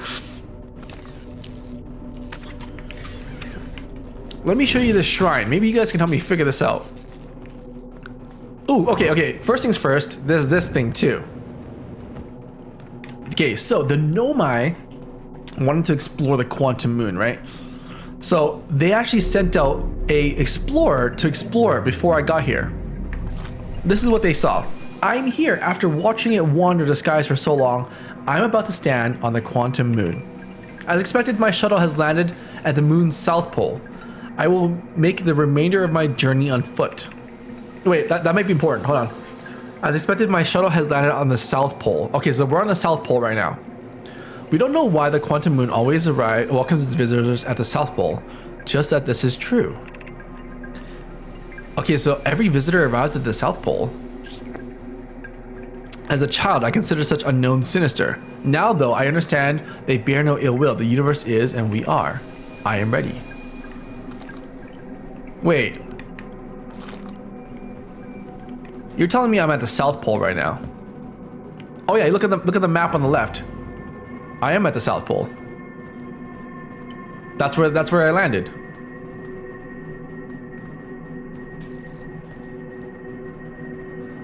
Okay, well, what's at the North Pole? Oh no! Oh, ballsack, come back!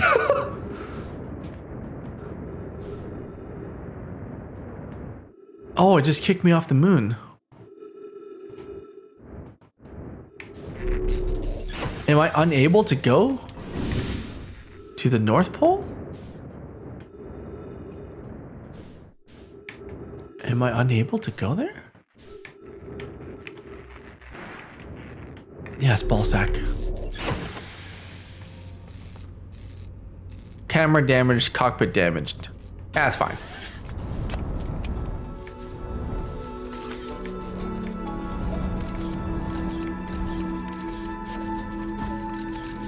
Oh wait, my camera is damaged. I can't take pictures of everything. Hold on.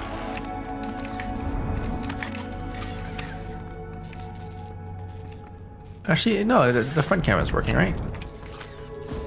Yeah, the front camera is working. Okay. It's because you looked up and not seeing it. Ah, yes, you're right. Okay, okay. Where is it? Oh, there it is.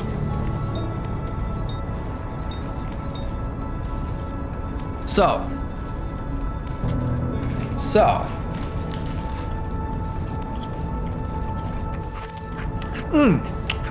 Josh, you're right. You're absolutely right.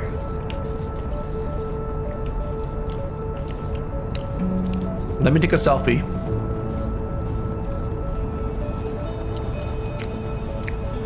Let me take a selfie.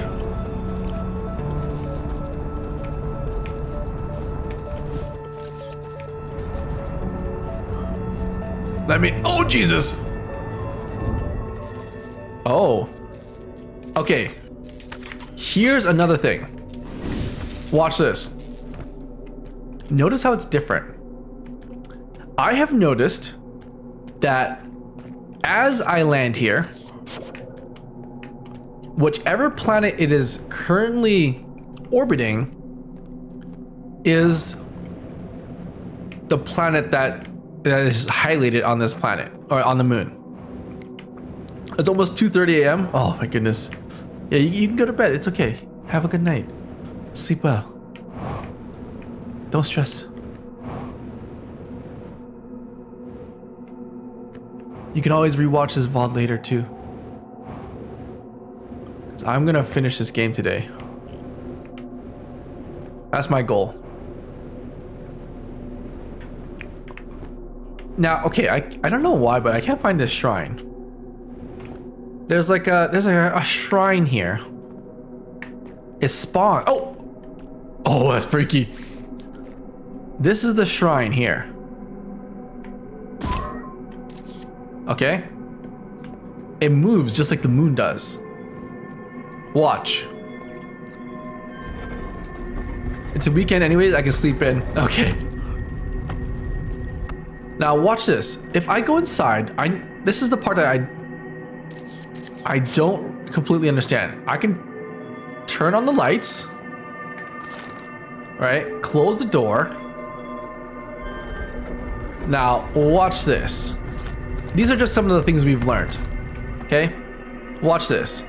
If I do this, I turn off all the lights and I look at this wall. Remember, when I'm not looking at this thing, there's two rules of quantum physics in this game. When I'm not observing this object, this quantum moon, it moves. It teleports. So the first rule is if I don't see it, it moves. The second rule is if I'm touching it, I also become quantum and I move with it, even though I can't see it. Those are the two rules we've learned about this whole thing. So when I'm doing this, when I'm standing on the moon's surface, I am part of the moon now. But watch, if I turn off my light and I turn it back on, notice how this thing has changed. This thing indicates where I am in the solar system. This is the Ember Twin. This is the Earth-like planet, Timber Hearth. This is Brittle Hollow, the tectonic plate planet. This is Giant's Deep, the tornado planet. This is Dark Bramble, the thorny planet. And this right here, this is the magical 6th location. This is the 6th location, the eye. This star symbol here is the eye symbol.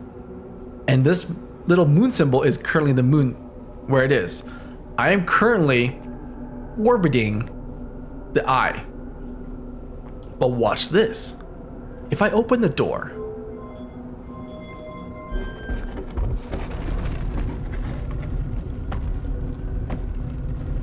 I can't get out.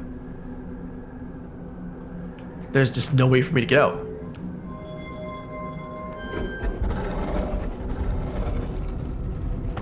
Crazy, right? But watch. If I flicker my lights again, thus teleporting myself, now I'm outside Giant's Deep, the tornado planet, the water planet. And if I open the door,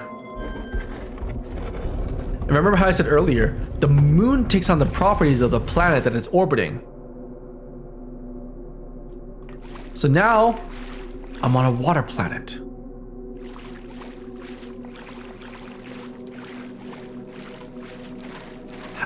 Isn't that fascinating?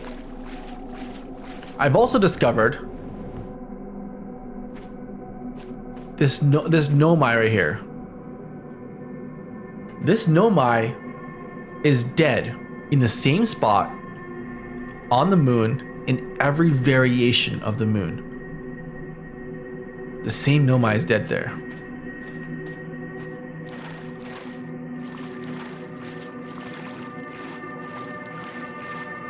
Read the wall again. Okay, I'll read the wall again.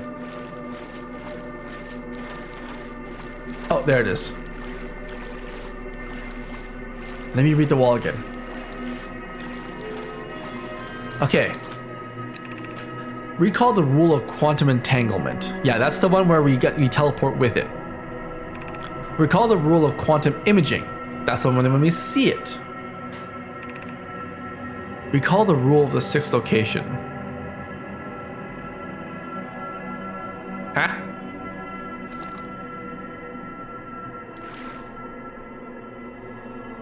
The rule of the 6th location.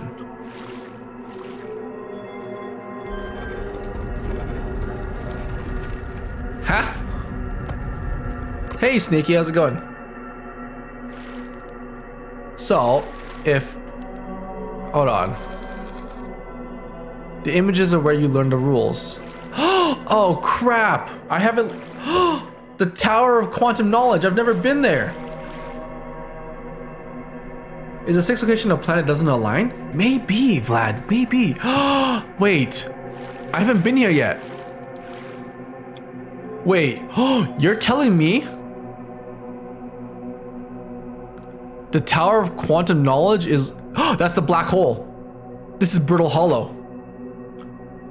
The rule of the 6th location. Is that... I'm missing... I need to go to Brittle Hollow. Whatever is in this Tower of Quantum Knowledge, is what I need to figure out. Oh, killing myself, passing myself out, chloroforming myself. Let's go. Go, go, go, go, go. All right. Mission accepted. Oh, yeah. Give me that knowledge, baby.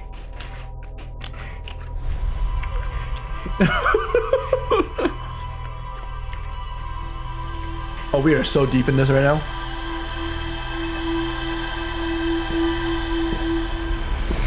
I'm loving it. By the way, guys, what are you guys eating? What do you guys eat? All right. To the Tower of Quantum Knowledge to get information on the 6th tower. All right. Drinking coffee.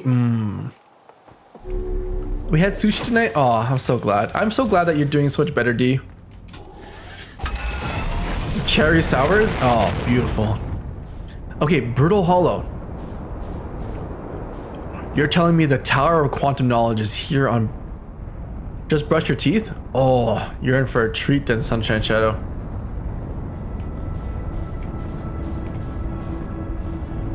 I'm going... Okay, the Tower of Quantum Knowledge.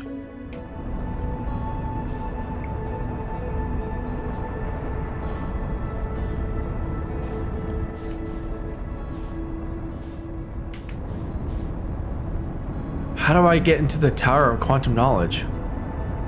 Okay, obviously it's inside.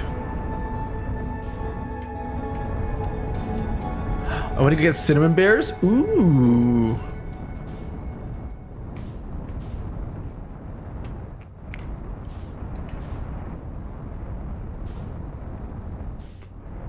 Okay.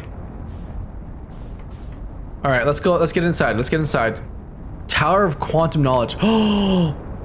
Okay, so that means whatever information I need to work the shrine is located in this Tower of Quantum Knowledge.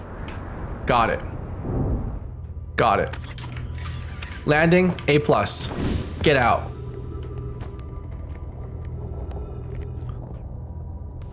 Yeah, you should get some snacks. Southern Observatory. That's not where we want to go. We need to get to the Tower of Quantum Knowledge.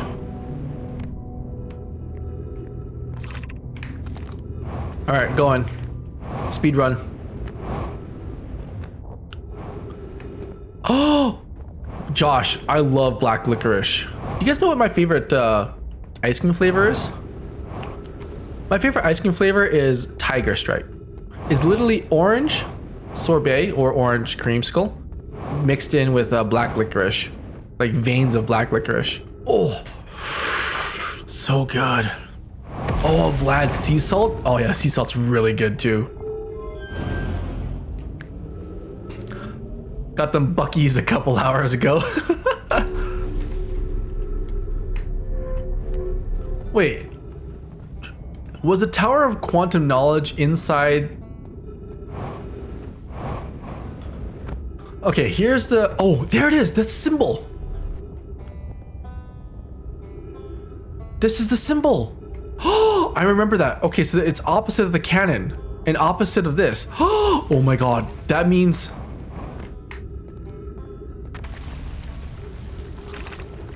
Gravity Crystal Workshop. That's not right.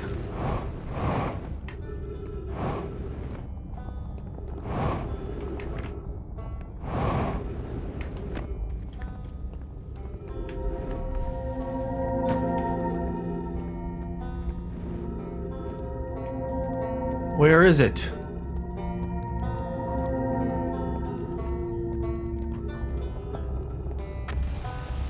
What are you?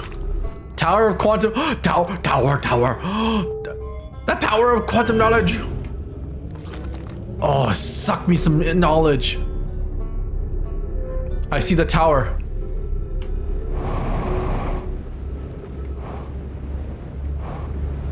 I fucked up. Oh, I dodged. Oh, pro gamer move.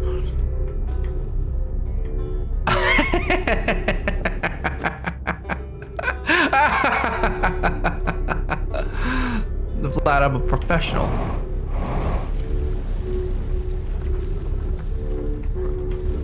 Not even close. Looks like Tiger Ice Cream is a Canadian thing. Is it? It's so good. How can I get? I don't know. Content. Okay, so this is the Tower of Quantum Knowledge. Oh my god, we have to size the shit out of this thing. Be welcome to this place. Above you stands the Tower of Quantum Knowledge. If you are making your first pilgrimage to the Quantum Moon, ascend these stairs and obtain the last of the knowledge you need for the journey. Oh, I will.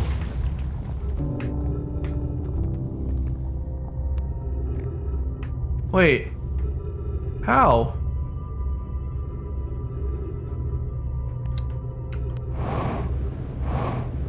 Huh?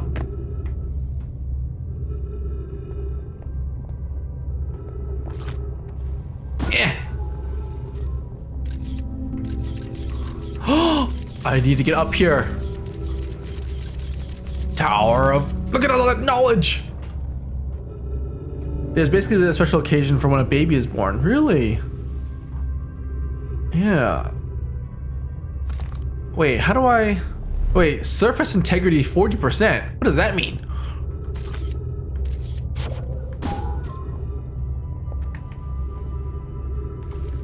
Nani dasu? How do I get up there? Fly! Jetpack, jetpack, jetpack. Oh, can I go this way? Upwards?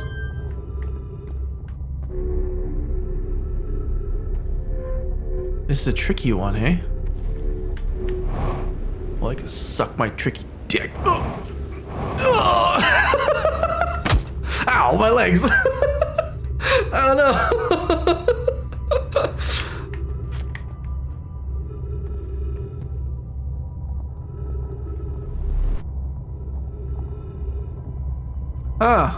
Oh, you know what? I have an idea. I'll take my tracker. I'll shoot my tracker here. I'll find it. I'll find it from the outside. Ballsack, come to me.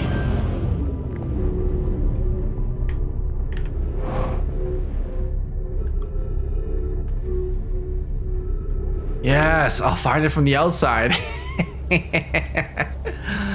Oh. You think you're smarter than a 5th grader, hey? Bohemian garlic jerky. Ooh. Ooh, fancy.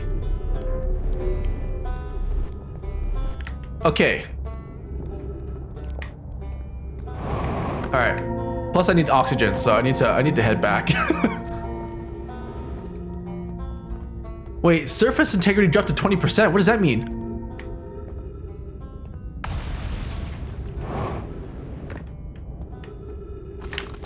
Wait. Oh my god, is it collapsing? Holy sweet Jerry Jones. Ow, my legs. Is it collapsing?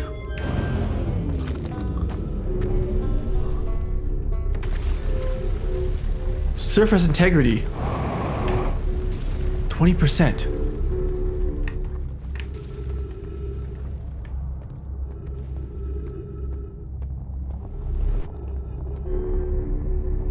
Wait, I need more oxygen.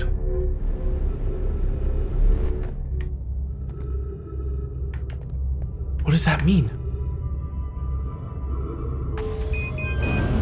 60 seconds of oxygen remaining. I gotta go back. Ah! I need to suck on a tree. Because the asteroids. Wait. Rayback has oxygen. Got it. Going.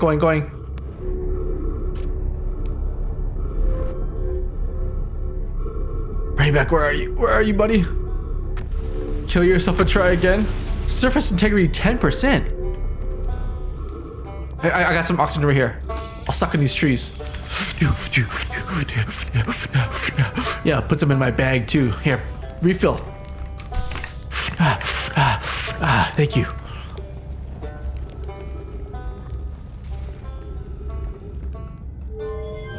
Okay. Kill yourself dragon mainly because of the integrity. I wonder what that means.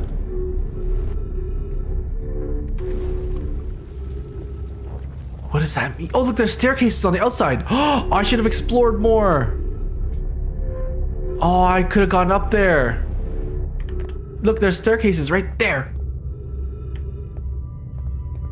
Oh, crap. Can I still get up there?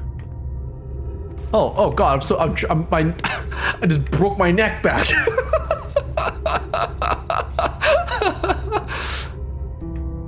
Wait, how do I get up there? Tapping all the oxygen? Yeah. Well, I'm gonna get a little snacky poo here. Oh. Okay. Let's think about this.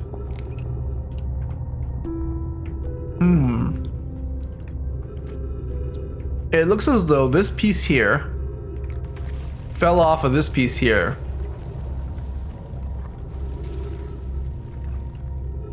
But I gotta get up there somehow.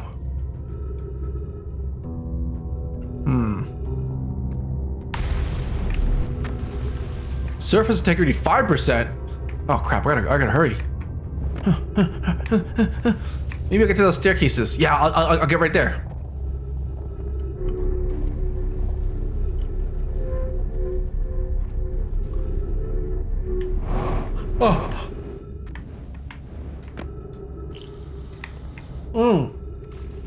Thank you, Josh. Maybe I'll get to the staircases right there. Oh no, not enough thrusting. Crap. Oh, my legs. No! My hubris, my greed. What have I done? Oh, I didn't even get to, oh, Jesus. Hold on, let me crack open this orange. Not just your legs, yeah, my entire spirit. You ever ask a girl out on a date and just get absolutely demolished? Chocolate orange, yeah, I got a chocolate orange here, guys. Now, are the commercials right when they say you have to smash the orange? Do I have to actually smash this on something?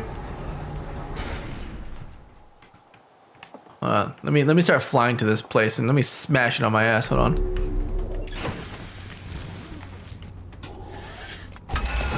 Bash it on a table. Yeah, my mouth was dry. Thank you, Josh.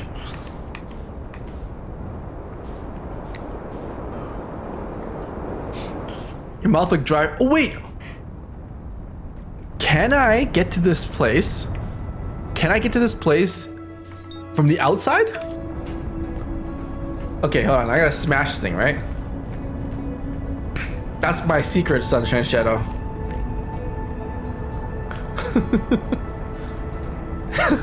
The only thing about this split open is my ass cheeks.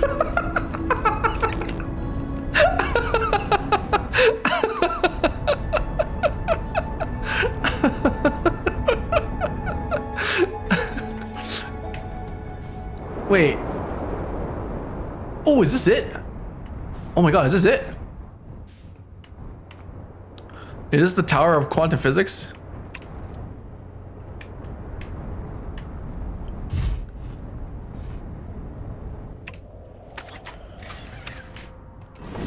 This is the Tower of Quantum Physics. Oh! This is the tower. The trees are moving. The trees are moving. I already read this one. Wait. Oh, there's staircases here. Beneath you lies the Tower of Quantum. If you're prepared to make the first pilgrimage to the Quantum Moon, descending these steps and entrance below, the knowledge held within will help you in your journey. I go. Here we go. I might be able to get it. You might be able to get it when the integrity is smaller because of the meteors. Oh, I see what you're saying. You're saying that the meteors are gonna crash from above and break it apart. Oh, I see. What's this one go to? Entrance to the Tower of Quantum Knowledge. Okay.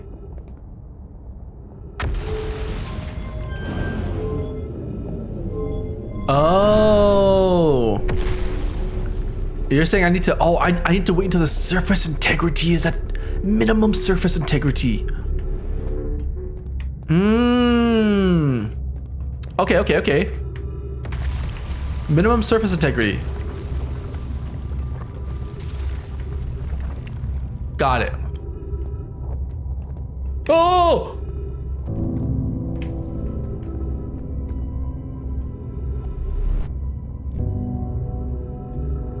Yes. My ass is ready. Hold on, I got an idea. If I go back over here, Kenny, you are Mr. Worldwide. So many random languages in between sentences. What do you mean? So I'm only using English.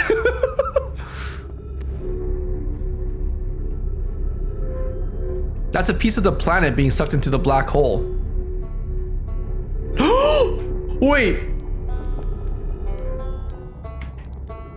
Guys, hold on. Every minute here, a chunk of the planet literally gets sucked into the black hole. Like legitimately? Here, let me show you. Look, if I look out here, all these segments of rock on the wall actually fall over time.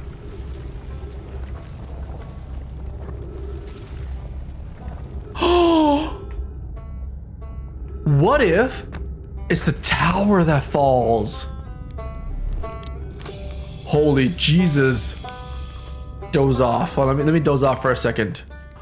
If the tower falls into the black hole,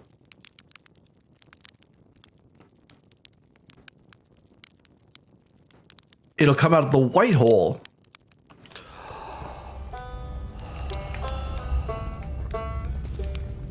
Surface integrity, 83%. Okay. If it falls into the black hole, it comes out the white hole, in which case I'll be in outer space.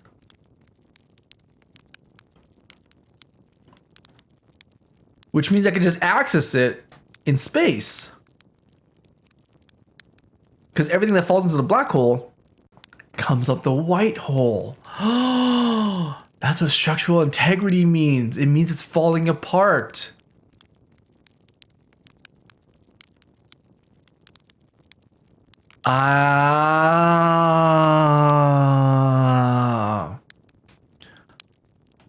Yes, yes, yes, I see. I see the science now. What's my structural integrity right now?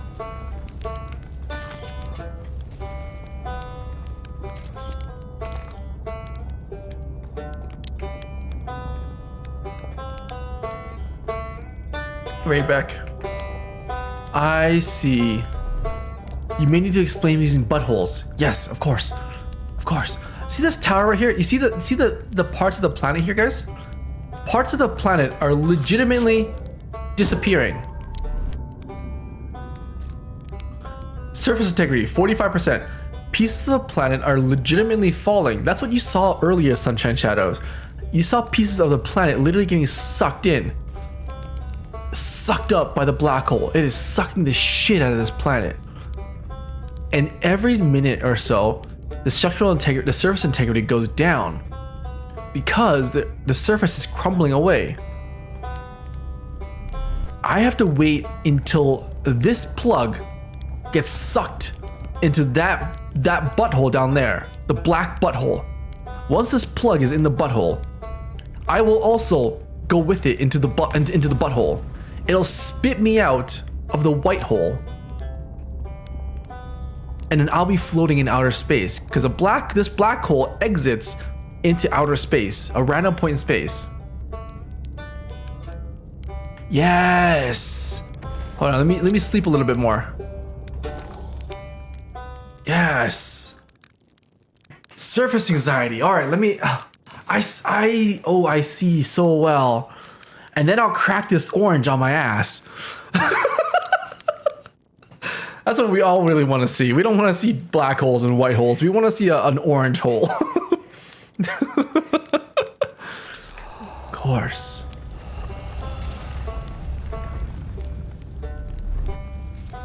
%.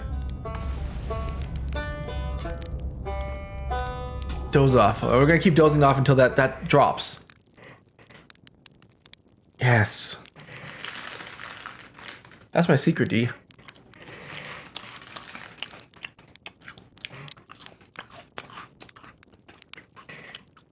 Okay. Wake up!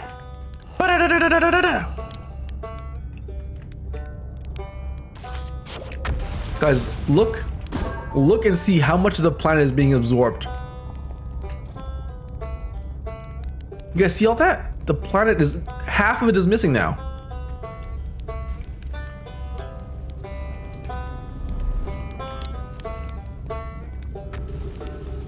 Maybe I should get over there right now.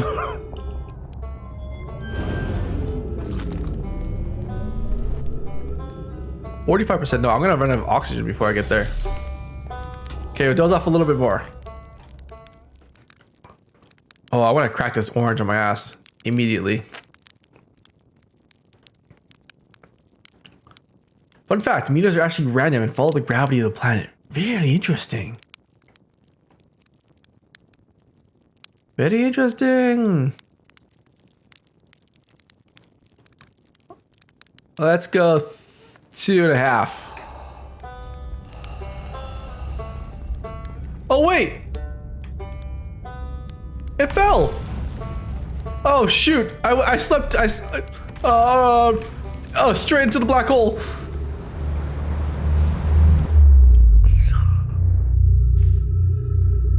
See, this is where it exits, right here. It exits out this white hole. But all the pieces of the planet are out here, which means, where is it? Oh, there it is, there it is. Oh God, I just cracked my head. Oh, this is the scout I launched.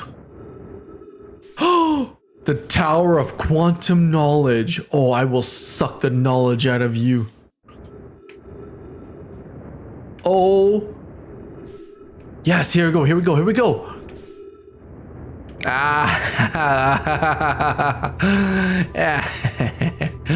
Give me that knowledge. Where are you? Knowledge. Where's the knowledge? Where's all my knowledge? Maybe it's upstairs? Okay. Knowledge. Just a little bit of, just a small hit of knowledge. Just a hit. Now I'll crack open that orange. Okay, well, let me crack open this orange real quick.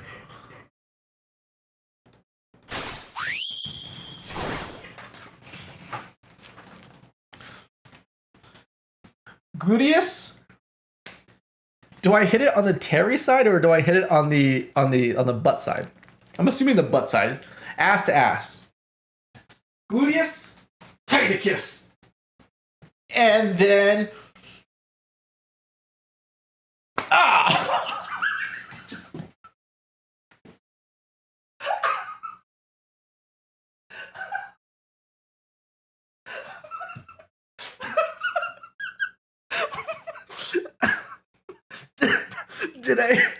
Did I crack it?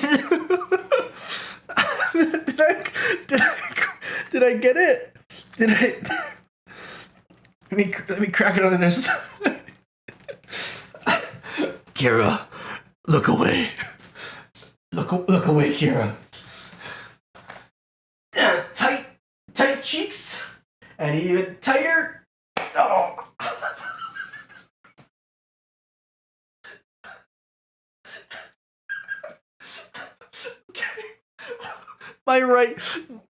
My right cheek needs a break. I smashed orange. Tight cheeks. Oh.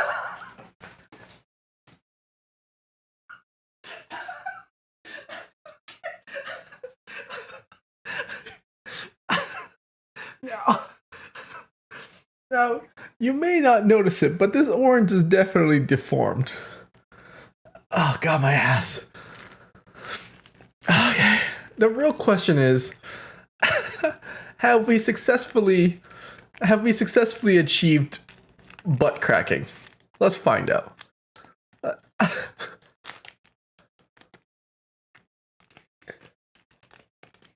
That's right, team.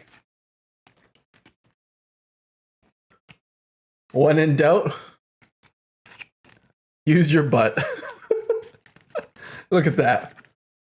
Look at that crackage.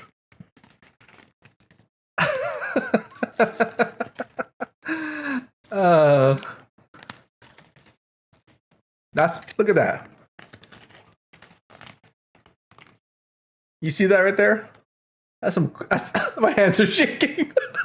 my ass hurts so much.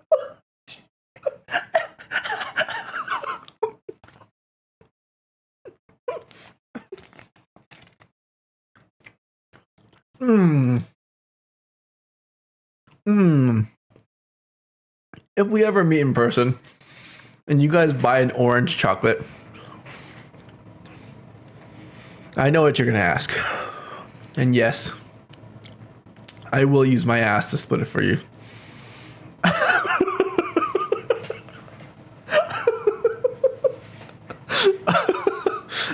Just know that I have two ass cheeks, okay? So I can only crack two oranges. My ass hurts so bad.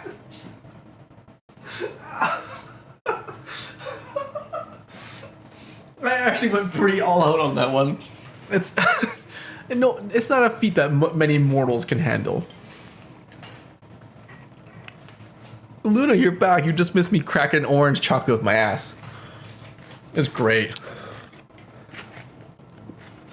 Oh. Mmm.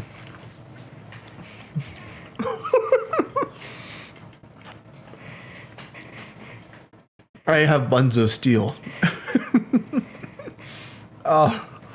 Maybe the aluminum, like soft aluminum.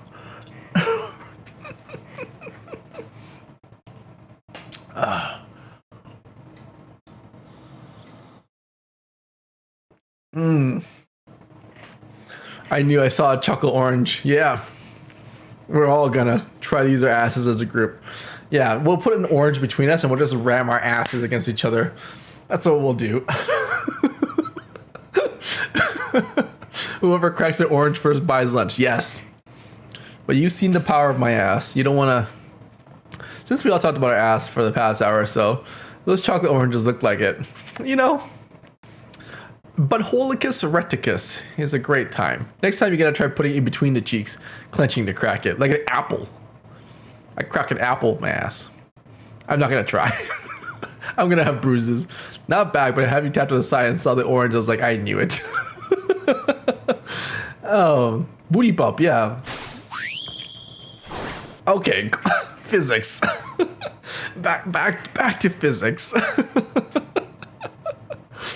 That would be significantly harder than an orange or chocolate. I mean, for science. Crush a watermelon with my thighs? Is that possible? Alright. Back to the Tower of Quantum Chocolate. Okay. I know what you guys come here for. You guys don't come here for video games or quantum physics or anything like that. You guys come here for me to shake my ass and to crush oranges and eggs. Isn't that right? You guys can be honest with me. Oh crap! Oh no! The sun's gonna explode. The music.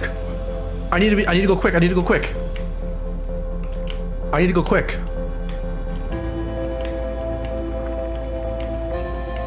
Oh crap. Welcome to the Selenium. Your arrival here means you've completed your preparations on Giant's Deep and are ready for departure of the Quantum Moon. Gotta go quick. On our pilgrimage, the Quantum Moon will carry you, just as it carried me and many of our clan before me, to the moon's sixth and most secret location. You'll be aided in your pilgrimage by the shrine on our clan built on the Quantum Moon. But remember, this final rule. To explore the sixth location, the shrine must be on the moon's north pole. The shrine must be on the moon's north pole. Be curious on your journey. The shrine has to be on the north pole. Okay.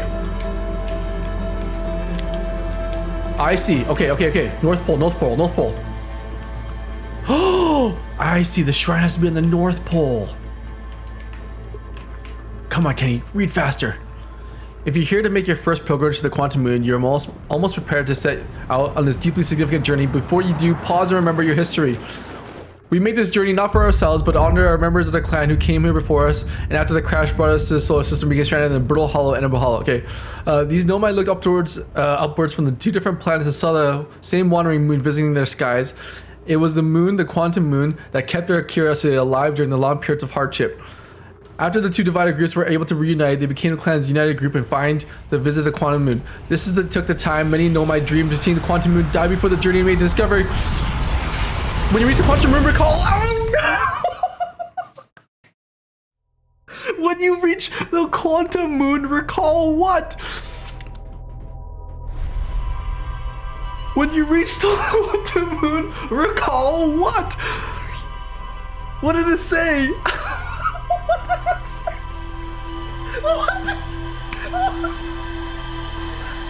It could have been anything. It could have been. Oh, remember not to use your left foot. Oh, don't take out the signal scope. It could have been anything. Somebody clip it. Somebody read it back to me. Somebody find out what it said.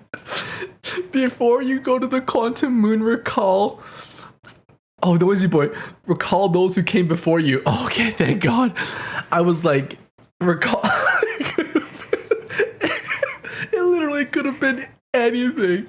It could have been anything. Oh, thank you, Noisy Boy. Thank you. Oh my God, that was so funny. That could have been disastrous. Disastrous. All this time smacking my ass on an orange. Or smacking the orange on my ass. And all this time I missed the most important part. That would have been hilarious. Oh, Jesus. I was so stressed, guys. I was trying to read as fast as I can. I was giving her all she's got, Captain. All right, Quantum Moon. I'm back. Sorry, I had to.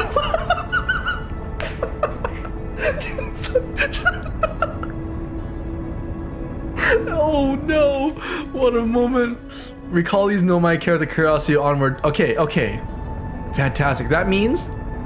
Okay, so I need the shrine to be on the north end of the moon.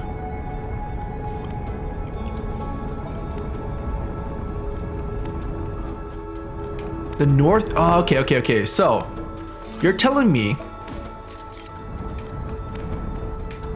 it wasn't the south? No, every time I land here, every time anyone who's ever landed on the quantum moon lands on the South Pole. Right? Watch. You'll see on the left-hand side, there's a little orb, a little planet, right? The blue pillar represents the South Pole. The North Pole is represented by the red pillar. So,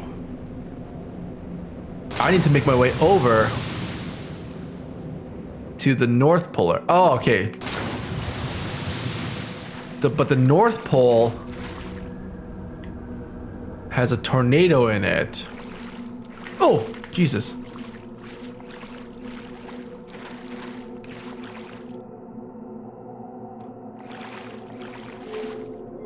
The North Pole has a tornado in it. Oh wait.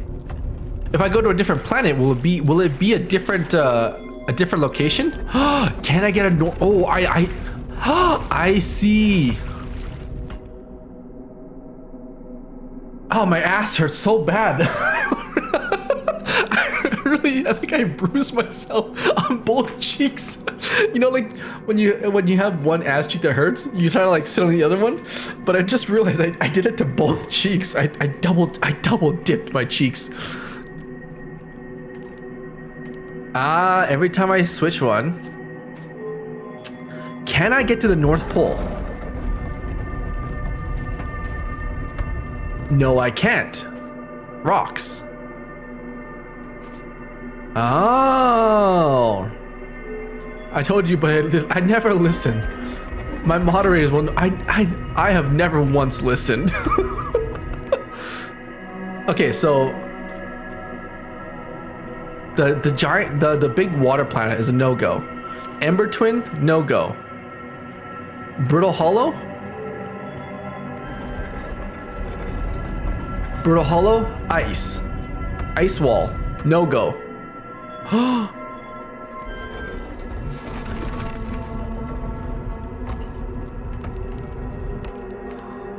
No-go. Timberhearth. I've modded for over a year. I've never listened once. Maybe I listen sometimes. Oh, nothing here. Oh, can I get to the?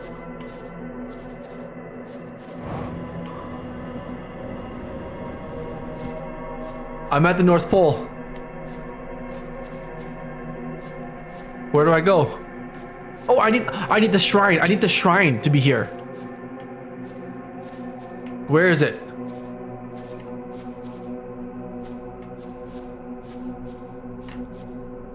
Where's the shrine? Time to spin. Yeah, Yes, of course. I need to spin at the North Pole here. Ah! Here we go, here we go. Shrine at the North Pole. Ooh. Thank you, Tower of Quantum Knowledge. Oh! The sixth location. Wait, North Pole, sixth location?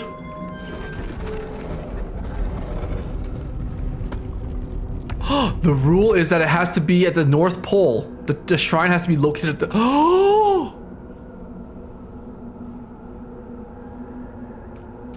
I'm here. Oh, it's gone. Oh, it's back.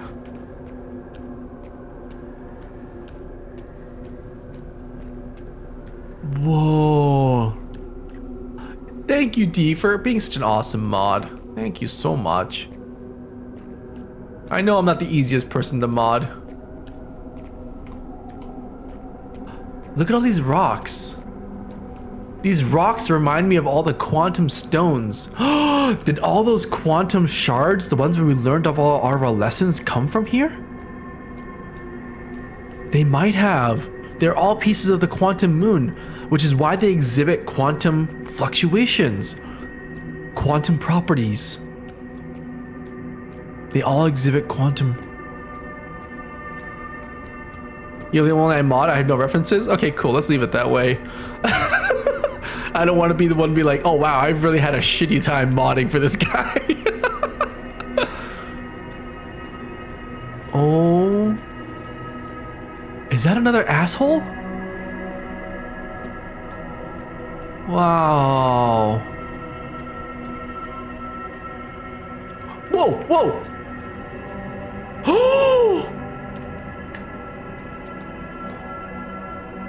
Oh my god.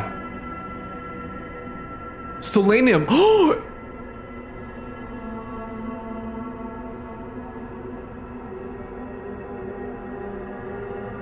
He's alive. It's a Nomai. A living Nomai. Who are you?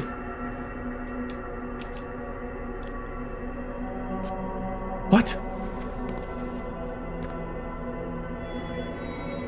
Okay.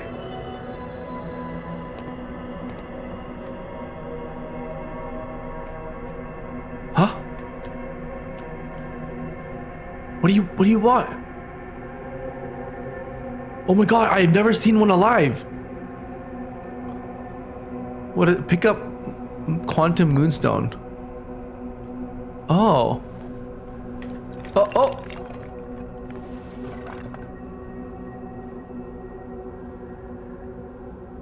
You want me to put it on here? Okay. Wait, pick up identify stone. Pick up explain stone. Oh wait, me stone. This is a space engineer guy. The Eye of the Universe stone. You stone. You as in the Nomai. Oh wait. Identify.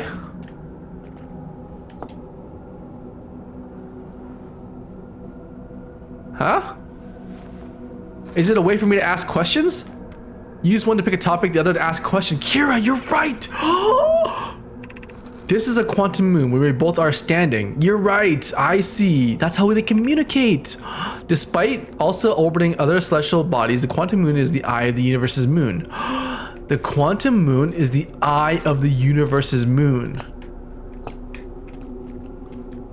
This one is identify, right? Identify me. This is how they communicate. This is so cool. I never met one of your kind before. It's an honor to speak with you. I particularly admire your 4 eyes. Right, I have 4 eyes and they have 3 eyes. There are many questions I would like to ask. If I could comprehend your language, you have my gratitude for understanding mine. Okay, explain you. Identify yourself. And they have no way of understanding you. They have no way of understanding me. Hence the stones. Oh, Kira, you're a genius. Right, I can read theirs because I have a translator, but they don't have anything for me. I am Solenum, a Nomai. My clan arrived in your solar system before my birth, and we now call it home. Identify the eye. We are orbiting the eye of the universe now. We are currently orbiting the eye of the universe. Although we cannot see it, only the quantum moon's reflection on it. Oh, because the quantum moon copies whatever celestial body it's orbiting. So this is what the eye of the universe would look like. Okay. The eye is older than the universe itself, and my clan believes it dwells in an extremely distant orbit around the solar system.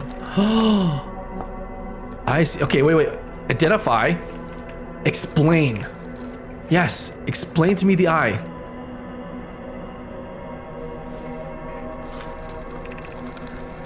There's a fundamental uncertainty throughout the universe. Normally, this uncertainty is only observable on a very small scale. As one approaches the eye, however, that uncertainty grows enormously. So as I approach the eye, uncertainty grows. The quantum moon probably exhibits macroscopic quantum behavior because of its proximity to the eye. So the moon exhibits this quantum behavior because it's so close to the eye, because it's this uncertainty.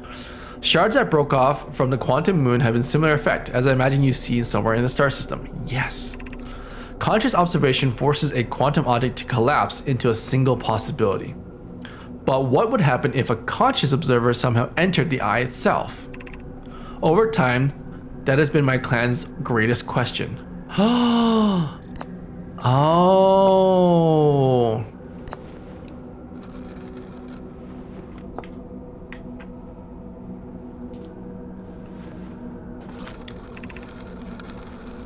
I'm the first pilgrimage to the quantum moon. All Nomai in my clan make this journey when we come of age. Even though the eye cannot be reached from here, the quantum moon remains special to us as it carries us nearer to the eye than any other place we know. I've journeyed here to be close to the eye. While the eye is obscured from our sight, we can see the quantum moon's reflection of the eye in the sky above us. That's the eye. Okay. Explain the moon to me.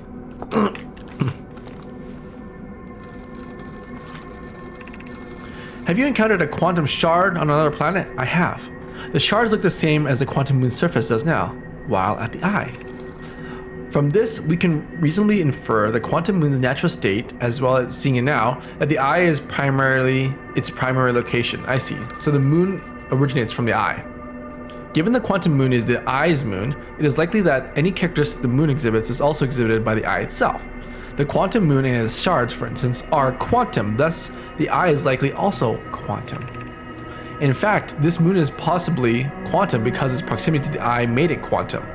The same way the areas surrounding quantum shards that land on other planets eventually become quantum too. I see. Explain me then. Have a good night, Sunshine Shadow. Thank you so much for joining me today. I hope you had a great time. I imagine your purpose here is the same as mine, to learn about and find the eye of the universe. I'm unsure how you arrived here. However, perhaps you came from another star system, as my clan originally did. Would you like a tip to possibly avoid missing? I would actually. I would love a tip. What if I put identify and explain?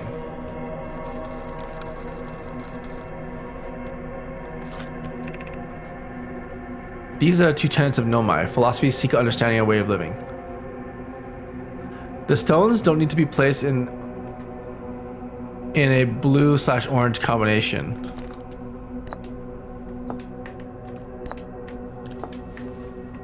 So you're saying if I go me in the eye,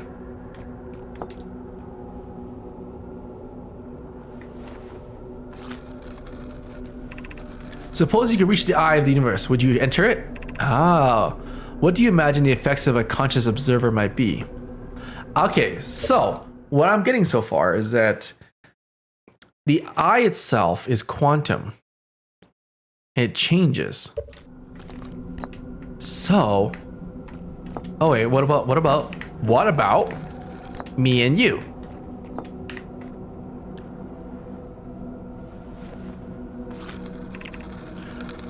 We do not have a connection, you and I. Still, this encounter feels special. I hope you won't mind if I think of you as a friend. Yeah, you are my friend. Yes, you are. We could be even more than friends. Tell me about me and the moon. Is this your first time on the Quantum Moon? It's my first time here. If you come here looking for answers, I hope you find them. Okay. That goes there. Let's put the Quantum Moon here. The Quantum Moon and you. Friend zoned. Absolutely. Like many of my clan before me, I journeyed here to see the Quantum Moon's reflection of the eye. This is the closest any of us have ever come to seeing the eye itself. You may think I'm strange, but I have a hypothesis that I may not entirely be alive. Perhaps my journey has reached its end. Oh! You may not be alive? Wait. All those other bodies on the Quantum Moon, is that the same body? Oh, it's their version of themselves on different. Oh. Is this the first time you come here? If so, go back and after a reset, will the conversation change? Oh. I imagine you notice the Quantum Moon changes in appearance depending on location. Correct. Because the Quantum Moon clearly changes in its different forms, the eye, being the moon's primary location, must be similarly malleable. Yes, the eye, so that means the eye changes. The eye represents extreme changeability. That said, despite its malleable nature, the Quantum Moon becomes locked to one specific version of itself when it's constantly observed. But what happened if a conscious observer were to enter the eye? Oh, okay. I'm picking up what they're putting down here. The conversation won't change. Okay, cool. That's good to know.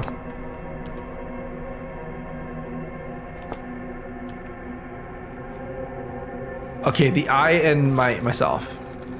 Oh, I already done the combination. The I and you.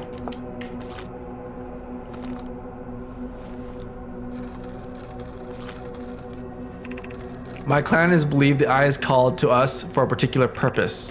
When I was a child, I used to believe the eye was malevolent, to have lured my clan to the star system only to have them vanish from those completely. But I don't fear the eye anymore. In fact, it became so my fondest hope to see the eye itself someday, but I fear this may be beyond my reach. You may think I'm strange, but I have a hypothesis that I may not be entirely alive. Oh.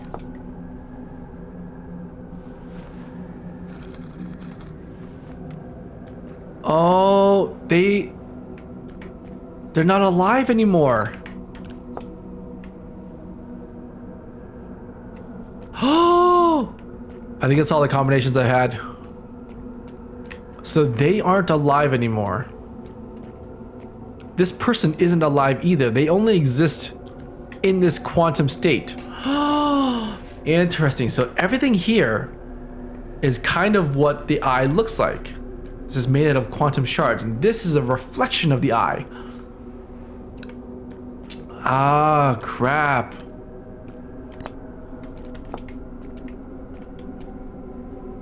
What would happen? Okay, it keeps asking me. What would happen if I entered? What if it happens if a conscious observer enters the eye? What if a conscious observer enters the eye?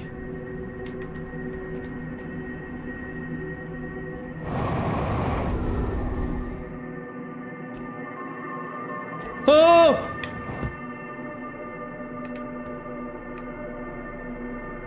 I'm on the moon. I'm back on the moon. I'm back on the moon.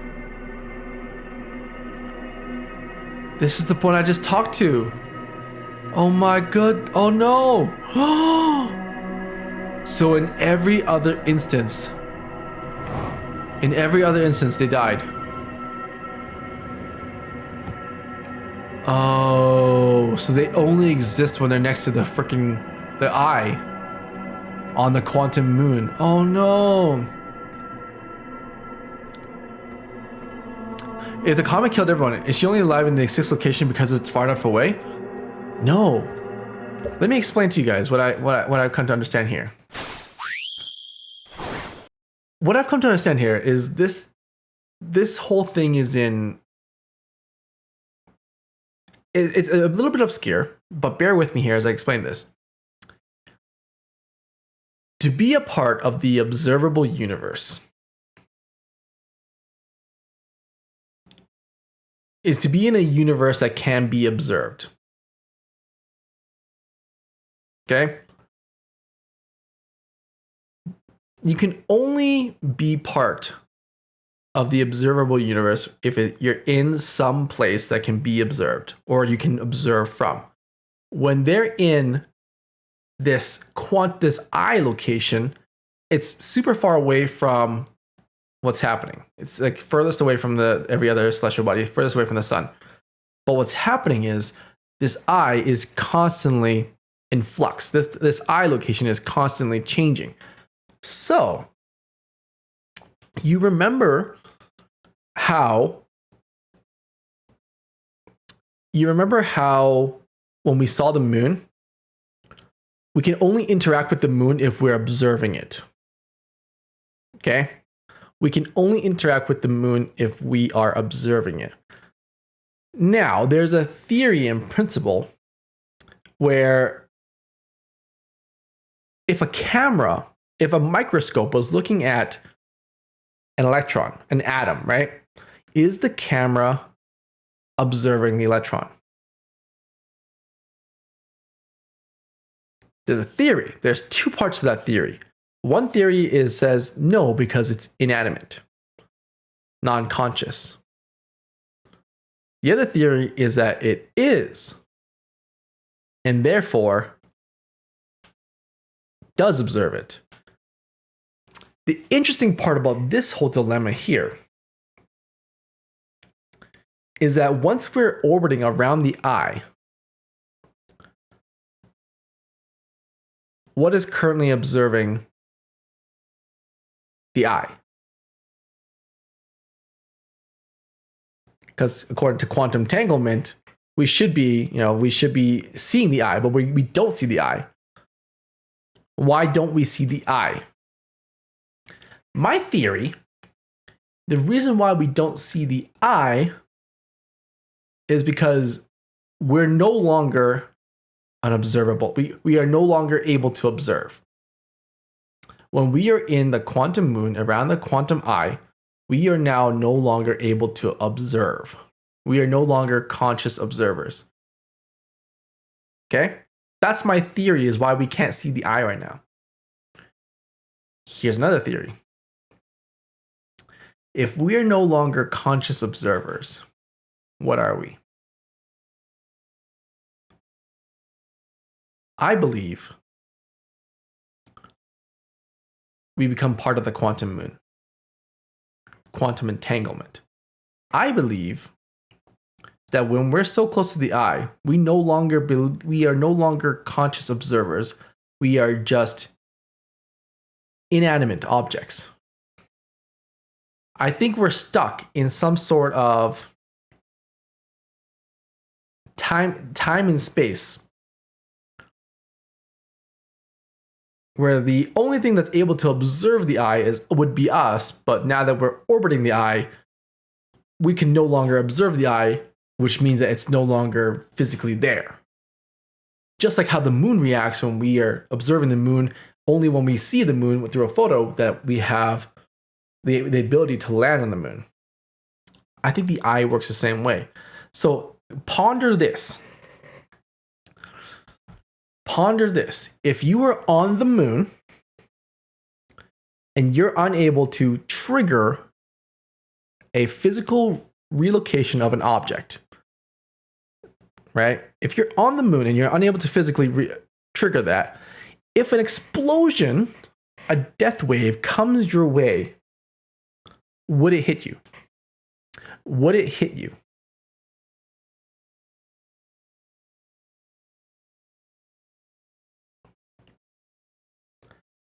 my theory is that if we are next to both quantum bodies, I don't think it would hit us.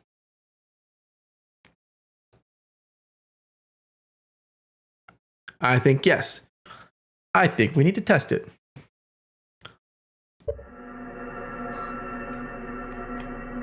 Oh crap, I need to get back in there.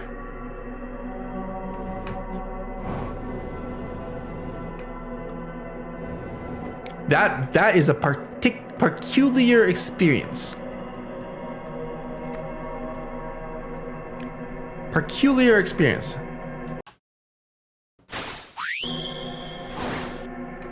Because whatever killed the Nomai killed this one Solanum in every instance other than the one that's surrounding the eye. Now here's the weird part. They exist here in this form, but dead. Exactly. You aren't. It's okay. Let me give you an analogy. Well, let me explain this with an analogy so we're all kind of understanding the same thing here. If I said we're playing tag, I'm using tag as very simple, right? Okay. If we're playing tag and you and I are standing next to each other, and the one rule that we had was that you cannot tag me if I'm within 5 meters of you. You cannot tag me if I'm within 5 meters of you. Okay? Now, we both enter each other's 5-meter radius. One person is it and one person is not it. Okay? In both regards, no matter who is it and who is not it, neither person can be tagged. So, if you change the perspective, if a third person were to come into proximity, would they be able to touch both of you? Either one of you. Because they can't be tagged and you can't be tagged. No one can be tagged within this radius. Very interesting. That's what's happening here. Except as opposed to saying tag, physical touch, we're talking about sight. I can't see you, you can't see me. Are we really there? If I can't see you and you can't see me, would a third person be able to see us?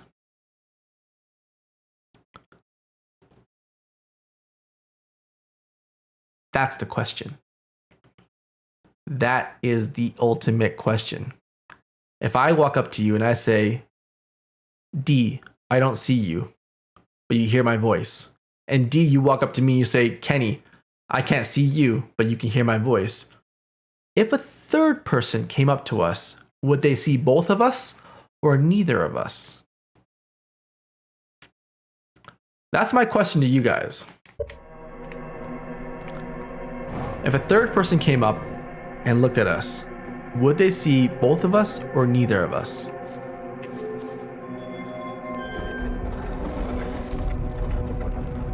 Fascinating.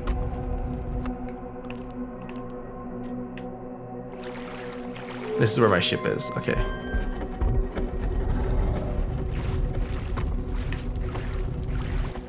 Is my ship here?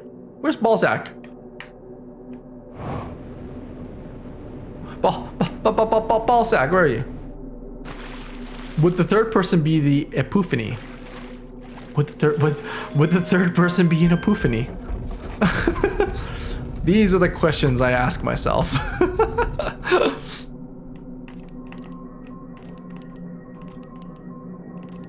I'm trying to get to the, where's my ship?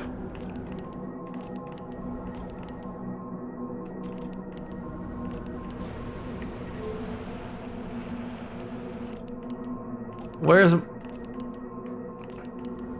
Ballsack? Get me to the Ember Twins. Hello?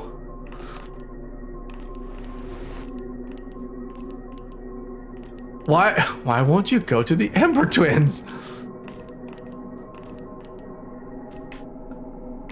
Okay, fine. Chloroform, go.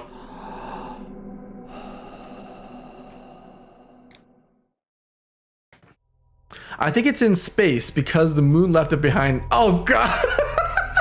You're right, Noisy Boy. You're right. Okay. I think it's time now, guys. I think we've learned enough. I feel like I've learned enough. The one thing I really want to do now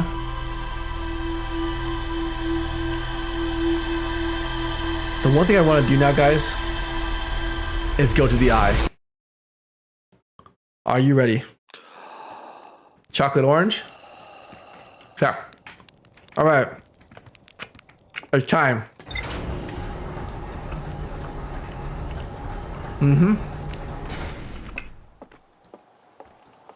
We go into the eye. Me too. I'm clenching too. So, it's eye time. Isn't this game interesting, go guys? Isn't it? Don't you guys find it? I find this fascinating. So, step one. We had to do this in sequence, don't we? Vlad, you were right before. D, you were right. If I pull out this warp core,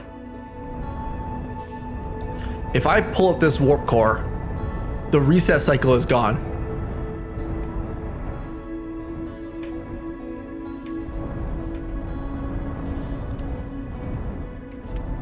So I get one shot at this.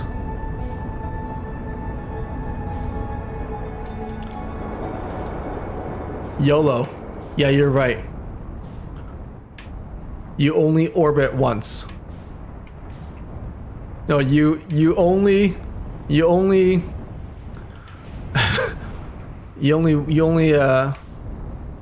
loop once. You only loop once. YOLO. That's Kira, it's time. You only loop once. That's it. That's my contribution to the Outer Wilds community. You only loop once. Okay. Step number one. Get inside. Penetrate deep inside. Step number two. Once I'm inside, tear the heart out. Rip the core, the soul out. Are you gearing up? I am. That was the Sandstream poop analogy. Yes.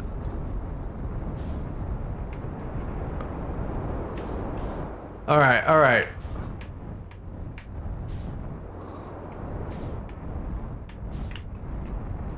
I'm not sure why she's calling you mama. I'm not entirely sure. All right, here we go, team. Okay, this is okay. Can I say something? I kind of feel weird.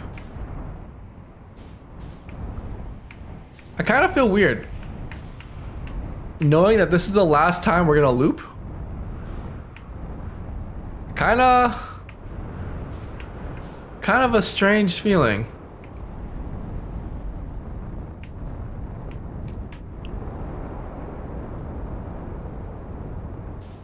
You're going to sleep on the couch tonight. Bye, Vlad. Can you predict what happens at the eye? I don't know. I'm kind of at a weird spot because like this is the last time we're gonna loop. The final loop. Hey Piano Dog, how's it going? First playthrough, yeah, first playthrough.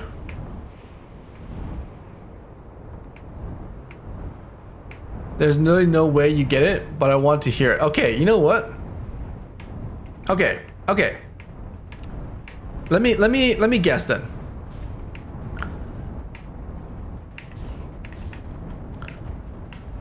If the eye is constantly changing, I'm going to tell you the end is amazing. Man, I can't wait. Okay, while we wait for this thing to suck up the planet a little bit so we can get inside the core, here's my thought.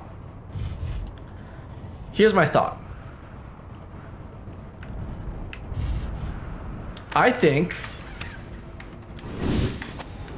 I'll stay in my ship for now. I'll wait for this thing to suck up the sand a little bit. I think what's going to happen... I don't know. We've learned a lot about the Nomai. And now I've just discovered that a Nomai still exists. What if more than... Well, none of the Nomai have ever made it to the eye, so the Nomai wouldn't exist there. But the eye is... They keep mentioning the eye is the center of the universe.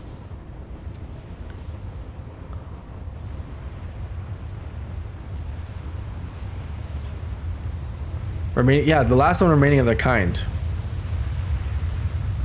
But when you made it to the eye, you saw a dead Nomai. It wasn't the eye that I made it to. I actually made it to the moon of the eye. The moon of the actual eye. Sand, sand. Yep. I'm waiting for it to go down now. So, I mean, according to our little butthole analogy, this is the method here. So, I'm gonna predict when we get to the eye,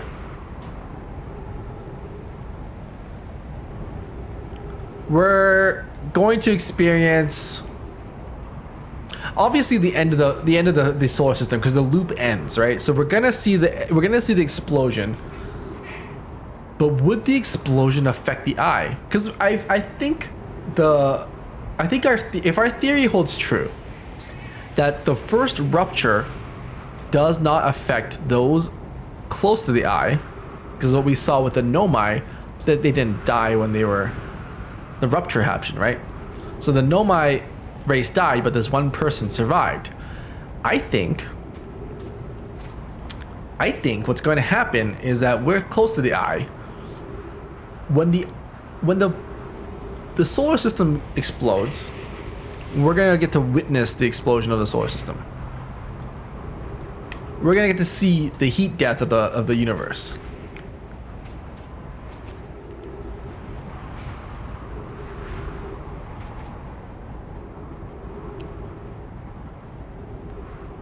After whatever happens afterwards, I have no idea. I haven't the faintest idea. But we will science the shit out of it as we go. The more important matter right now is that we need to get inside, we need to grab the core, and then we need to fly all the way into Dark Bramble. We need to get to the Thorn Planet ASAP. Follow the distress signals until... Okay, sandstorm, good. All right, we're in. All right, now time is a factor. Time is a factor now, team.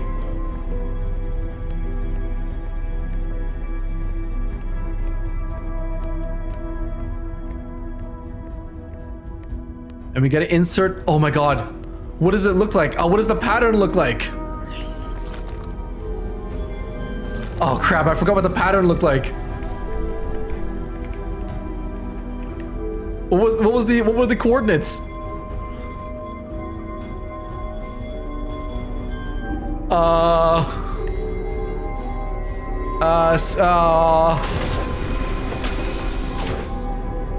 From the hexagons, it'll tell you the coordinates. Okay, cool. It's in your log. Okay. Oh no, look, it's the black nipple on the right nipple. I mean the white nipple. I mean the black hole and the white hole. All right, removing core in 3, 2, 1, remove. Wait, I didn't realize how to get. Oh.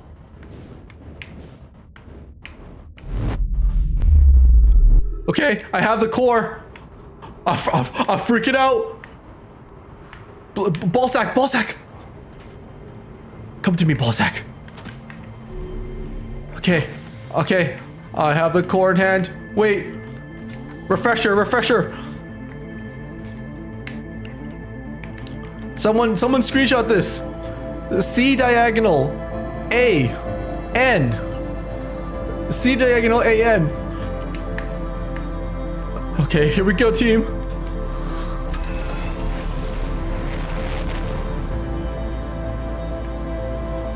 Dark Bramble, where are you?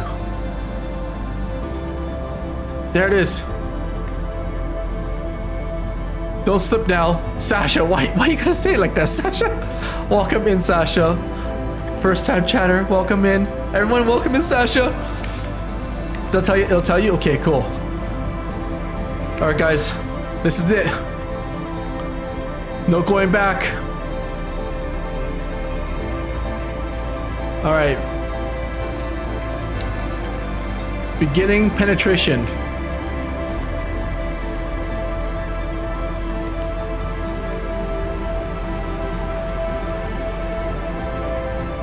Oh, I'm freaking out a little. I'm sweating, guys. I'm a little nervous. The music. Oh, the music. All right, penetrating Dark Bramble. Now.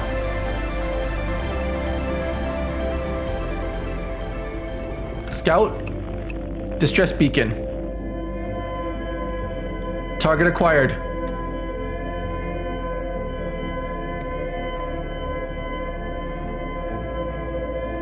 Target acquired. We had to be careful. There's anglerfish in here. Absolutely safe place. Wait. Wait, can I go fast in here? Or do I have to keep going slow? I am on a time limit. No thrusting. Do not go fast. Okay. All right, no thrusting. I'm a no thrusting man. I'll never thrust again. Don't worry, guys. I'm coming. I'm coming.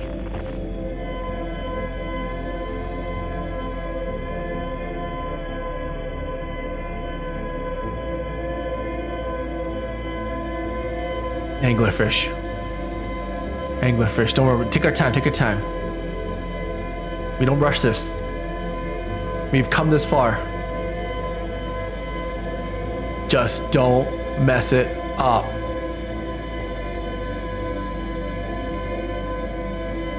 Okay, no more thrusting. No more thrusting.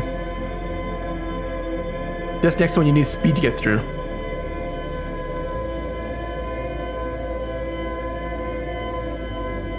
Guys, I have a core on board.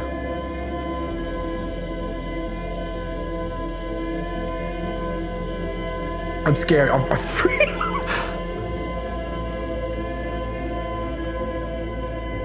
Oh, I'm coming. I'm coming. Don't you worry, guys. 400 meters.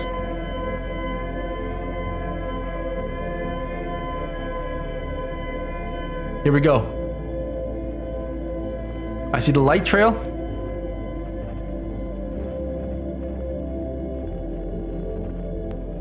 A little nervous, a little scared. Gain speed and thrust you when you can. Okay. Got it. I'm good at thrusting. Here we go.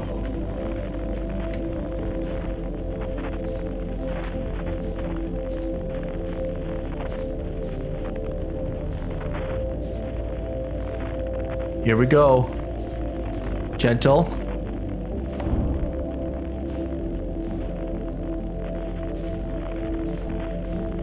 Okay. Activating. Scout. Sorry, I missed. There we go. Duplicate signal. Acquired.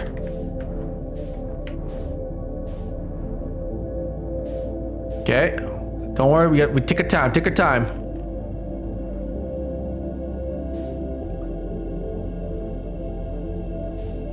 Okay. A little thrusty, little thrusting. Micro thrusts. Okay. I see it, I see it. Okay. Okay, here we go. Little bit of speed, little bit of speed. Little bit of speed and sending. Here we go. Easy. Easy. Everybody be cool, be chill, be chill. Thank you so much for the 100 bits. Okay, be chill, be chill. Don't breathe. Let me just get some of my ass orange. Here we go. If you haven't followed already, make sure you follow. Here we go.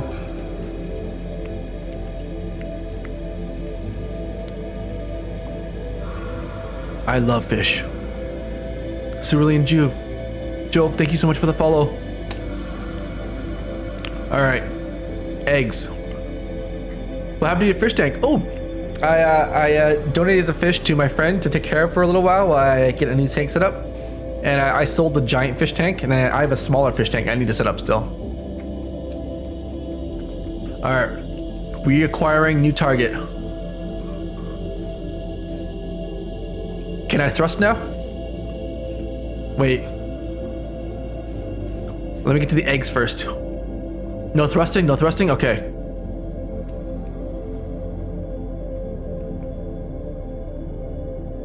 Okay, we have time. We can just drift a little bit. Alright. Thrusting, thrusting. Small thrusts.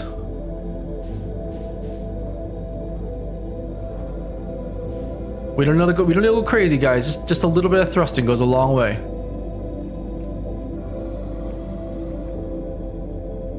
Yeah, for anyone who's just joining, guys, my name is Kenny. I build robots, and I'm about to penetrate the shit out of this thing.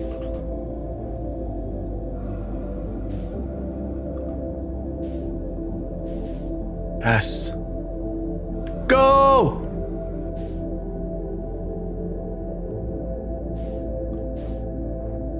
Easy, easy team, easy team. Wait. There it is. Target acquired. We are clear? Alright, target acquired. Okay, C shape A N. I can do this. Watch me. Witness me. Oh my god, this precious cargo. Precious cargo. Oh my god, the music changed. Here we go.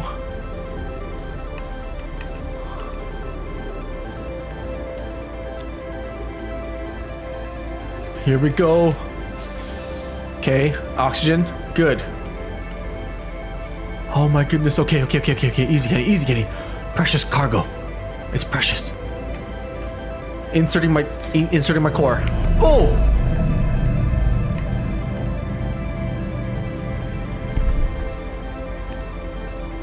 Okay. What does this do? What does this do? Left?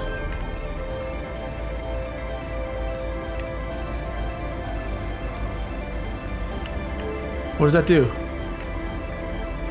Okay, unknown.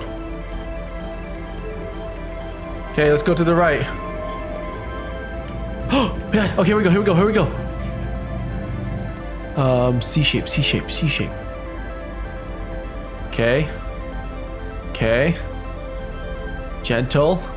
Princeton General, thank you. C shape. God, don't touch anything. Don't touch the sides. Operation. Okay.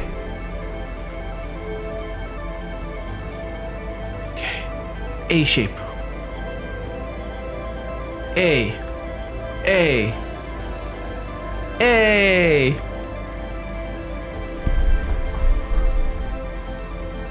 N. N. N. N. What does an N look like? N. Sorry, I forgot what an N game looks like.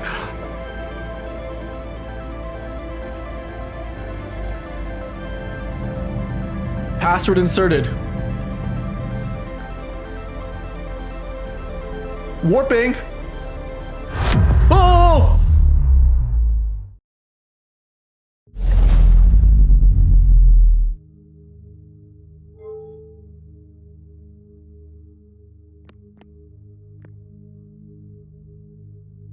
What is that?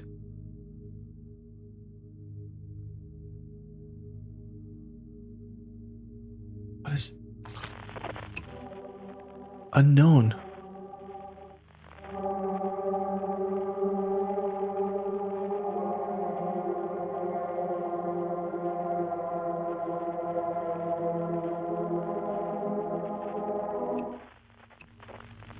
Whoa. Gotta take a selfie. just for prosperity. Where am I? Wait, is that the star? Oh, is that our star? Is that the star? Wait. Oh, no, look. Can I go here? Yes, look. There's mini supernovas. Look right there. Those little fireworks in the middle. Those are all supernovas.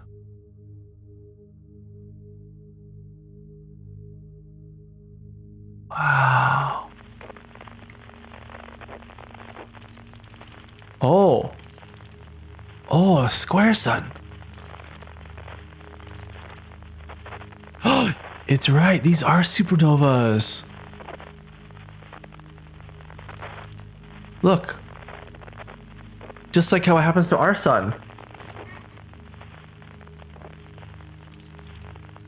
Wait, is that our sun? Wait, okay, let's explore what else is in here. Whoa!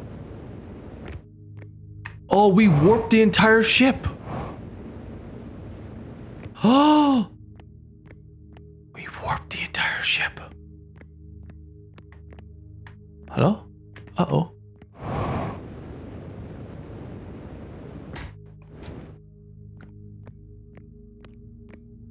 Oh, look, writing. Any Nomad Clan's vessel hear this message? Oh, we've already read this. It's clear the universe is dying.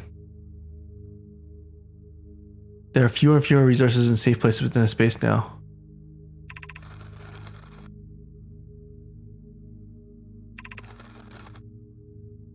Yeah, we've already read that. What does it say? This is Esco's vessel. You remember he was missing, right?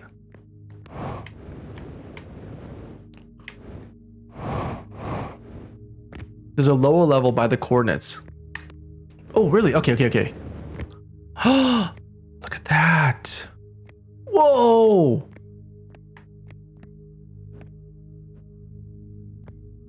This looks like a classroom.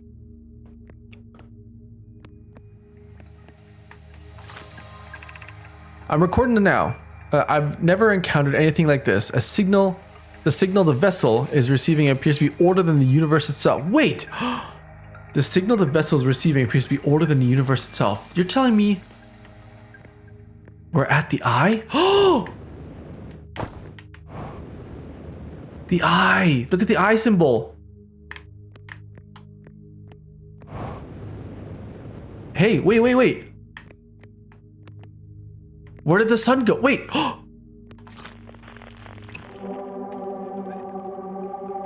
It's the quantum moon!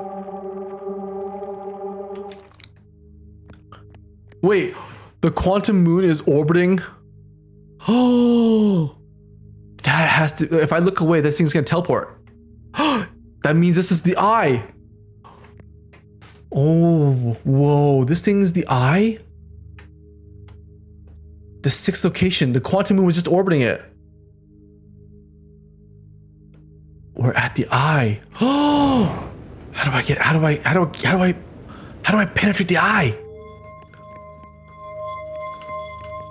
I need to penetrate the eye. Whoa! Oh!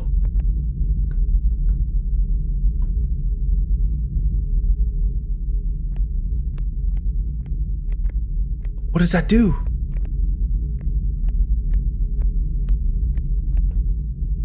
I can't remove the core anymore. Take me to the eye. Penetration!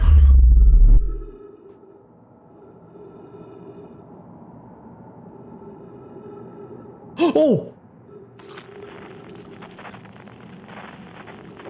That's the station. Which means... Oh! I'm on the eye. Oh! The quantum moon! I am... Stardate. Day 6. We are now on the quantum entity known as the Eye, presumably by the Nomai to be the center of the universe. Whoa. Where's the sun? The sun's gone.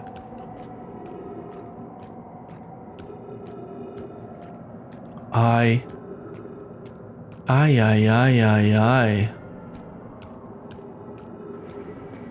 Whoa.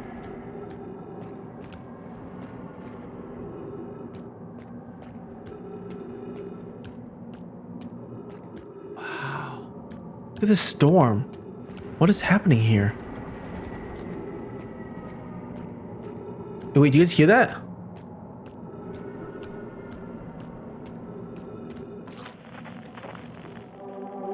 That's the signal we're hearing. It's getting louder.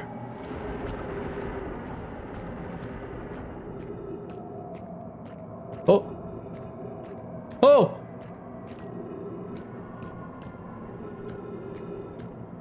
Whoa, whoa!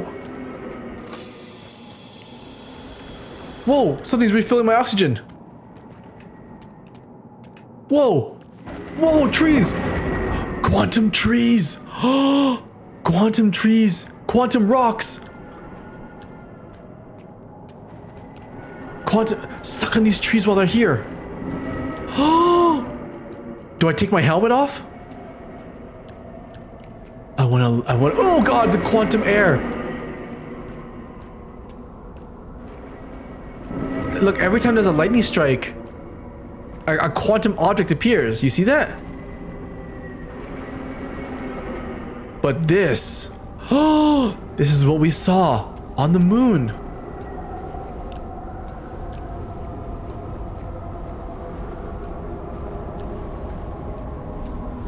I'm about to penetrate the shit out of the eye. Whoa.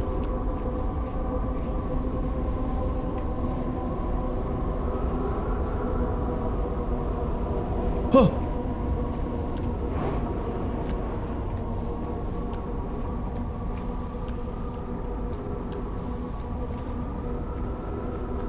Whoa.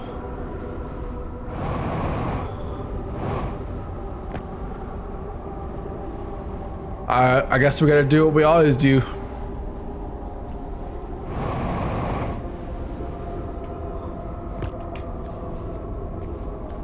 Penetrate the shit out of it.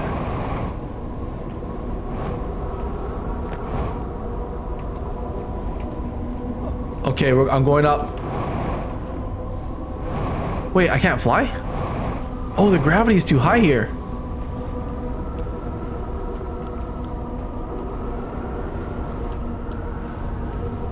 Wait, what? Oh my god! Oh! Take me!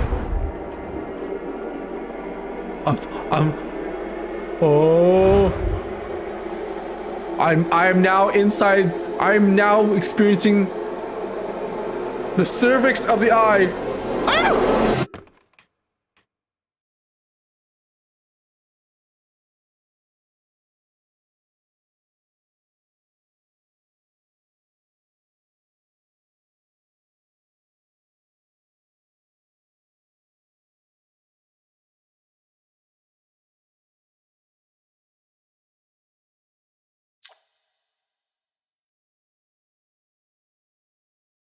This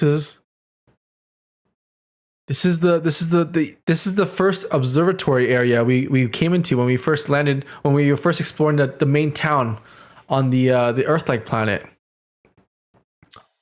Outer Wilds Ventures was founded by Felspar, Gosun, Slate, and Hornfeld to explore a solar system at the end of the universe. Oh, this solar system was at the end of the universe. The Nomai never got to see it for themselves, but thanks to their efforts and technology, a Hearthian, which is me, was able to reach the eye of the universe. Wait, why is that different from? Oh, it's updated. It's real time. Explore a solar system at the end of the universe. This is updated real time.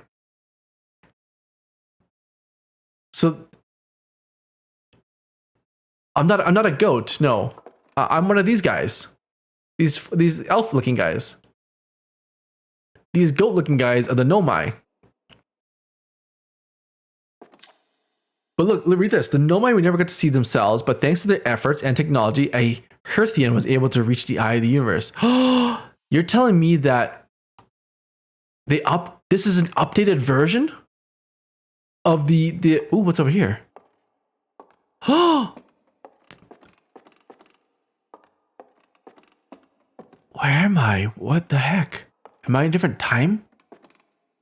Oh, look, the sun. The sun starts here. As it gets bigger and bigger into a red star, a red giant, it goes supernova. At the end of a lifespan, our sun collapsed under its own gravity and then exploded in a violent supernova. Wait, it says our sun. Am I dead?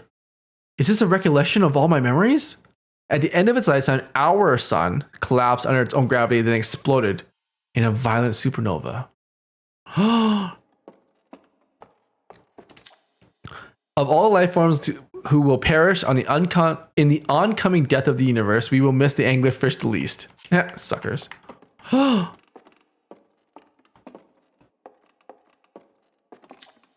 Nomai came to our source and were following a signal from the eye of the universe. They perished when the interloper arrived, bringing with it a deadly substance we called. They perished when the interloper arrived. The comet called the interloper arrived, bringing with it deadly substance we called ghost matter that flooded the entire system almost instantly and without warning. Our theory was true.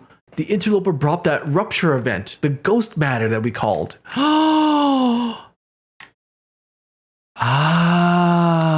Oh, I have a flashlight. Oopsies. Sorry. We still have technology, guys. Sorry. Oh, I see. My home. Hey, where are my balls? Ooh, that looks dangerous. Wait, what's this? Okay, I guess we go upstairs.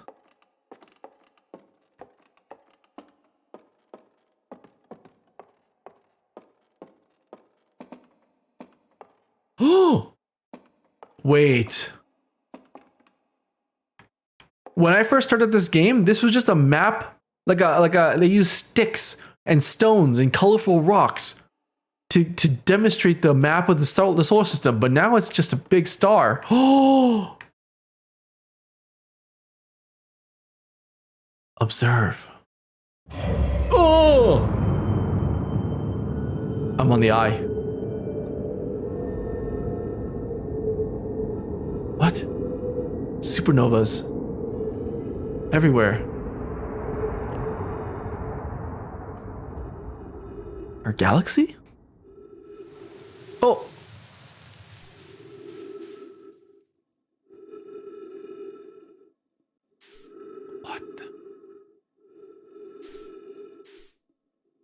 There's nothing else. I'm looking around. There's nothing. It's just this.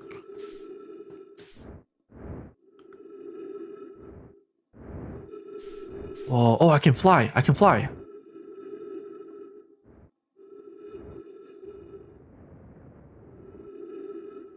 What is that? What is this? What the heck? Those aren't stars. The trees.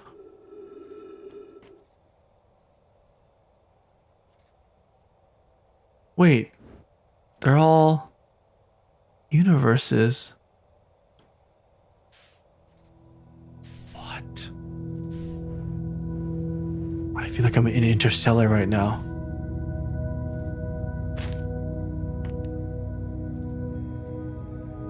Whoa.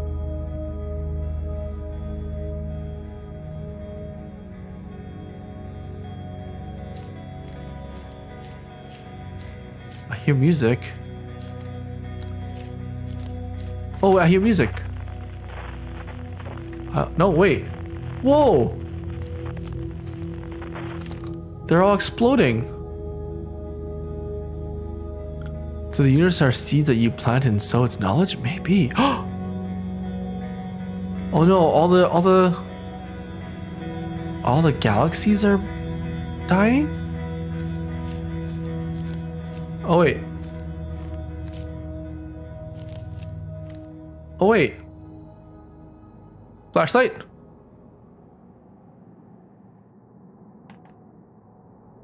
Oh!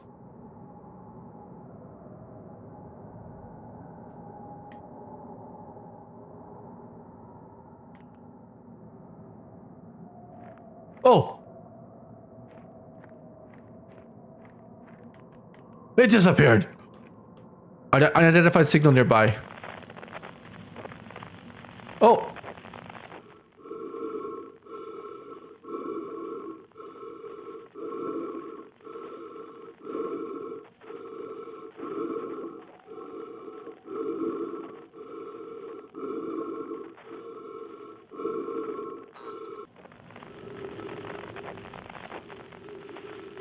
Was that me?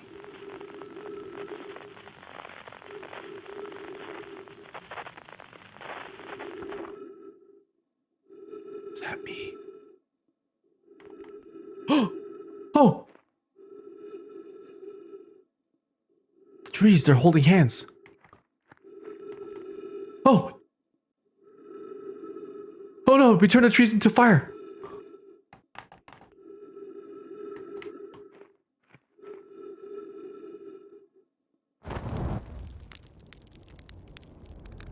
Oh, okay. Oh god, oh, sorry, this is my shadow. sorry, it's just my, oh Jesus, a chair.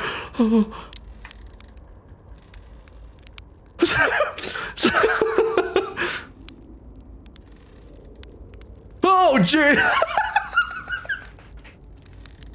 Why would you do such a thing? Oh.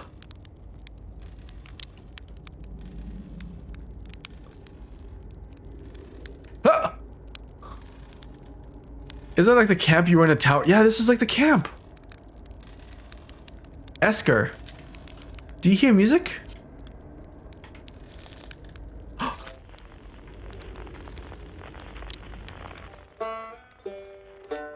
I hear music. I'm coming, buddy. Esker, you stay right there, you sicko.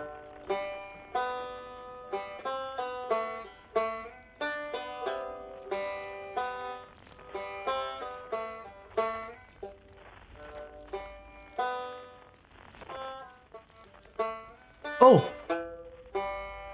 It's a banjo. How do I get inside? How do I penetrate this building?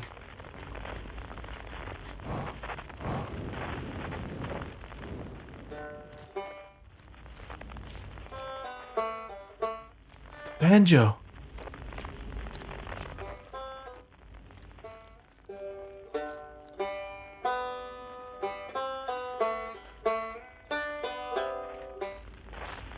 What? How do I, Oh, oh, there it is.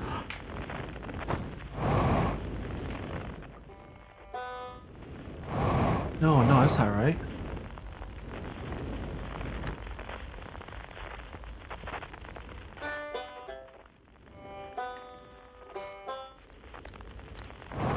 What?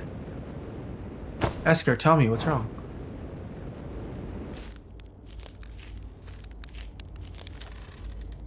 I do hear music.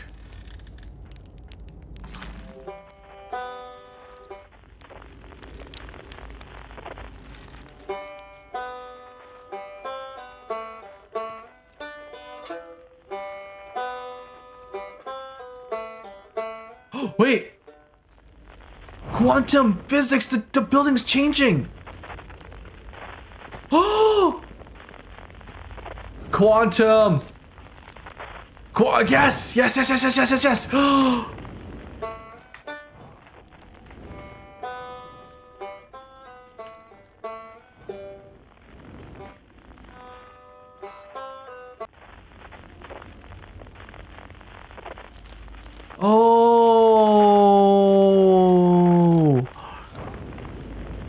He's here, look! Buddy, you have your banjo?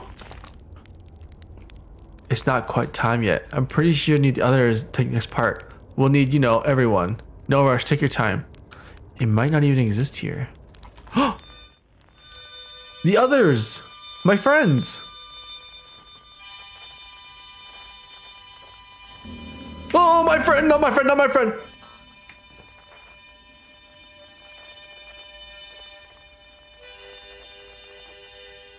Jellyfish! Wow!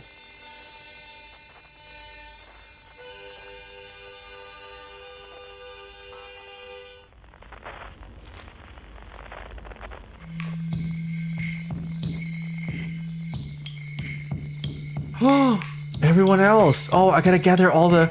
Oh! I gotta gather all the Sailor Scouts. What's that sign say? The Quiet Shade.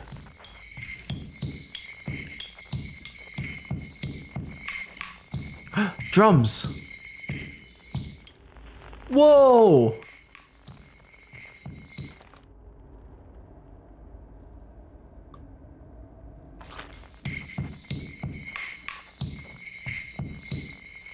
It's drums orbiting a sun. It's a telescope.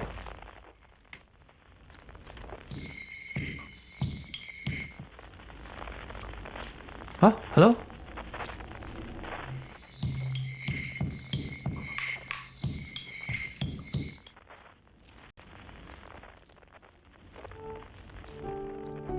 Ooh.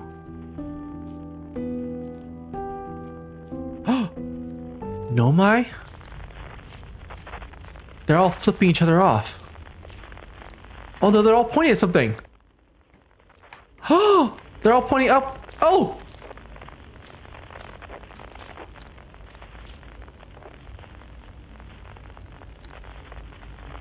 Oh!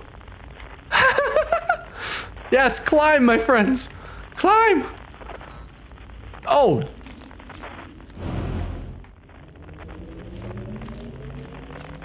Oh. Hold on, everyone. Everyone, give me a quick second here. Everyone, give me a quick second here. I gotta pee real quick. Hold on. I gotta pee real quick. Everyone, be chill for a second. Hold on. Robot trigger systems deactivated.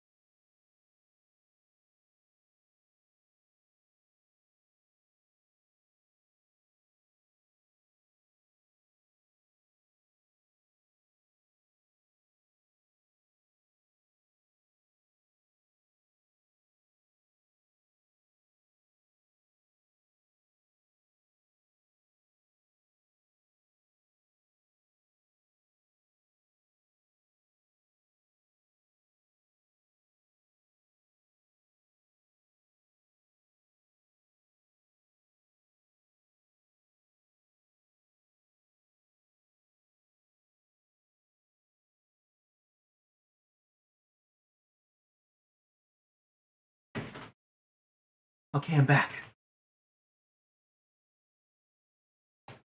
Okay, I'm back. Sorry. This is a long stream. Would you mind turning off ambient music for the turning up off? Would you mind turning off ambient music for the finale maybe? Since music is important to this game. Like that?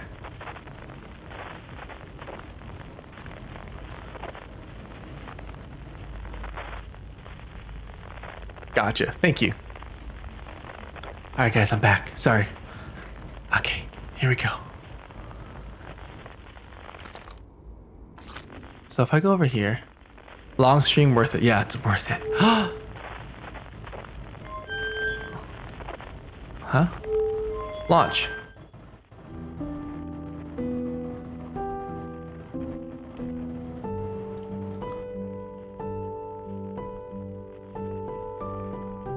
Oh, the music.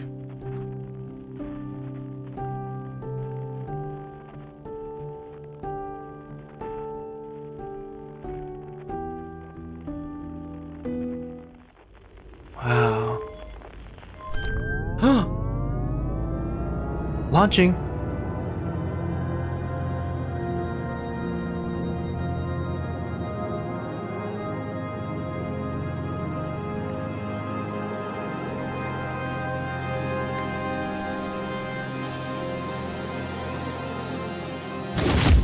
Oh.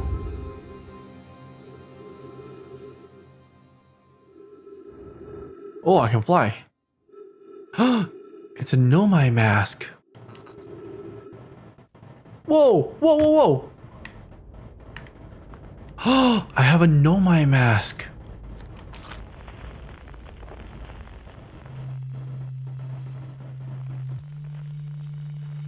That was their music that I was hearing. Look, the Nomai are here too. I need to get one more the flute player. The guy who taught me how to chloroform myself.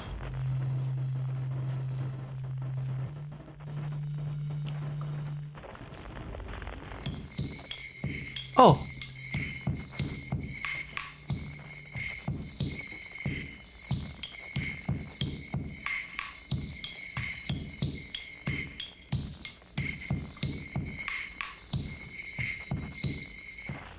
Wait. The drums. I didn't pick up the drums.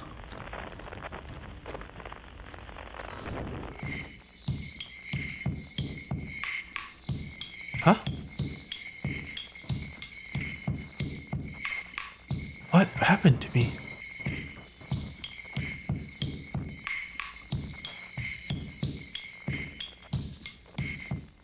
Okay.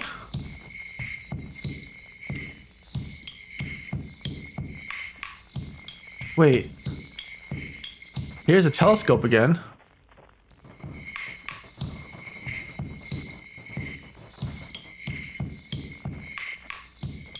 Now we're stuck in a spatial loop. Yeah, how? What?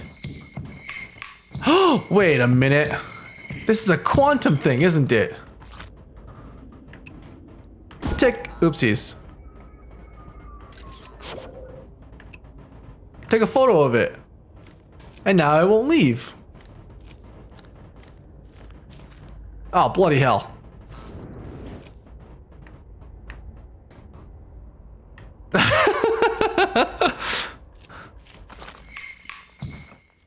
Okay, that was worth a shot. You know what, let me follow the other one first. I'll come back to this one. I might need to take another poop. An epiphany. Oh wait.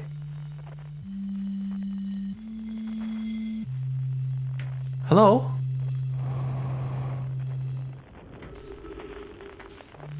Oh!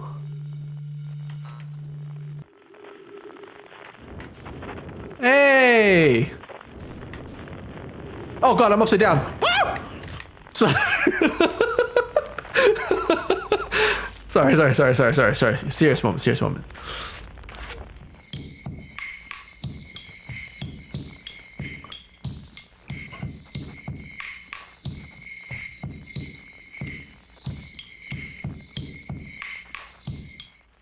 Okay, so what is going on here? Obviously the drums are floating around. Oh, gather.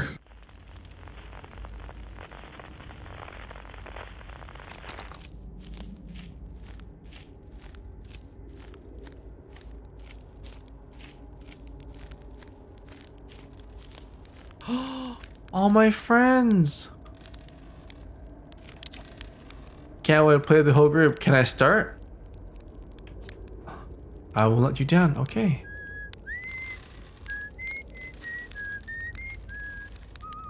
Whoa, look what's happening to the smoke.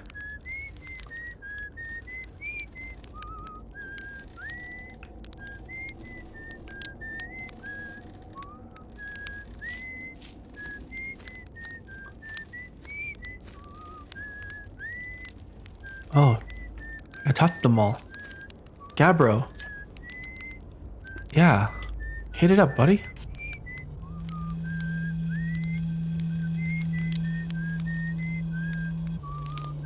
Oh, yeah, here we go.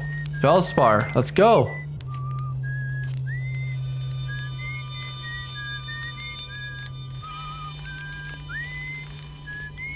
Alright, hit me with some... Chert, hit me with some beats.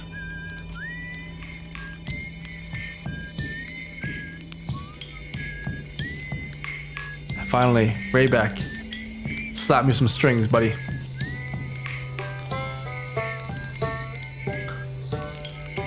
Wow, look at this middle.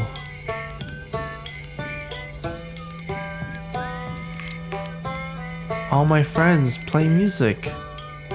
What about you, buddy? I'm a conscious observer that entered the eye. I wonder what happens now.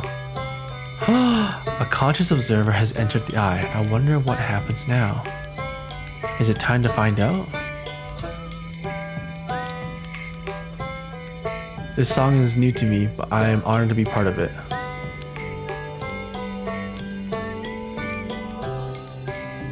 Oh, look at that.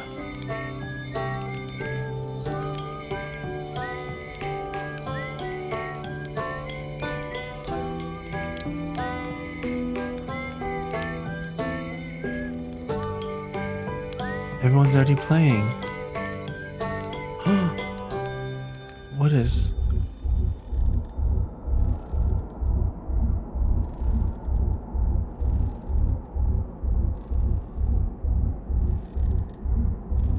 Everyone stopped.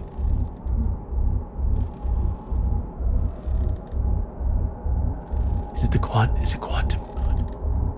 What is it?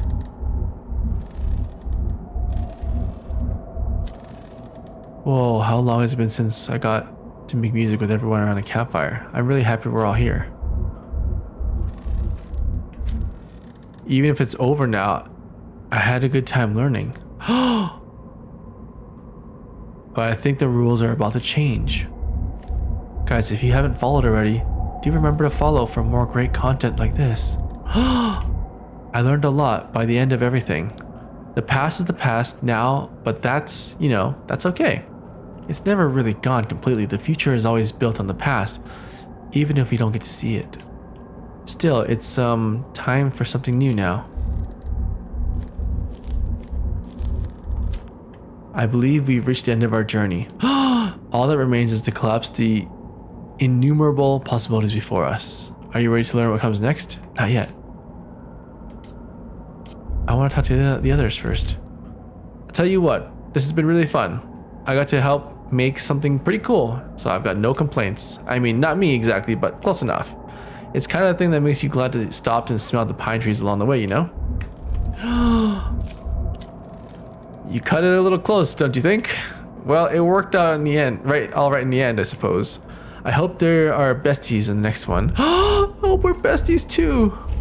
Do I penetrate this thing? No, sorry, we don't penetrate it. Sorry, loose habits.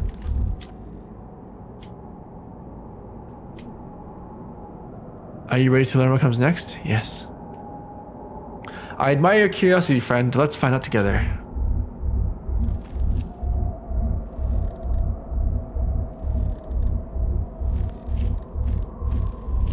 Oh, beasties.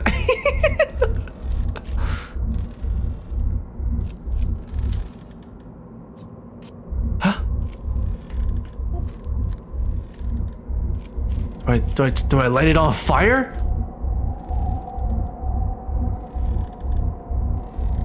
I think you missed. Oh, I do. Sorry. Sometimes when you try to do some penetration, you do sometimes miss. Oh. Oh.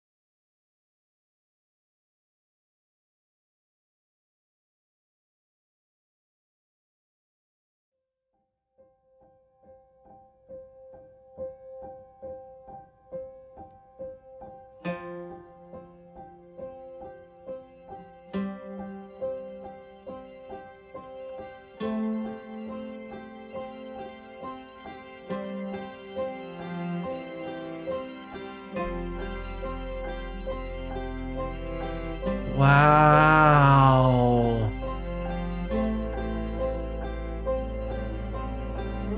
EJ, hello, welcome in. Whoa.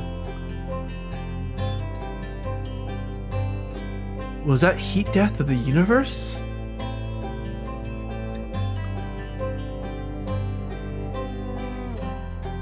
Was that expansion? Or was that like universal expansion? What was that?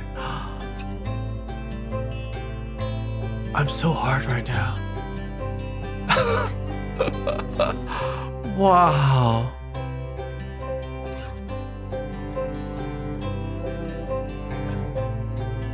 I mean, I beat the game now, right? So I guess I could go with some explanation. I don't mind now. That was so cool.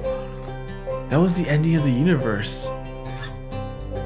You just watched the birth of a new universe. Oh, the Big Bang.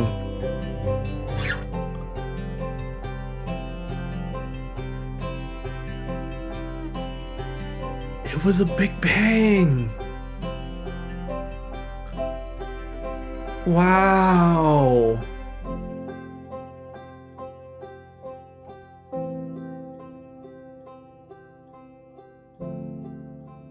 Okay, we'll wait till the end. But wow. So my sun exploded, but it wasn't just my sun exploding. It was a whole bunch of different suns exploding at the same time, all going supernova.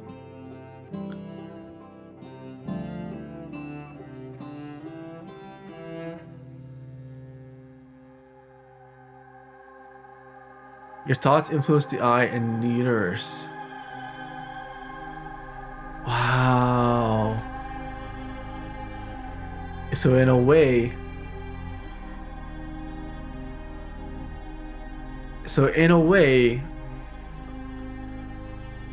my final thoughts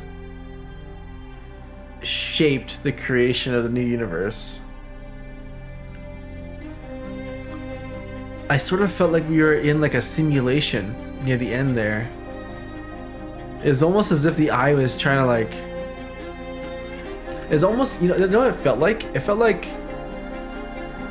I was being shown things from the eye.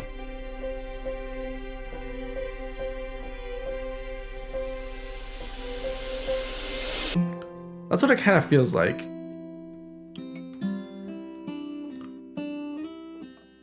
It almost as if it was like telling me everything that happened during the end. It gave me an opportunity to like review it.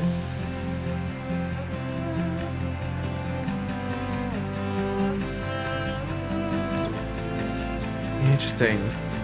I used to think the eye was just an eyeball. Now that I'm thinking that Eye of the Storm is more accurate. Yeah, Eye of a Storm, right? The calm before the end. You know what I mean? The calm inside the storm.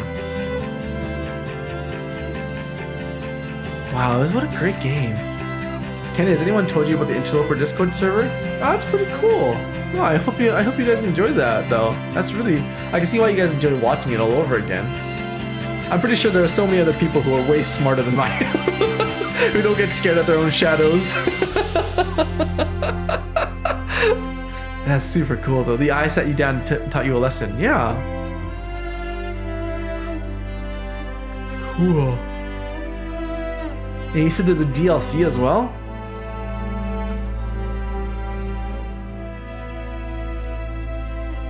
You can't experience it again. I can see why. There's no way to experience this game again. GG, everybody. Wow.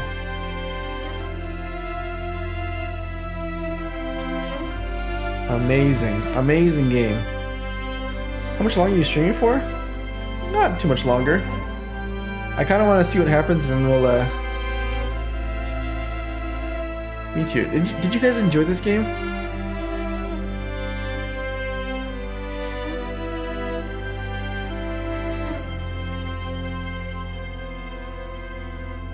Did you guys enjoy this game? This playthrough?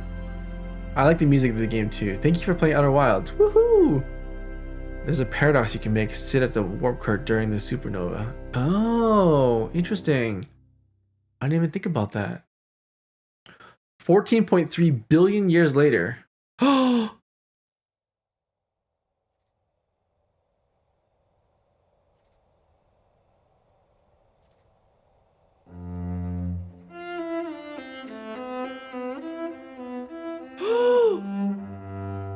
New planets!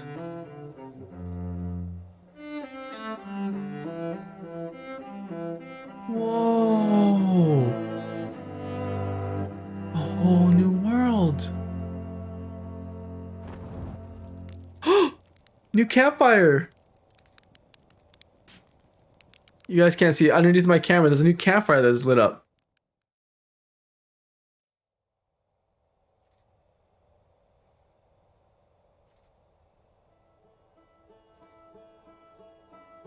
Wow.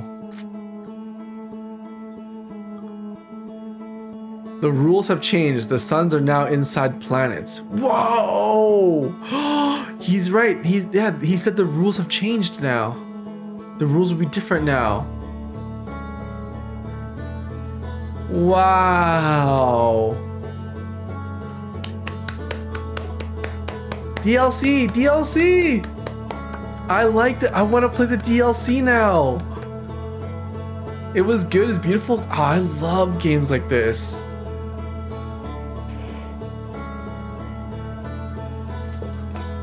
I like bringing you guys along for adventures. I love bringing you guys along for like how my brain's going through this stuff. I'm glad you guys had a good time though. I'm gonna play the DLC. That's the next game we play. I have to play the DLC. I have to play the DLC now. Guys, that was a game. I want to thank you guys all for following. I want to invite you guys to follow and join for the DLC. Made some galaxy brain moves. I don't know about galaxy brain, but I had my epiphany. Who would have thought that my poop would get us into the warp core?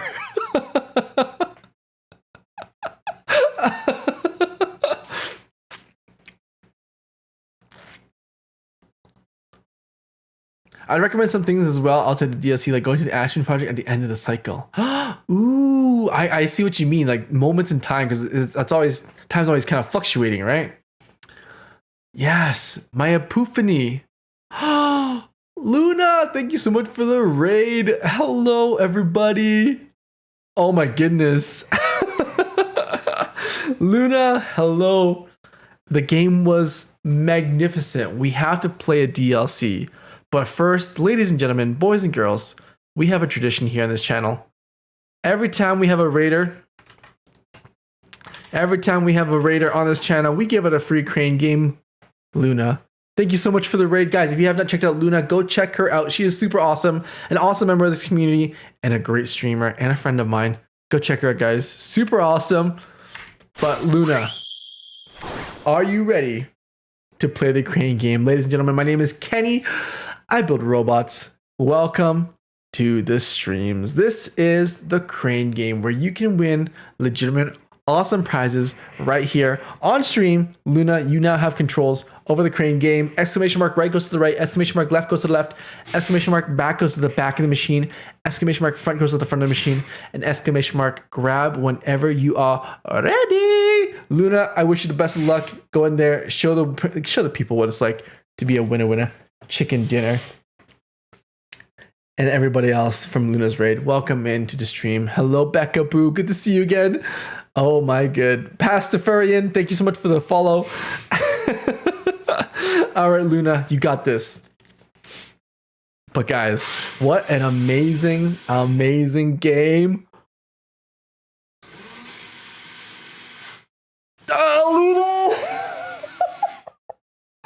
Oh, Luna, you're so close. Good try, Luna. Good try. Hello, Frank. I'll take a rain check on the tarot card reading. Long stream. Okay. I'm going to take a rain check on all the other redeems, too. It's been a long stream for me.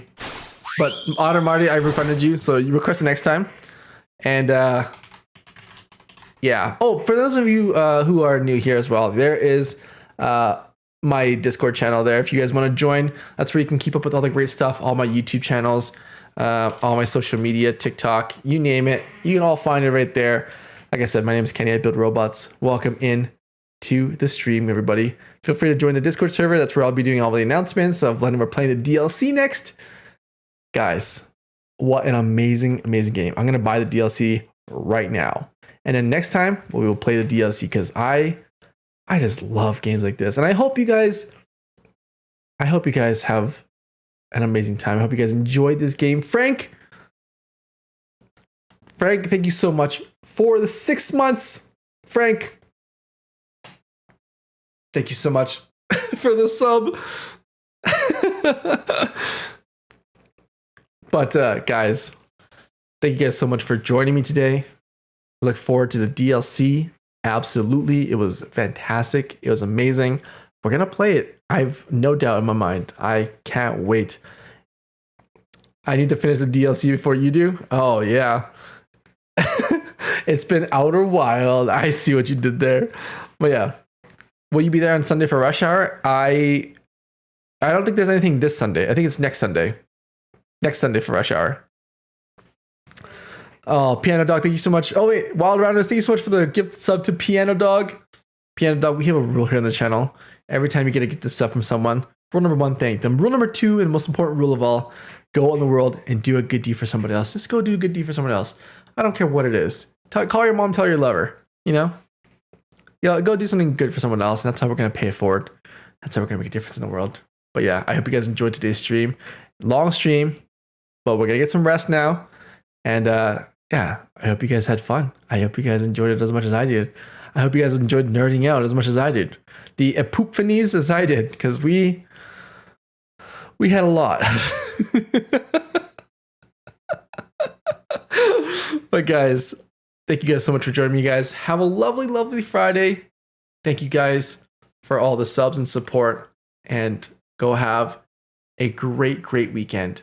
I will see you guys back on stream on Monday, 2 p.m. Mountain Standard Time. Again, if you'd like, join the Discord server. You'll be up to date with all the YouTube videos. I'm going to turn this entire game, this entire playthrough, into a VOD that you guys can just watch and enjoy all the great moments of me crashing for the first time or finding out that a lot of things happened to me. But if you really wanted to watch this entire game from start to finish, I will post it as a huge video vlog for you guys to watch on YouTube, as well as every other thing from robots to funny stream moments. All the content is coming out, so you guys can enjoy that anytime you like.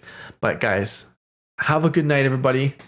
I will see you all on Monday for the next stream. And remember, next Wednesday we are doing Pancakeru.